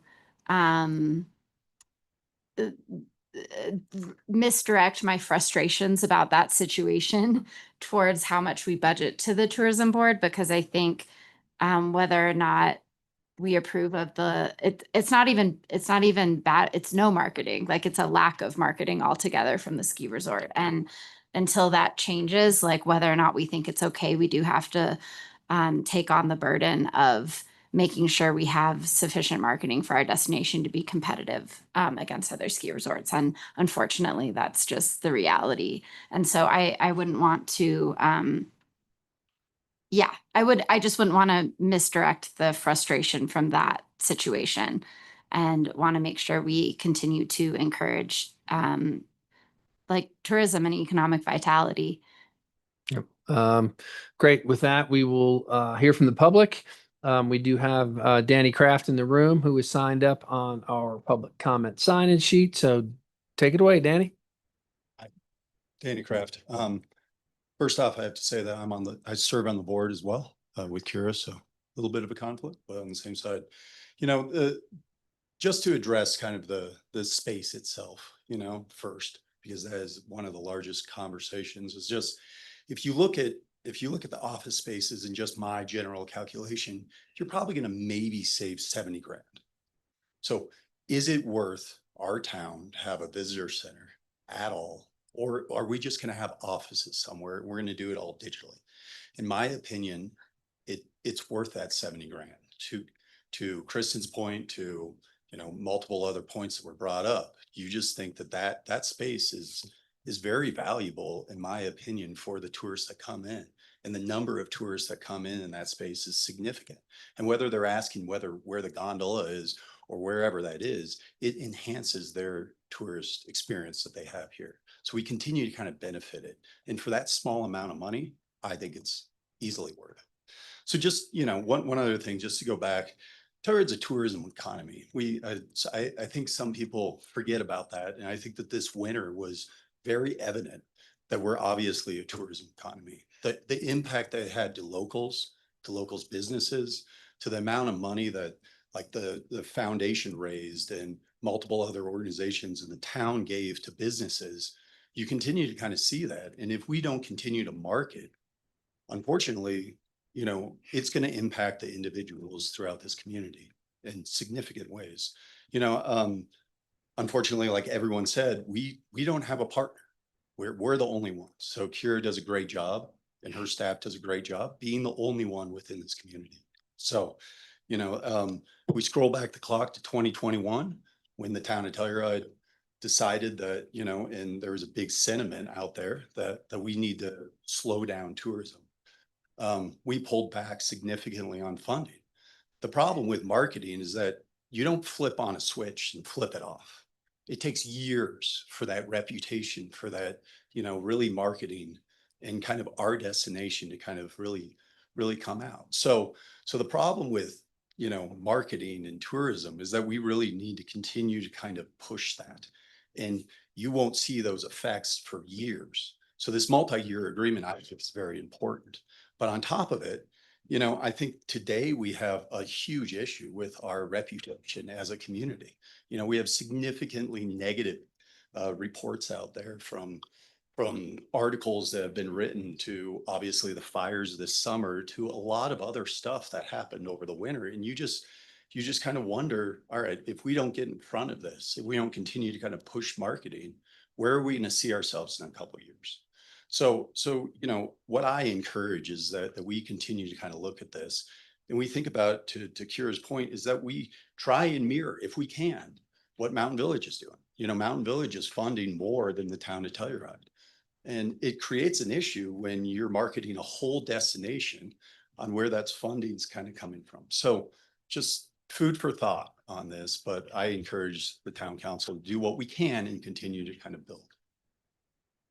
Great. Thanks, Danny. Anybody else in the room for public comment? Seeing none, we'll close public comment for in the room, and then we have two patient hands online. Rick has had his hand up for quite some time. He's probably tired of holding it up, but if you can unmute him, that'd be great. Hi, good afternoon, Mayor and Council. Can you hear me? Yep. Fantastic. Thank you for the opportunity to speak. Teddy, yes, my hand is tired. First off, Dan, if I can provide some context to sway you in the other direction as it relates to the visitor center, like you, when I joined the TTB initially, I was like, oh, visitor center. And so I took the time, I went down there, visited the visitor center myself. What I found out immediately is, wow, this is a high-end, really a visitor center that really fits the brand of the destination. Following that, if you haven't had the opportunity to sit at the Sheraton and maybe sit on a mimosa on a Sunday, I encourage you to do so. I've done that a couple times and really observed the amount of foot traffic in and out of the visitor center and the amount of people that have come out with a ton of flyers and information about the destination. And although a lot of the folks that come here, as Dan mentioned, may already have their hotels booked, having the visitor center in a prominent location, I think benefits all the business owners, because what a lot of the folks do not have are all their dinner reservations and certainly not all their plans for the entire stay that they're going to be here. And that's what I observed. Now, as it relates to additional comments, and I didn't introduce myself, I apologize, Rick Gomez, Town of Mountain Village council member, but here I am speaking as the chairman of the TTB. And first off, I want to thank the town of Telluride for its continued partnership and support of the Telluride Tourism Board. The strength of our destination really comes from collaboration from both our towns. The visitors don't really distinguish between Mountain Village and Telluride. They experience one destination. Our success depends on working together to market and steward that destination as one community. The TTB's role goes well beyond marketing, and I think we all know that. We help protect and grow the local economy by attracting high-value visitors, supporting our lodging partners and all of our businesses, and promoting what someone mentioned earlier, a year-round visitation. As chair now, what I remain committed is to ensuring that the tourism board continues being transparent, accountable, and focused on delivering measurable value for both communities and the businesses that fund our work. I am excited about the opportunities ahead and look forward to continuing and strengthening the partnership really between the town of Telluride and the town of Mountain Village, as well as San Miguel County and our tourism industry. I think the destination is at a pivotal moment, especially after everything that we've been through and continue to go through. There is still a fire in Ouray that is not 100% contained. But most importantly, thank you again for your support. I truly believe that when our communities work together, as we are currently doing successfully, we create a stronger economy, a better visitor experience, and a more sustainable future for everyone who lives and works here. Thank you. Rick, thank you very much. We'll move on with Matt, please. Hello, Council Mayor. Thank you all for having me, and great to see you all. And just, as to echo Rick, thank you as always for all your support of the tourism office for the AIR program, and collectively help trying to keep this destination economically healthy. In short order, I want to hit a couple, three things. So, we partner with the tourism board on guest services, etc. And my half joke is that we always know travel goes, absolutely seamlessly and never needs any repair work. And so, just the crossover of that from all the very valuable work that they do in the Montrose Airport and turning around people's perceptions of vacations with a cookie to how that gains traction on Main Street is all interconnected. And as far as the visitor center goes, to pick up a thread where Rick left off, and from my time working with the Colorado Tourism Office and also having owned a bar downtown, is that there's a direct ROI to those people who go into the visitor center. They are recommended another activity, a different restaurant, another place to eat.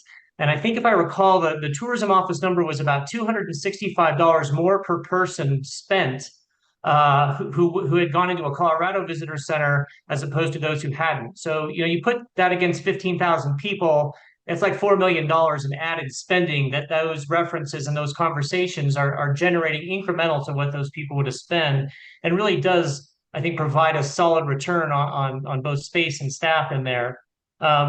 With that, we are also in a bigger picture situation, as we've talked about, where we need brand repair. And so that cookie or that interaction in there is just massive right now in the situation we're in as a destination. And part of that too, and as a tangent off of this, and I think Danny may have mentioned COVID, that visitor center is also like the first point for destination stewardship, for responsible activity and blending in and acting like a conscientious guest while they're here. And the tourism office has done a great job with that in all these last 5 years. So I think all those things are just very important on the top line, along with the money on the bottom line. And putting all that together, just to echo how effective the tourism office programs are this winter. It's funny, that graph that Kira put up from the AIR program shows the trend when it kicks up. But if you notice last year when they were running the program that you all funded, and thank you, is that the AIR bookings kicked up for the 6 or 7 weeks of that program to a higher level than they had ever kicked up before in 4 years. So it really showed how effective the actual marketing itself was during that time.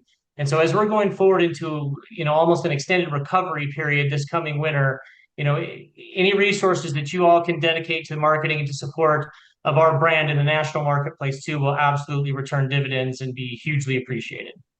All right. Sorry, a lot all at once. I think that's what I got for today. Great. Thank you so much, Matt. Is there anybody else online, Tiffany? And I'll just add that, I fully support, our financial, contributions to TTB. I don't know, budgets are tough to increase it. I'm not sure I can be convinced to increase that number, but I think it's extremely important. And in the future, if we want to do a deeper dive on certain aspects of it, I would welcome that for sure. But for now, I'm all about the consistency of what they're trying to accomplish, and think they've proven they've done a pretty good job with not so great circumstances and not so great partners. And I'll leave my comments at that. Any further comments, Dan? I'll just finish by saying, as I stated pretty clearly, is not that I'm against the visitor center, is that I'm unconvinced that it's an efficient use of ROI, or it has an efficient ROI for that investment. And when we're trying to maximize our local economy, our tourism economy, that's what I'm really looking towards. So some of those numbers that Matt was just saying, I'd love to see some more specifics on that, because it's not that I'm against it. I want to be convinced. So I hope that that's clear. So if Matt, if you're still listening, I'm sure you are, please send those my way, or Kira, same to you, please and thank you. Any other questions for Kira? And then Zoe, we kind of Yeah. need to wrap this up for Sure. budget, right? And Yeah, kind of our so direction. Here's my question for you for direction. And I do want to, I think this is helpful context, and I say this often too, just from the budgeting standpoint. I'm going to give a little bit of a history lesson. So back in the day, these funds used to be a pass-through. And so it wasn't strictly allocated for budget. For Mountain Village and for town, it was a pass-through. As Mountain Village holds the majority of lodging, their lodging tax revenues have always been more than Telluride. So Mountain Village has always paid more for our marketing, whether that's fair or not fair. To that extent, though, because we have gone to this contract model and limited the uses and are utilizing that fund for other things, the total amount has probably decreased over since that time. I don't really know, but maybe it has, maybe it hasn't. But those constraints are there, and I understand the context of ensuring that equity. I think to your point, where we are in our budget, there's just give and takes. So if you do want to extend any further budgeting, or even to look to maintain the 1.3 is what our hope is. If we move that needle any further, we just have to discuss the give and takes of that. Ella? I recognize budgets are tough this year, and so I think I would look to kind of maintain our current funding level. But I will say, in terms of looking at Mountain Village and how they're funding more, it's not an equal it's not an equal situation in how Telluride contributes to our economy and Mountain Village contributes to our economy. I think we have things that we excel in. We have places where we can do more, we can do less. We talk a lot about how Telluride does a ton for recreation sports and festivals. And, Mountain Village has a lot more lodging. So I think this is a moment where Mountain Village just might have more of their government bandwidth to throw at tourism than us right now. And that's okay. And I don't want that to seem as us not wanting to put the same contribution, but just the reality of we might just not have that. And I think if we had a more robust economy this year, maybe we could look at expanding those numbers, but I don't think this is the year that we can pull that off. And again, it helps that flexibility because the contract itself has, 1.5 as that aspirational number, but just through the budget appropriations, we've only been able to reach that 1.3. Yeah. And given, you know, where we're going to be forecasting lodging revenues for next year, flat or below, we'll also take into consideration when we further those budget discussions. So, basically straw poll, like. Yeah, and oh, go ahead, Ashley. Can I just make my comment before we Yes. stop? Yep. Great. I would personally like us to keep in line with what Zoe was saying and keeping our 1.5 as an aspirational trajectory for us, knowing that that might not be where we can ultimately land. I will say this, you know, Danny brought it up very eloquently. We all know this anecdotally and through lived experience that our economy is tourism. So investment in this is direct investment back into taxpayer money, coming back into businesses, coming back to us through, you know, taxes being collected. So this is the one place where more money spent does actually generate a return in money coming back to us. So as we look at that and we look at these fundings, I agree that the reality of our situation for this year in particular is that we're probably not going to, you know, hit those higher numbers that we want just because that's where our tax incomes are.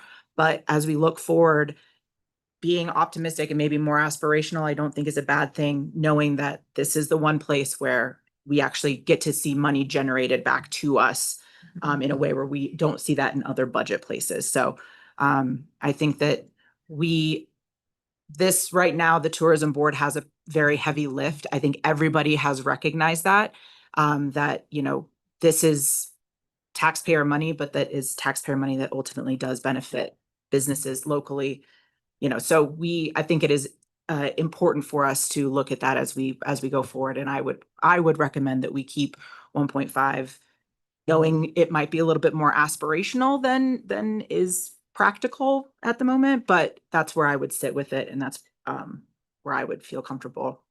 It's a great point, and I want to add, especially for the people listening, is that in addition to everything Ashley said, it was our number one concern on our community survey, which was the economy. And this goes along, and TTB goes a long way to driving business to our destination, both in Telluride and Mountain Village. I mean, you know, I certainly support the same funding, and if we have aspirational goals that we can hit it, and if we can't, that we don't have to give it. I'm in support of that too. I think Kira and TTB is doing a wonderful job. So for my direction is to move forward, as Kira and I need to work on the contract, and we'll bring that back to you guys before October, and then we'll continue on our budget allocation discussions within that process.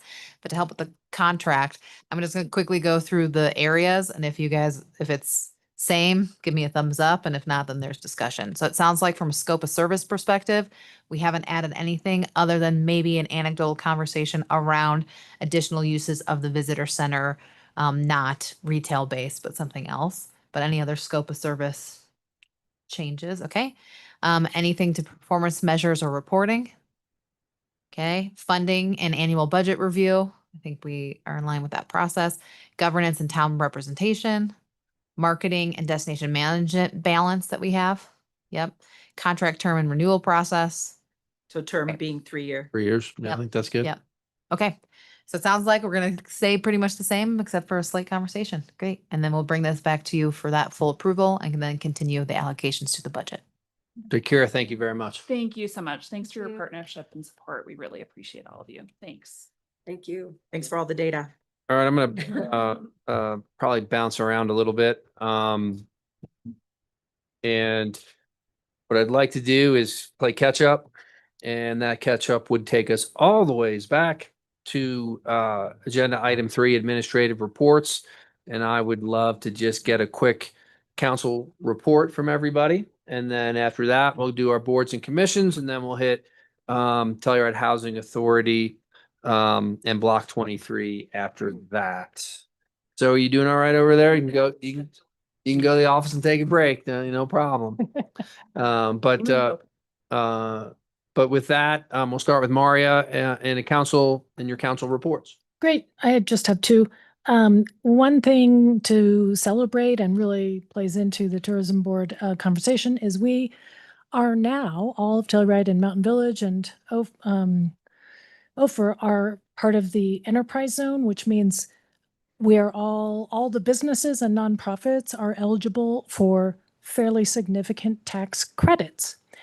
And so each organization, whether a business or a nonprofit, applies to Region 10 and can get approved to be a project of our enterprise zone.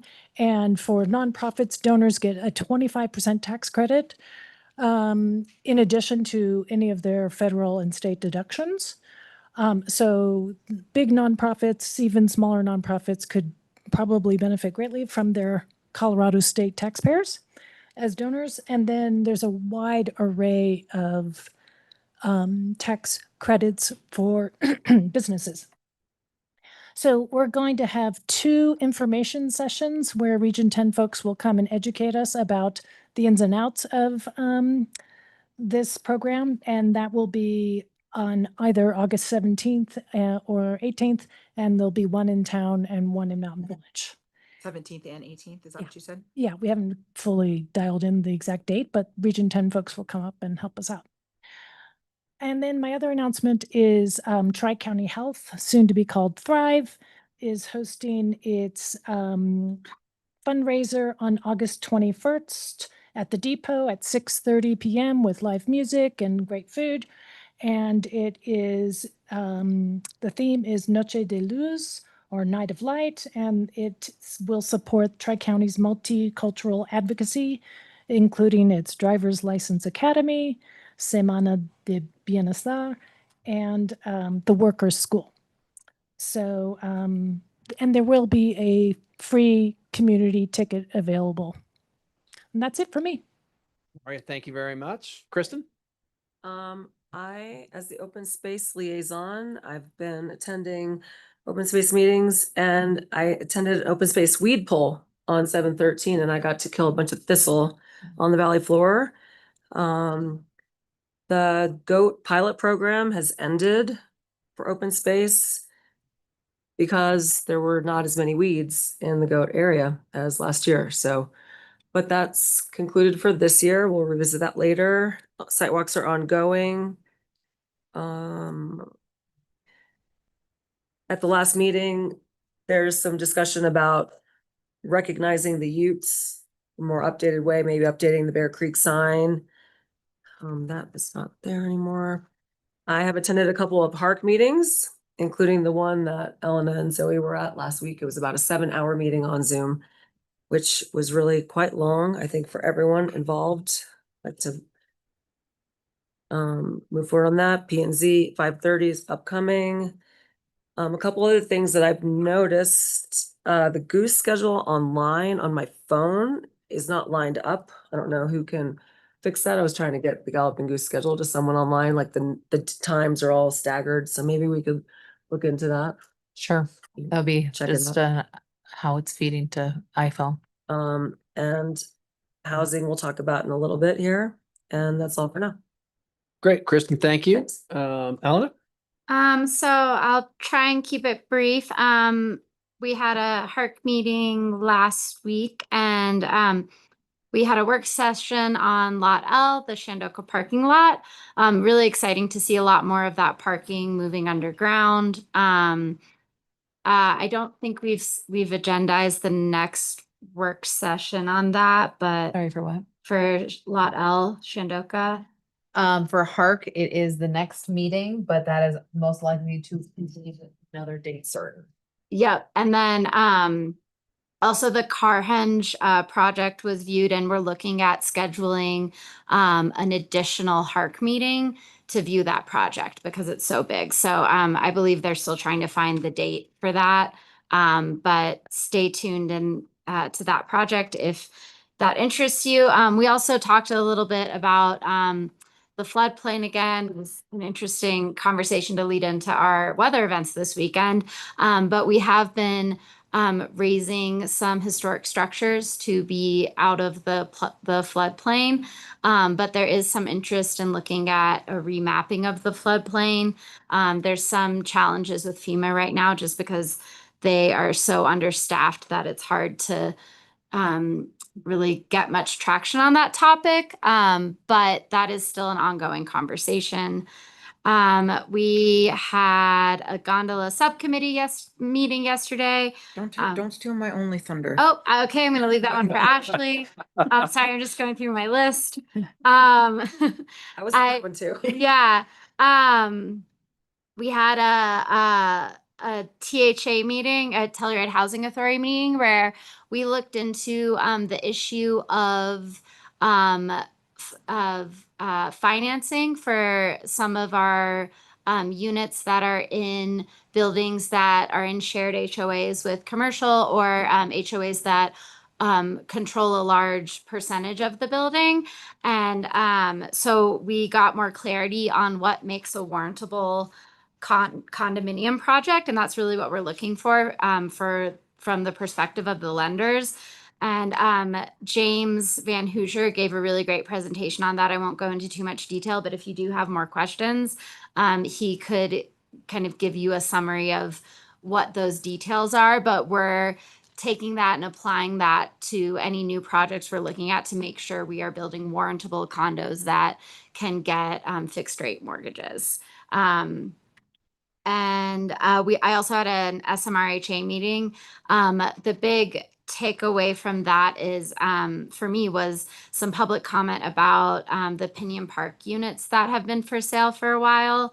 They're designed for 80% AMI, and there have been 5 that are listed for sale, and they've had a hard time finding buyers. I think the price point and the assigned AMI level is a little out of touch with each other. And so it's been really hard to find buyers who qualify, who also want to be buying those homes, because they're, in my experience, they're, the price point that they're at is comparable to some of the free market. And so it's really hard to lock people into that deed restriction that was funded through, as we talked about another time, through the Telluride Foundation, and they got grant funding. So to remove any of that deed restriction would involve paying back those grants. So it's a little bit of a challenging situation. And I think while we don't have an immediate solution for those buyers, it's something we should just be aware of, especially as we move into new projects.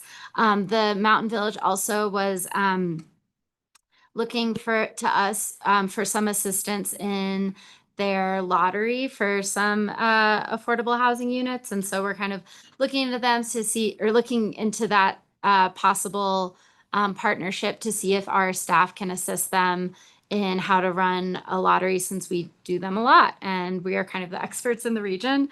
I think that's all I have. Great. Elena, thank you very much. Ashley, you are up next. Oh yeah, because Charles hasn't. Yeah, been Charles, having- he's not ready yet. Thanks. Yeah, my only update is from the gondola subcommittee. So thanks for letting me have that on.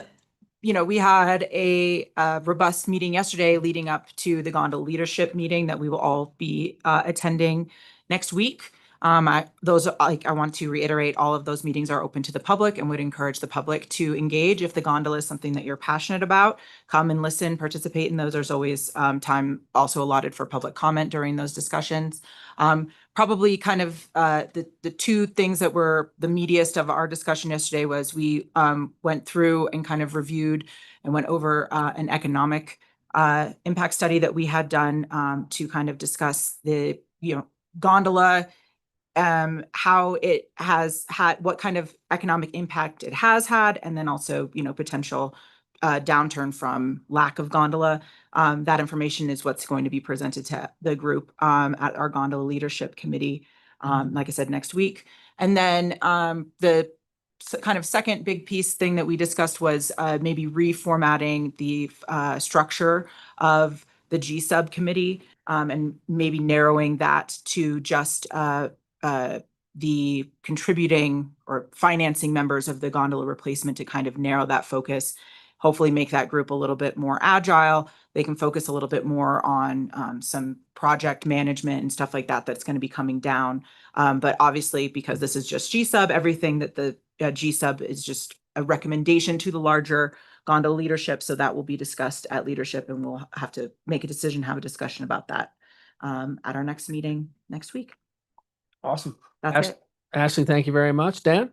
I don't know that I have anything. The only other portion of the THA sub that Ella didn't cover is going to be the policy statement on children of divorced parents that we're covering in the full THA here in just a minute. Eco Action and P and Z are later this week, and that's all I have. Thanks. Great. Dan, thank you very much. Just quickly, for me, first and foremost is to welcome Charles Dalton. And Maria Stark, congratulations as well, even though you've been on council as an appointee previously. And I know we all look forward to working with you, so I wanted to recognize that and your swear in today and how we'll reassign some committee positions for you. Very quickly, a quick airport update. We still continue to move forward with the South Side development, which eventually will include tunnel access underneath the runway, as well as some smaller hangars. Kenny's doing a good job as airport manager. And we're doing some cleanup on the board composition currently, just with some questions we've had with qualifications. And so we will probably see a new application in the future for our one of our seats. And then the only other meeting I attended was Telluride Foundation. Certainly, they continue to do a very good job following kind of their Good Neighbor Fund support from the winter and really have honed in on how to support the community. So I really appreciate their efforts, and they're trying to figure out their own ways, as every nonprofit does, is to how to be more sustainable in their income generation. So that is all I have for my council report. So with that, we'll keep moving on. 3E, comments on payments, please provide those by email, which Mary. And then skipping right along, that is going to bring us all the way back to our action item, which was supposed to happen at a whopping 1:55. And that is appointment of council persons to boards, commissions, and subcommittees for us to discuss. The reason for this is that we are finally fully staffed, fully appointed, fully elected, however you want to put it, full council. So it's exciting, and we have to incorporate Charles as our newest member into some of these commissions, boards, and committees. So with that, we'll start the discussion for, combination of what may work for Charles in terms of what he's passionate about, what his expertise is, versus what some of the existing council members would be willing, to relinquish. For example, I know Charles has a great experience in housing and affordable housing, and I know he would do a better job than me. I'm currently an alternate on THA, but that would be one position that I would definitely offer to Charles if he would want to be part of THA to get us started. And then we'll kind of take it from there. And Tiffany, I assume you'll be taking notes and helping us figure this all out. And Teddy, can I add one extra wrench to this conversation as well? Sure. When looking at our resident advisory committee, we do, as a facilitator, have to appoint a member of council to help facilitate that committee. If we can add that as an appointment discussion to this discussion as well, and then we'll ratify it at the next council meeting. But I think that would be helpful. Okay, that's great. And along those lines, do we have any start date for that? I'm getting some questions about that. Staff is going to be reaching out to To those the appointed people? Mhm. Yep. Okay. And yeah, and we'll do the first meeting and then they'll come up. Make their own schedule.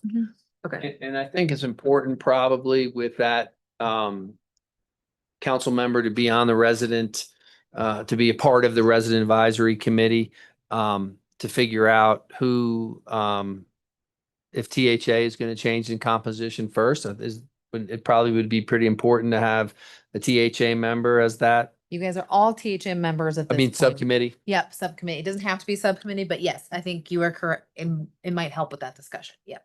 Not required, but could be helpful. I agree that I think being on THA sub would definitely assist in Mhm. that liaison position. For that, I would like to advocate for myself as the liaison for the Resident Advisory Committee, as the one member of town council who is a resident with our within our rental housing system. I know it quite well. I feel like I'm quite connected to that constituency and feel like I can be a sort of go-between between us as town council and that board. So I would ask for your support. If there's anyone else who's interested, I'm of course willing to listen and have that discussion. But I do feel like that is a role that I'm suited for and I would like to pursue. I would support Dan in that. Me too. Right, that's great. Great. First right. one out of the way. Great. That means Dan it will also definitely stay on THA and how are our other THA sub, how do our other THA sub? First of all, Charles, you know, I kind of offered that to you, but I don't want to Yeah. tell you to do it. I will be happy to take your alternate spot there. Well, and That's as what you're.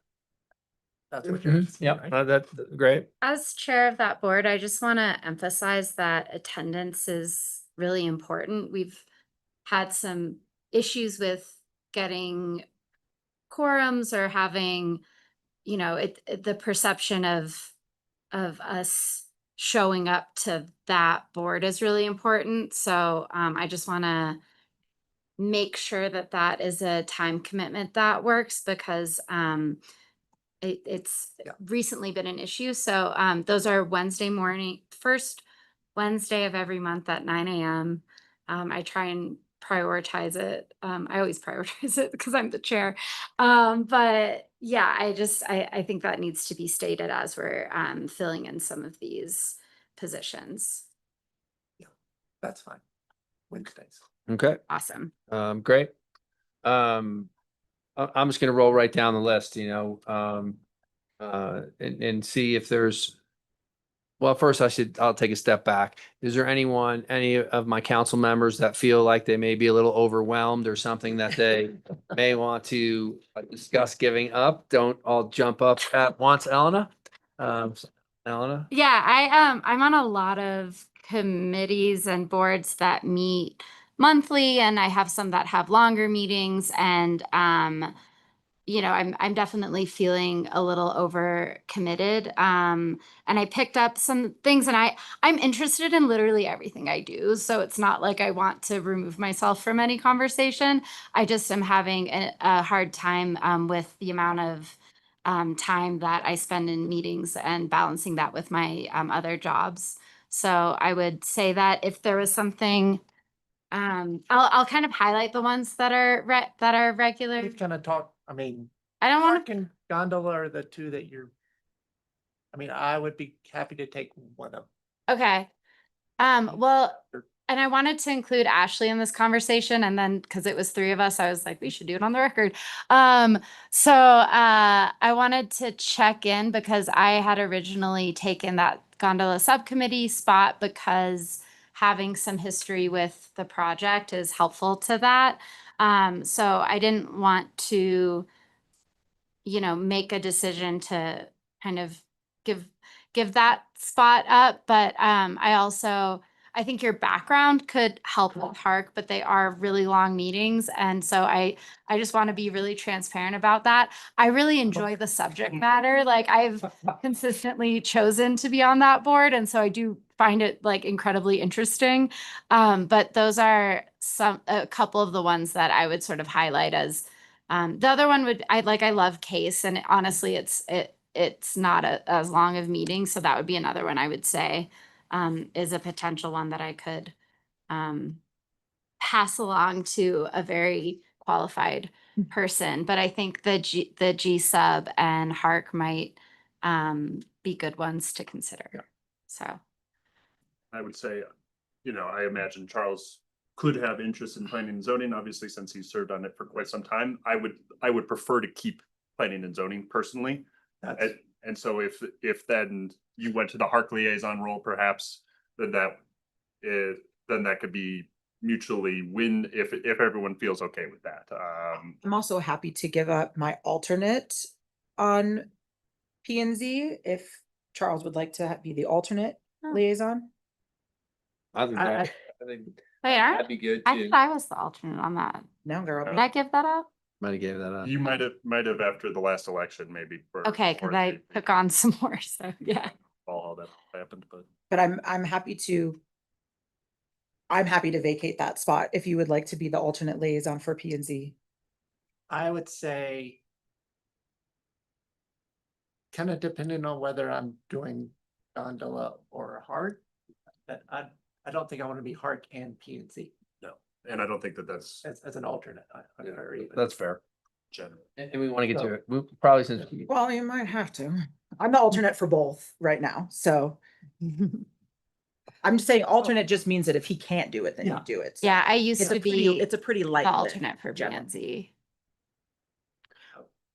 Yeah. Let's figure out what Charles wants to do permanently Yeah. and then we'll figure Okay. out the alternate.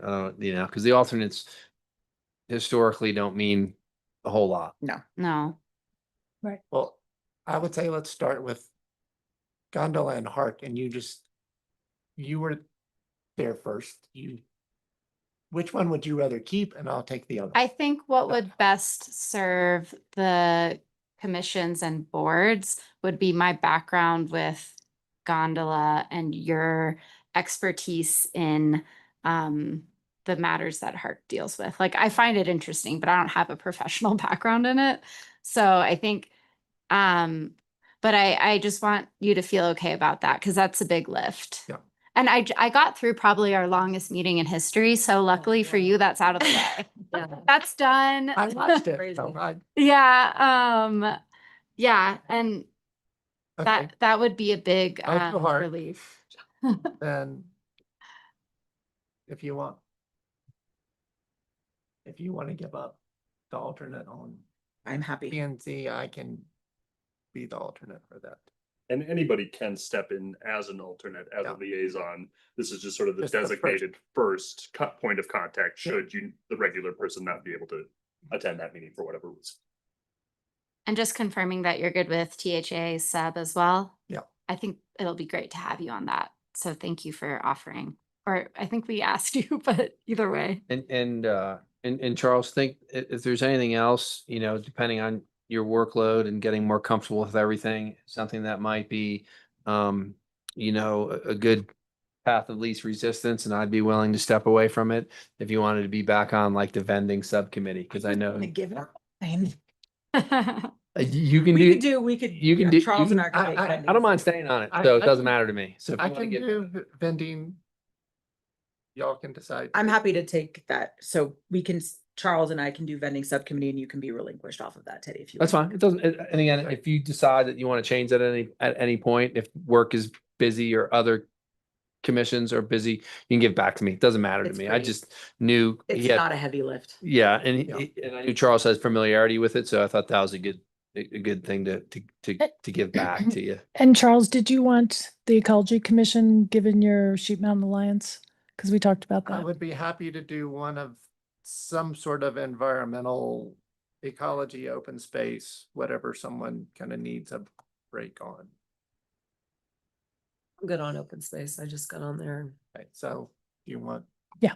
Okay, I mean, like Elena, I'm interested, but Dumping too many things on you too. Yeah, I just had that thought. yeah, I'll, I'm thinking that might, that might do it. I will, Yeah. that's a lot. I'll offer one more, which is a very light lift, just because it's kind of an obvious one, is the legal publishing subcommittee right now is me and Mian, who is no longer on council. So maybe Charles could join me on that.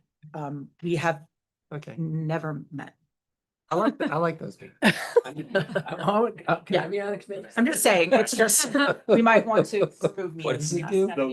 Yeah, It has to do with publishing legal notices in the papers and stuff like that. Oh. Again, so. Yeah. Just for the sake of cleaning this up. I Yeah, think we yeah. should just No, good replace- call. Tiffany, how are we doing? Great. I think I mean, I would kind of like, if you're okay with it, to kind of just go line by line to confirm like good. Mhm. Right. That it just like the changes, if you're okay with that. And then I think I have it. And then under THA, you'll take the actual action on the officers during the THA meeting, but it's okay to talk about it right now. So. great. So I'm just gonna go from the top. Commission for Community Assistant Arts and Special Events. Eleanor, you're good staying there? Yep.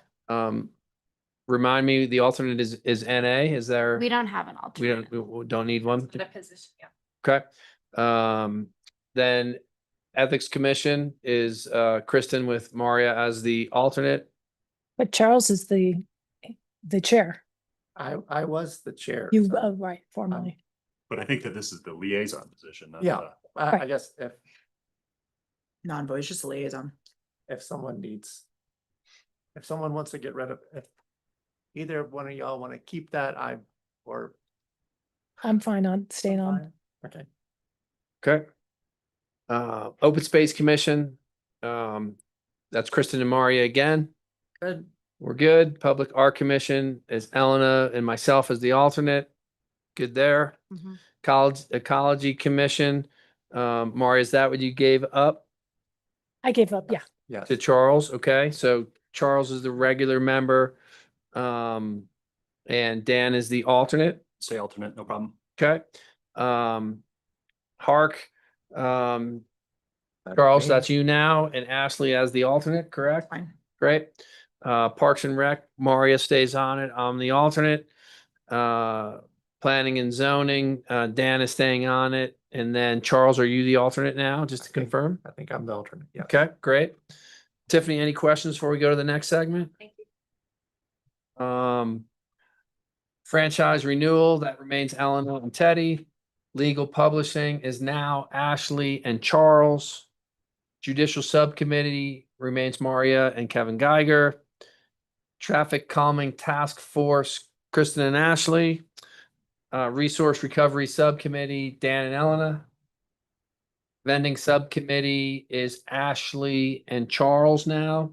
I'm happy to jump back in at any point in time if either. We'll be you fine. need a break. We can handle.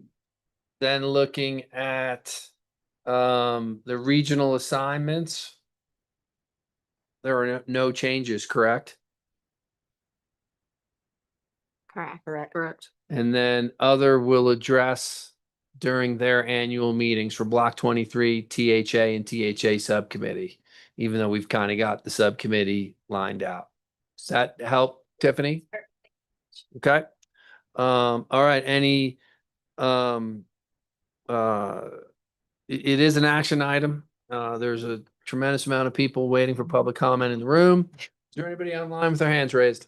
No. Seeing none, public comment is closed for this action item. And then, Tiffany, do I need to make a motion or Jason, a motion to solidify these appointments since it's an action item, or is just our discussion enough? I think some type of action item like as discussed, like the appointments as discussed would be sufficient or as noted by the. Or clerk. as noted by the clerk is what I would say. Okay. I move to approve the appointments of council persons to boards, commissions, and subcommittees as noted by the clerk. Second. We have a motion from Dan and a second from Ashley. Dan, how do you vote? Dan, yes. Ashley, yes. Maria, yes. Kristen, yes. Elena, yes. Charles, yes. And Teddy, yes. The reappointments of those few positions are approved unanimously. That keeps us rolling along. Takes us to agenda item number 11, Telluride Liquor Licensing Authority. There are no items for the Telluride Liquor Licensing Authority. Agenda item number 12, Telluride Housing Authority. Do I have a motion to go out of Telluride Town Council and into the Telluride Housing Authority? So moved. I have a motion from Kristen and a second from Ashley. Kristen, how do you vote? Kristen, yes. Ashley, yes. Maria, yes. Elena, yes. Charles, yes. Dan, yes. And Teddy, yes, it is approved unanimously to go into Telluride Housing Authority. And with that, I will hand it off to Eleanor. Thank you, Mayor Errico. I would like to call to order the meeting of the Telluride Housing Authority. It is Tuesday, July 21st, 2026. It's 4:16 and we are in Rebecca Hall as well as online on Zoom. The first order of business is a roll call. Present, we have Maria Stark, Kristen Permakoff, Teddy Errico, Charles Dalton, Ashley Von Sprecken, Dan Enright, and myself, Ellen Levin. The first item on the agenda is the approval of minutes. And we have the minutes from the meeting of June 30th, 2026. I'll make a motion to approve the meeting minutes from June 30th, 2026.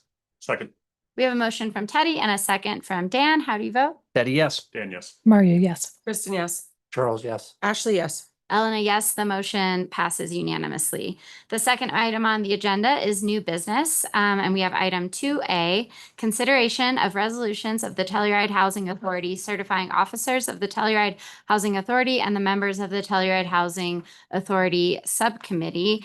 And here to present, we have Ally Slayton. Thank you very much for that introduction, Chair Levin.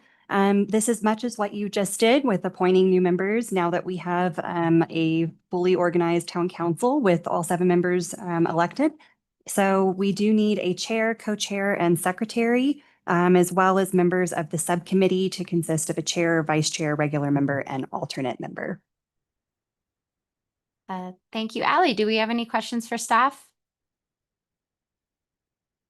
Do we want to discuss this further, or does anyone feel good about the discussion, or does everyone feel great about the discussion we already have? I know last time Dan threw his hat in the ring to be the chair, and I've gotten some public feedback about the chair not being a member of housing, town housing, whether it's rental or owner occupied. Just throwing it out there. Yeah. Negative feedback or positive feedback Negative feedback.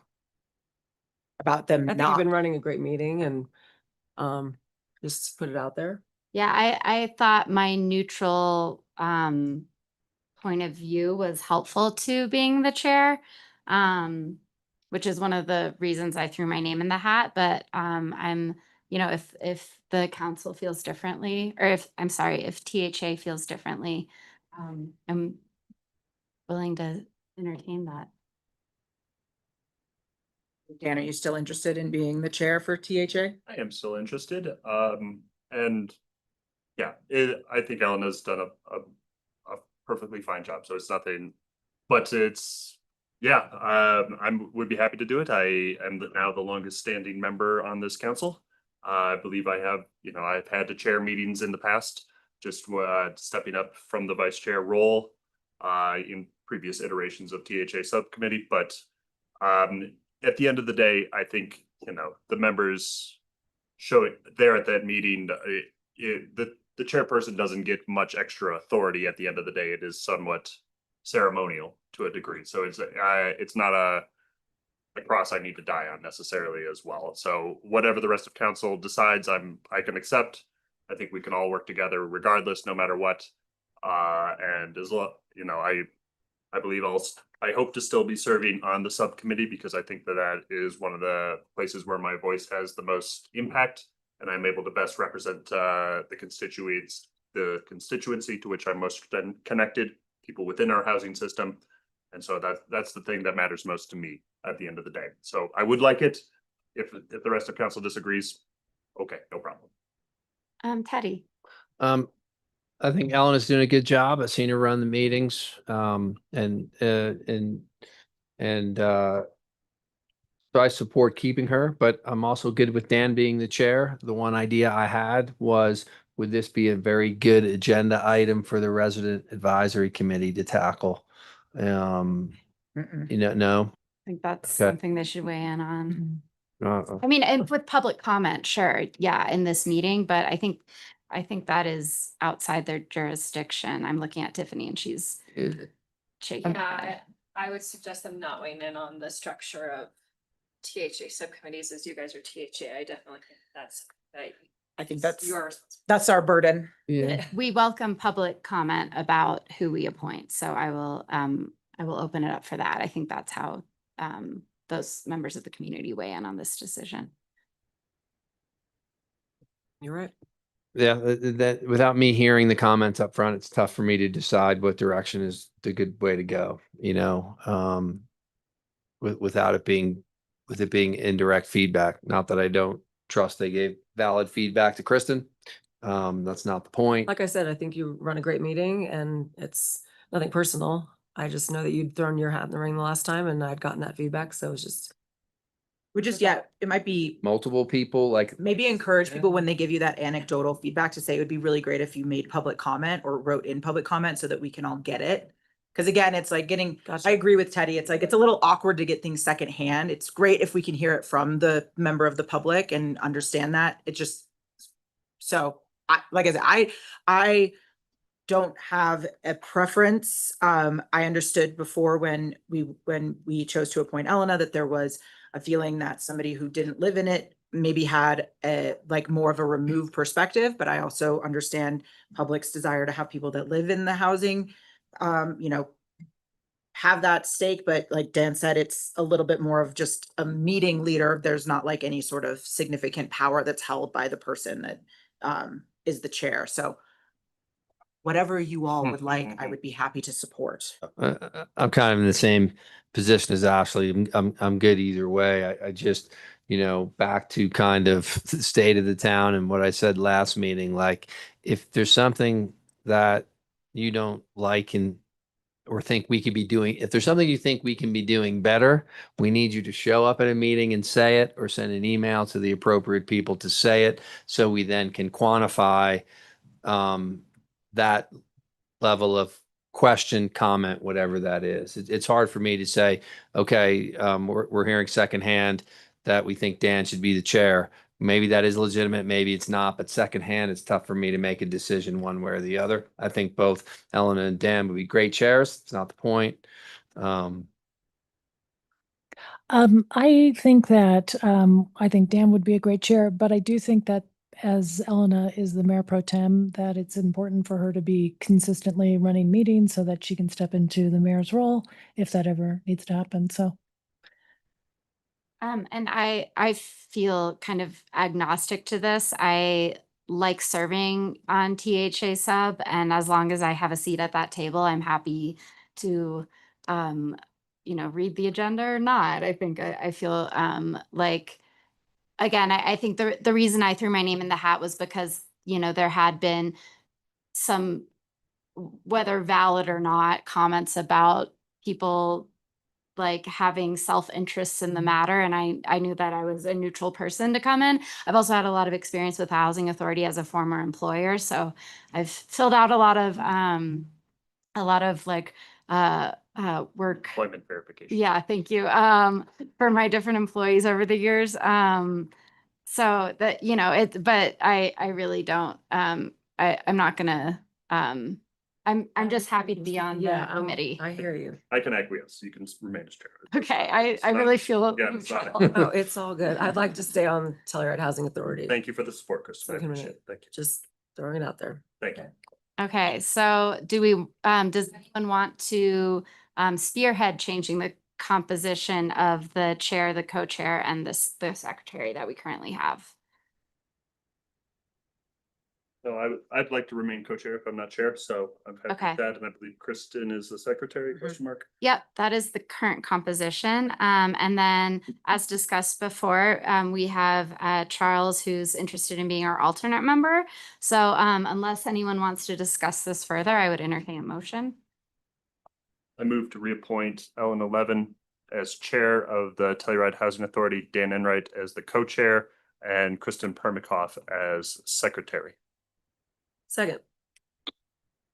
Great. Do we need to make two Okay. different motions for? or Yeah, Can we do? I just made it once for those positions, Right. but Yeah, so there's a proposed motion on the cover page of the staff memo, and it's just move to approve resolutions, and that's how we've always done this. Okay. So I just fill in the information just to confirm. I have Elena as the chair, Dan as the co-chair, Kristen as the secretary of the THA board, Elena as the chair, Dan as the vice chair, Kristen as regular member, and Charles as alternate member of the subcommittee. I rescind my previous motion. I move to approve resolutions of the Telluride Housing Authority certifying election of officers and designating members of the Telluride Housing Authority sub. Second. All right, we have a motion from Dan and a second from Kristen. How do you vote? And yes. Kristen, yes. Maria, yes. Teddy, yes. Charles, yes. Ashley, yes. Elena, yes, the motion passes unanimously. Moving on to item 2B, we have consideration of adoption of a policy statement regarding primary residency for dependents of multiple custodial parents. And here to present, we have Allie Slayton. Thank you very much. So this item is being revisited by members of the subcommittee. However, this is the first time this is being discussed at the board level. The subcommittee saw this item for the first time at its July meeting on July 1st, 2026. This had been elevated by the request of the manager's department, who desired to see this discussed in public, and also that clear direction given as to how we want to treat this rare but sensitive situation. And I say rare, this has only come up recently 3 times, 4 times. They seem to have come up in a big batch, and that could just be because we're asking more questions under the guidelines now. But for one reason or another, the situation has come up 4 times here in the last few months. And we just want to make sure that the way staff is treating these situations is the way that you intended under the guidelines and the policies.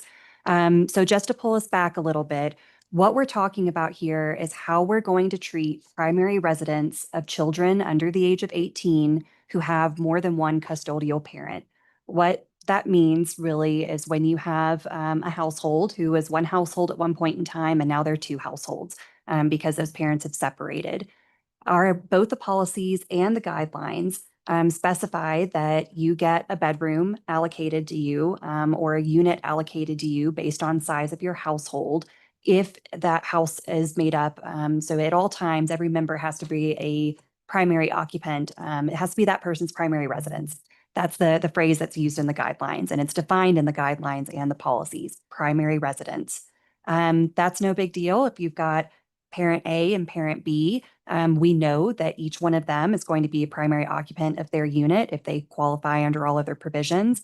However, when they have shared custody of a child, that child really has 2 primary residences. If we're talking about 50-50 custody. However, let's just take the situation of one child. If there's one child, you now have 4 bedrooms for 3 people. Whereas if it was one household still, it would only be 3 bedrooms allocated to those 3 people. So the way staff has been carrying this out over the past few months is in the staff memo. It's the bulleted list, and I apologize, I don't have page numbers on mine, but it's the 3rd page of the handout in this item in the first bulleted list, where if a parent has less than 50% custody, no bedroom would be allocated for that child because it's not that child's primary residence. And again, this is staff's previous practice. This is what we need to either confirm today or adopt a policy statement providing otherwise. But I just wanted to let you know where we're starting from so that way you know where we can get to. So second, if a parent has 50% custody, but they don't claim that child on taxes, which is sometimes the case. Someone gets to claim the child. Oftentimes it's handed off year to year. Sometimes one parent always gets to claim the child. So if it's 50% custody, but that person does not get to claim the child as a taxable dependent, again, that's where we're making the call to say, okay, that's not their primary residence. It's not their taxable residence, and that they live somewhere else for tax purposes. However, and something to keep in mind throughout all of this, if an applicant is denied either through purchase of a guidelines unit or for a rental unit, they can always appeal or go for an exception. So I want you to know that while this has been staff's initial practice to qualify, that doesn't mean that there aren't other avenues available if there isn't a special situation. So there is always an opportunity for a second look either by the subcommittee or by the manager, depending on whether it's a policies or guidelines unit. So that way staff is not the only ones looking at the situation and making a judgment call. If it's 50% custody, but the parent does get to claim them as a taxable dependent, we see that as their primary residence. So they would get a bedroom allocated at that point. If it's more than 50% custody, even if it's not the child's not their taxable dependent, again, that more than 50% residency shows that is their primary residence. They would have the opportunity to be offered a bedroom at that point. Following the subcommittee's discussion on July 1st, they expressed that they did not want taxable status to count as part of staff's consideration. And I think that did make things pretty complicated. I think there was good justification for looking at that status. If we're trying to pick one or the other, if only one parent gets a bedroom, how do we determine who gets the bedroom when we're talking 50-50 custody? However, after the subcommittee discussed this further, They ultimately provided direction that we don't just want children under the age of 18 who are members of split households to have only one residence. So the subcommittee expressly does want those split households to be able to hold space for children and have 2 bedrooms for those children. So now that staff has that direction and we know that we want to hold space, the questions for you really come today to where do we draw the line? Is 50% custody, if there's parent A and parent B have 50-50 custody, is that what we're looking for to allocate a bedroom to both of those parents? Or are we going to still allocate 2 bedrooms if it's an 80-20 split, for instance? And then something else that I want you to consider as you think about this item, and I put this both in the staff memo and in the proposed policy statement, I think we probably should limit this to children under the age of 18.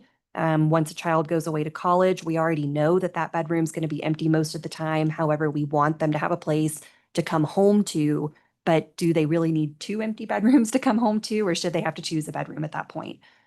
So it made the most sense to me to place this only as eligible for children under the age of 18. You have a maximum of 2 residences, so I think it would be a very unusual situation, but not impossible, that a child could have 3 custodial guardians. And if all 3 custodial guardians happen to be within our program, they would still only be limited to 2 bedrooms. So the real thing that we need you to talk about today is what percentage of custody are we going to cut off allocating a bedroom to that child? Thank you, Ally. Mhm. We'll open it up for questions. Just to clarify, no matter, I mean, whatever the percentage number is, is that a hard cutoff? Or are we saying that they can appeal or ask for an exemption? They can always appeal or ask for an exception. So even if you set my proposal today in the policy statement, which is easily changeable, was 40%. And that's because oftentimes 50-50 custody split doesn't really mean 50-50. There's oftentimes number, a little bit higher on one side or the other. We also don't want to pick through custody schedules and allocate number of days that someone has. Really, all we want to see is the parenting plan that says 50-50 split between the parents. That's it. We don't want to get in the middle of all of this as staff, and we really shouldn't. So I think going down to 40%, though, allows that flexibility on either side. And let's say a household is typically 50-50 or 40-60, but one year happens to be 30%. That's where an exception or an appeal might be something that they want to pursue.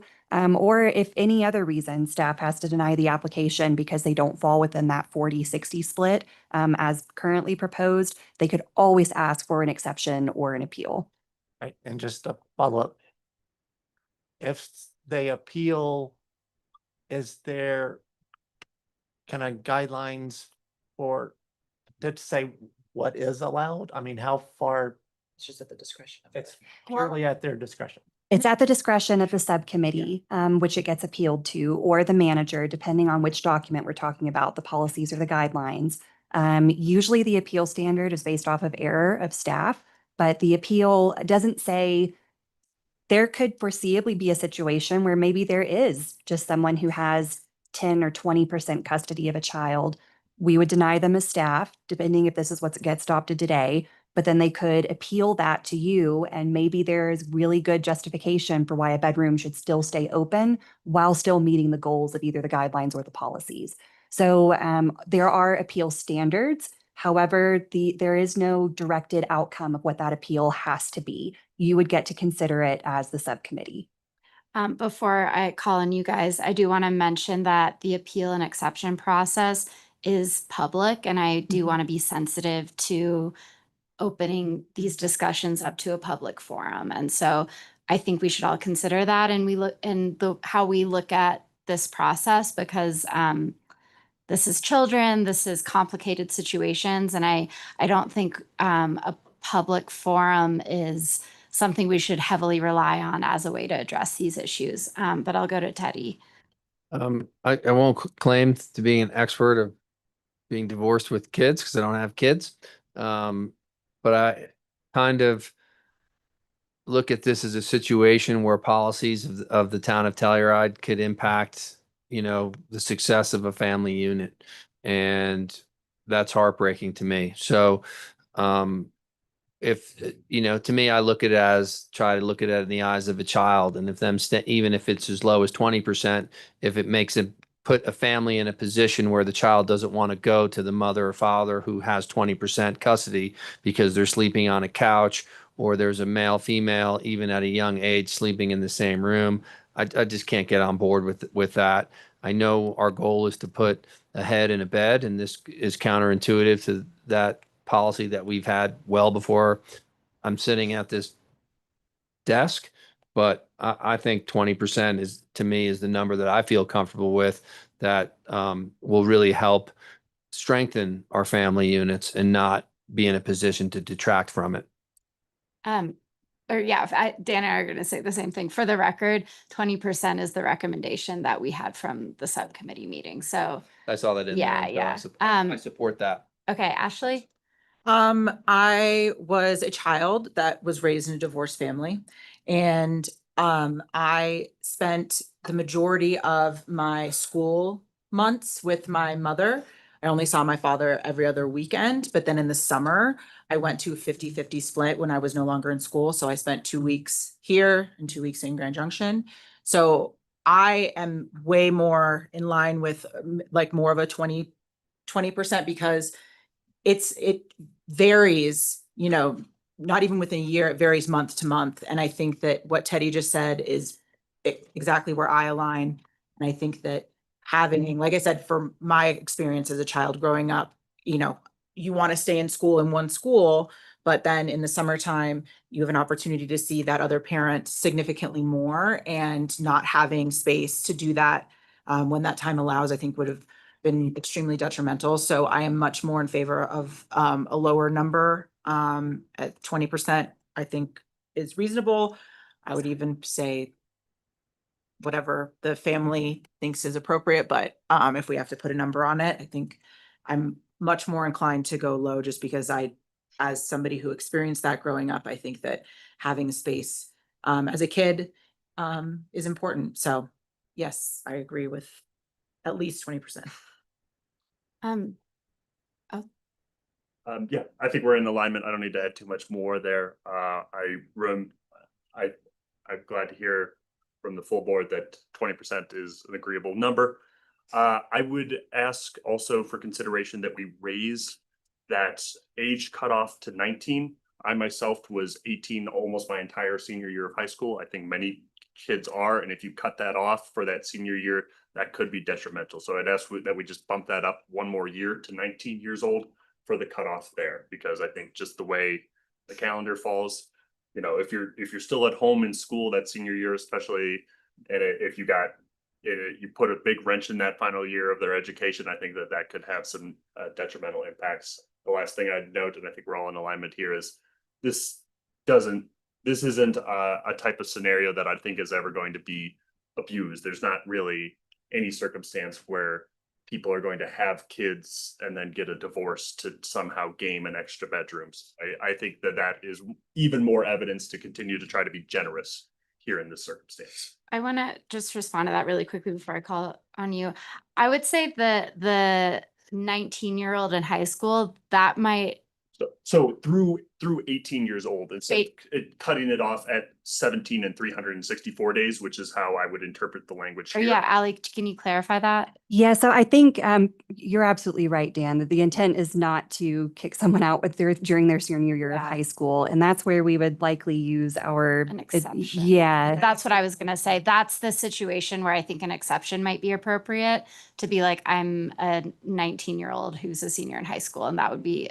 No. He's saying Or when you 18, turn sorry. 18. Yeah, why don't we just call it that 19 is acceptable if you are in the R1 school district or something like that. Yeah, you're right, Ashley. What I mean is an 18-year-old because this says under the age of 18, which would mean you have to be less than that. I agree with that. Okay, Yeah. under the. So maybe through the age of 18. Through the So age this of would carry, I okay. like. Friends like Dan who they turned 18 the summer before their senior year. Yeah. So they were literally 18 the whole way through. Okay, I think. What if they're 19? That would be the exception. That would be the exception, I Yeah. think. Yes. Okay, but if there, can we save you the time from an exemption if you said they're 19 and I think it's gonna be so rare. then why waste your time? It's, if it just solves it for them. Well, because then it allows this situation where there would be freshmen in college who would have 2 bedrooms here. Not if they're not in the R1 school district. You have I think to, that right? it's more complicated. I don't think, than I like- think But- just. but like, I'm trying to save What's them the- time, and if yeah. that doesn't save them time, then no I problem don't with think an it saves exemption. I think anyone. through the age of 18 encompasses the almost every situation, and anything outside of that would be An exemption. and that wouldn't be an emotionally sensitive exemption to bring to the subcommittee where it'd be pretty black and white. We already require that anyone over the age of 18 who has graduated from high school be named on the lease. So even if they're a college student, so we don't need to even worry about exemptions or anything like that, because at that point they are an adult and they have to be named on the lease. So if they are a student, they simply fill out the employment certification that says I'm a full-time student. They give us a copy of their registration and they're named on the lease and they have a bedroom. Okay. Does that make sense? But then Just would trying they to save We you don't, some of we that. don't want them to have conversation. to. But they would be able to have their 2 maintain bedrooms? both bedrooms through that senior year. Well, Yeah. for our purposes, in the rental world, yes. Ally deals with the guidelines and deed restriction, and so that would be up to them. And then sort of separate. After that year, then they would have to decide which one they would be picking as their primary. Yes. Mhm. And whichever parent has the now vacant unit would then have to potentially, whenever they Downsize. purchased it, they could either downsize, they could rent the bedroom out, or if they purchased before, I believe it was 2022 when we put that in the guidelines, then of course they're not subject to that continuing requirement. So if this gets a little complicated depending on when you purchased your unit, of course, if you have a continuing occupancy standard. But assuming anyone purchasing units moving forward, they would just want to be aware of this, just as they would having a child that leaves the house. And does this policy or these guidelines go into effect at a lease renewal, or could it be mid-lease that something occurs? Like somebody gets divorced mid-lease, halfway through their, are we kind of saying that this policy starts immediately, or do we kind of wait till the lease? No, so renews this and this is beneficial to tenants, so it will start immediately as soon as it's adopted. We're not changing the policies or the guidelines, so we can't do that with a policy statement. All we can do is interpret the existing language with a policy statement. So that's what we're doing. We're reinterpreting what it means for primary residence for those through the age of 18. So that's what we're doing with this policy statement. However, we don't want someone who's trying to understand what's subject to them. We don't want them to have to read 5 documents. We want to hand them the guidelines or the policies and say, this is what's applicable. So the policy statement will survive until it gets codified into the guidelines and the policies during the next review process, which for the policies will be later this year after we get the report back from the third-party advisors. I think he was asking whether or not, I think during the term of the lease, right? You're saying if they're 6 months into a 2-year lease and they get divorced, does the policy go into effect? Is that what you're asking? Yes, they'll be able to take advantage of it immediately. This will apply to every lease with our town housing program, and it applies to ownership situations as well. So anyone that's already in our system, this will automatically apply to them once we. And Delaney, we have always worked, both housing programs have always worked extensively with households going through transitions like this that are hard. And the goal is never to deny anyone housing opportunity. So let's just put out an example. Let's keep with that household of 3 because it's pretty easy. You have a household of 3, 2 parents and a child. They have a lease at, say, Shandoka. They're going to split. Let's say they have a 3-bedroom unit, which means there has to be 3 people in the unit. Now there's only going to be 2 people in the unit, and the one person leaving needs another 2-bedroom unit. We will probably, I would think, Delaney, correct me if I'm wrong, as soon as there becomes a 2-bedroom unit available and their name comes up on the wait list, that person who left would get the first 2-bedroom available. the household of the person that now remained in that 3-bedroom unit would technically be in violation of their lease because they don't have 3 people. Let's say they don't want to get a roommate. We would work with them until a 2-bedroom came available to downsize them correctly. But we're not going to kick out that household because they don't have that third person, so long as they're not rejecting the 2 bedrooms that we keep offering because they don't like where it is. You don't get your choice of 2-bedroom units. You get what's available when it comes available in order to stay in compliance. Right, I just don't want to see the kids suffering. Yeah. And Just as a side note, because we didn't get a chance to talk about Ally's memo before it was submitted. We've only had this happen twice in 3 years, and then all of a sudden, this spring, summer, we had 4 within a few weeks of each other come up. So we're very grateful as staff that this is being elevated so that we have a very clear direction of how to do this going forward. It just all of a I sudden. mean, I would became- prefer to amend the guidelines and have the kid have a bedroom with each parent personally. Well, Because we I don't want the need kid to be amend the without a bedroom, guidelines you know, yet. And I agree that if it's a 3-person household and 2 people and have a kid, or if it's 3 bedrooms with the 3 people, to move them to a 2-bedroom, that makes sense to me, but not in the middle of a lease while a family's getting divorced like that. I mean, we offer exceptions for people that don't have kids to have bigger units, and we have I don't vacancies think right now. they're not proposing that that's what would happen. Right? Correct. Yeah. I don't know if I But- followed the concern. Yeah, I didn't follow it. So, okay, so the policy is that if you have 40, the proposed policy is 40%. Well, I think. But we've already agreed that will be Talking about 20. Okay. So So lowering that is. at least 4 of us talk, at least. Or yeah, we didn't do I a, would just clarify that I would like it to be higher than 20, but. Higher than 20, okay, I. but we can take a. It's lower straw than 20. But they can always ask for an exemption. So we can set it at An 20. exception And then from they- staff, and then it would come to the subcommittee level. Into this. For deed restricted ownership. If it's a rental, it would be an appeal, and I believe those Right, go to the because manager's that's not an office. exception, that's an appeal, so that's different. Correct. Do we want to take a straw poll about what we think that number should be? I think that's appropriate. So if you like 20. So we have 4. If you want it higher, we have 2. And if you want it lower. I would say lower, but. So it looks like we have a majority that likes 20 and then some people on either side. So in some ways that feels like a good compromise. Do you guys want to kind of propose what your numbers would be and why to try and convince us, or should we move forward? I think, yeah, just move forward. Okay. Okay, so with that, do we have enough to make a motion? Do we feel like there's anything else we need to discuss, Ally? Nope. So the amendments that will be made, I do have a proposed motion and the staff memo.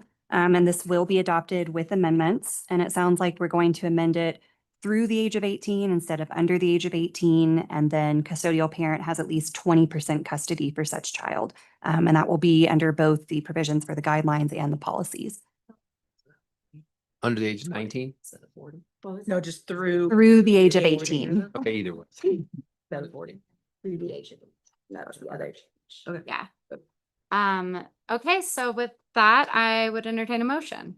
I move to approve and adopt policy statement 2026-05, interpreting primary residency for dependents of multiple custodial parents with the following amendments. Amending the percentage of custodial to 20% as the cutoff, and amending the age limitation to through the age of 18. Second. Excellent. We have a motion by Dan and a second by Teddy. How do you vote? And yes. Teddy, yes. Maria, no? Kristen, no.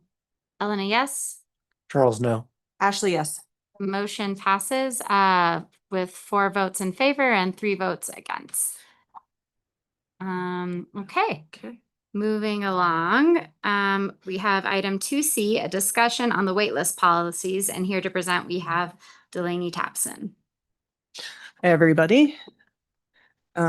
You will see the memo that I provided to you. I tried to keep it as simple as possible, but put in some data points for clarification. In a nutshell, We believe that this waitlist suspension has been quite successful. We have another stack of applications at the ready from brand new applicants who were not on the wait list. We would recommend to keep this flow going, that you extend that waitlist suspension through the end of September to get us towards the end of the summer season. Thank you. Questions, Teddy?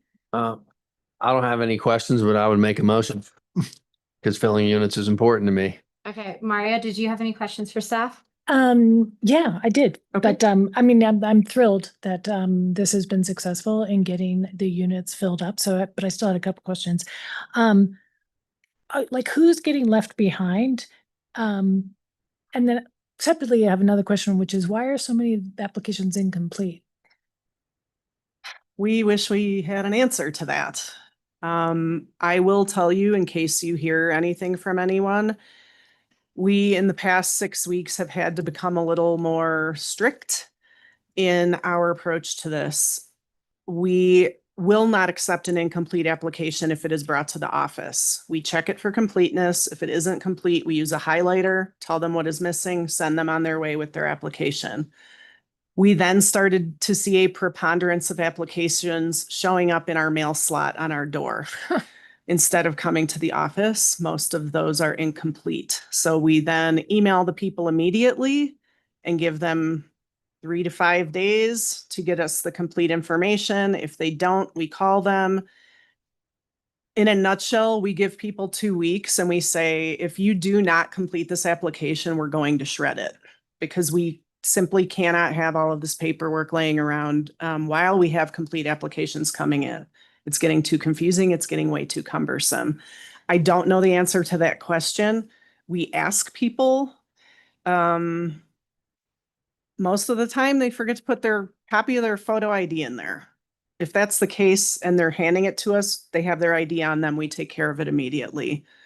But when there's no certificate of employment, like no employment verification, we can't do anything with that. Being employed is one of the top ones. We are just doing our best to work through it with people and be as consistent and gracious as possible. And hopefully the online form will help with that compliance.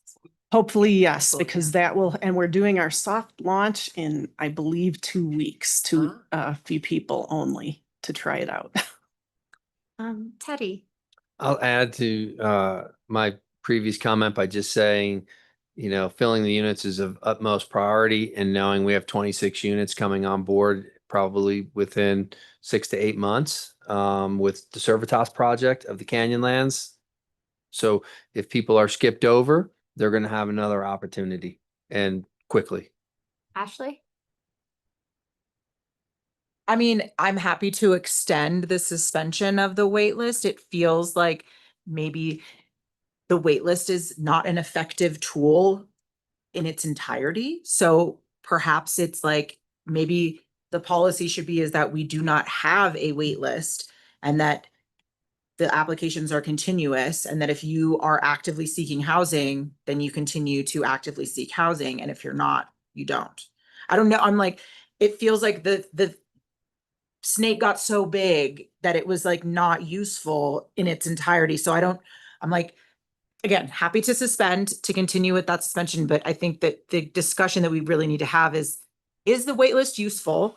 If it's not, do we get rid of it? If there is another way for us to keep track of people, or you only stay on the wait list for 6 months or 3 months, I don't know what the answer is. And maybe that's the discussion that we need to have. But it feels like to me that if the ask is to continue to suspend it, maybe it's that the ask really needs to be, what is our restructuring of the wait list? And demise of wait list, or whatever that is. And I anticipated, especially coming from you, Councilperson Von Sprecken, because you had said this during multiple discussions before. And so under the analysis, we would like to schedule a future work session, potentially late August or before mid-September, before the next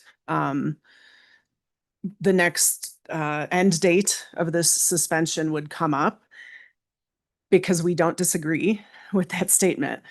I did put down some notes just to give you a little bit extra data points. As of today, there are currently 195 people on the existing wait list, but that includes 14 new applicants since the suspension occurred, who we cannot house because they want 1 bedrooms. So that's really 181. Of those 181, there are 16 people who have declined offers. That is part of the policies, that you can decline an offer and remain on the wait list. I just wanted to say that out loud because that is something else that has to be considered if the wait list changes or disappears or something.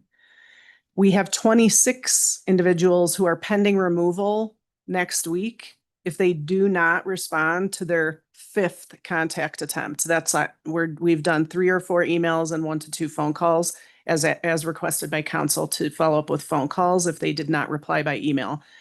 That is occurring on a regular basis. I predict that there will be another 25 to 30 removed within the next 2 to 4 weeks as well. So we continue to whittle it down as much as possible while trying not to add too many after the suspension. But it's those single occupancy households who we cannot place who are starting to rebuild that wait list. Does that make sense? Okay, I wanted to have that ready because I anticipated. Yeah, and I think we should have a work session on this at THA sub probably, and it can be part of our discussion of the review of the rental policies. I think we absolutely should see how we can improve this because I think it's a great thing that we've seen this waitlist suspension be successful in lowering our vacancies. So, you know, this is coming from I think we found one of the pinch points of why this is, where our system can be improved. So I think this is a good opportunity to look at how we can make these alterations to the waitlist policies to make it function more efficiently. Dan? It's a bit of a topic for another time, but I do think we need to keep in mind that the overall rental policy functionality, I'm worrying that how they are being implemented, we are selecting only for tenants who can navigate bureaucracy right now of being able to go through what is a complex process. I know we are working to amend those, so I don't need to belabor the point, but I'm okay with another extension of the waitlist vacation, but I am not wholly convinced in this moment that it's not a tool that might be necessary as part of our system down the road. Do you mean the application process when you say navigate bureaucracy? Yes, correct. Okay, so I think, and that's something we've talked about how we can improve as well. And we've worked with CAFE on updating our application and moving towards online applications. So I think all things are headed in the right direction. We're just not at the finish line yet. And hopefully we can keep finding ways to improve this through the process. But I think this is all good discussion points for the policy review. Agreed. Yeah.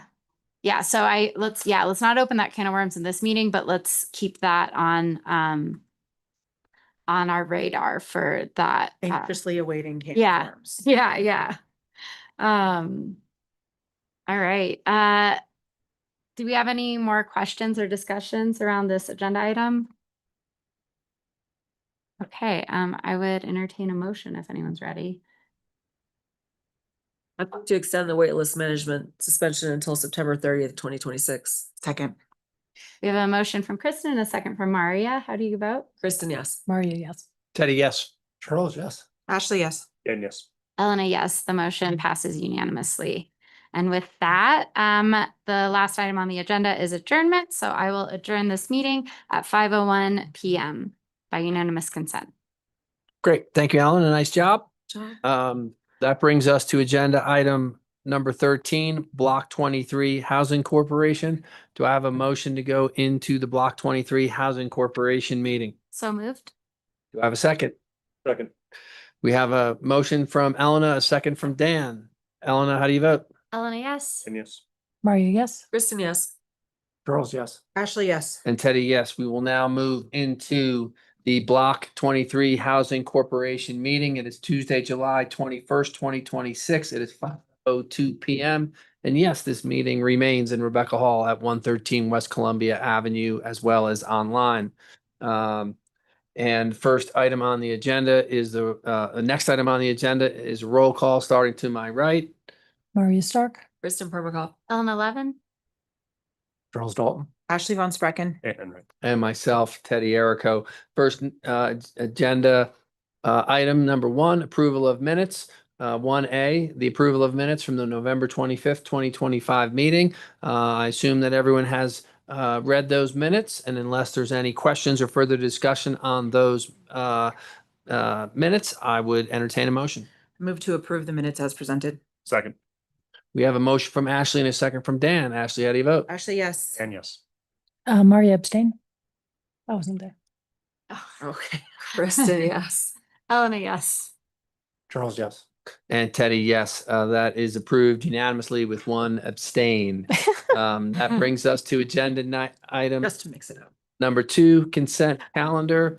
2A, resolutions of Block 23 Housing Corporation certifying the election of officers, retaining the chief executive officer, and retaining authorized signers. With that keeps me on as the chair, Tiffany. I don't have that. President. President. Thank you. And is there any discussion about other officers? I'm happy to remain as secretary and treasurer. Great. I'm That's happy to remain as vice president. okay, perfect. Is there any further discussion on that from council? No. No. There's nobody in the room to further discuss it. Is there anyone online, Tiffany? No. Then I would entertain a motion for 2A. And also that Zoe Denal remains the chief executive officer. Correct? Correct. Yep. And I want to note under, I think it's this number 4, we have added Tiffany Cavanaugh as town clerk, that position as a signing authority, and then of course substituted Patrick Berry for our prior finance director.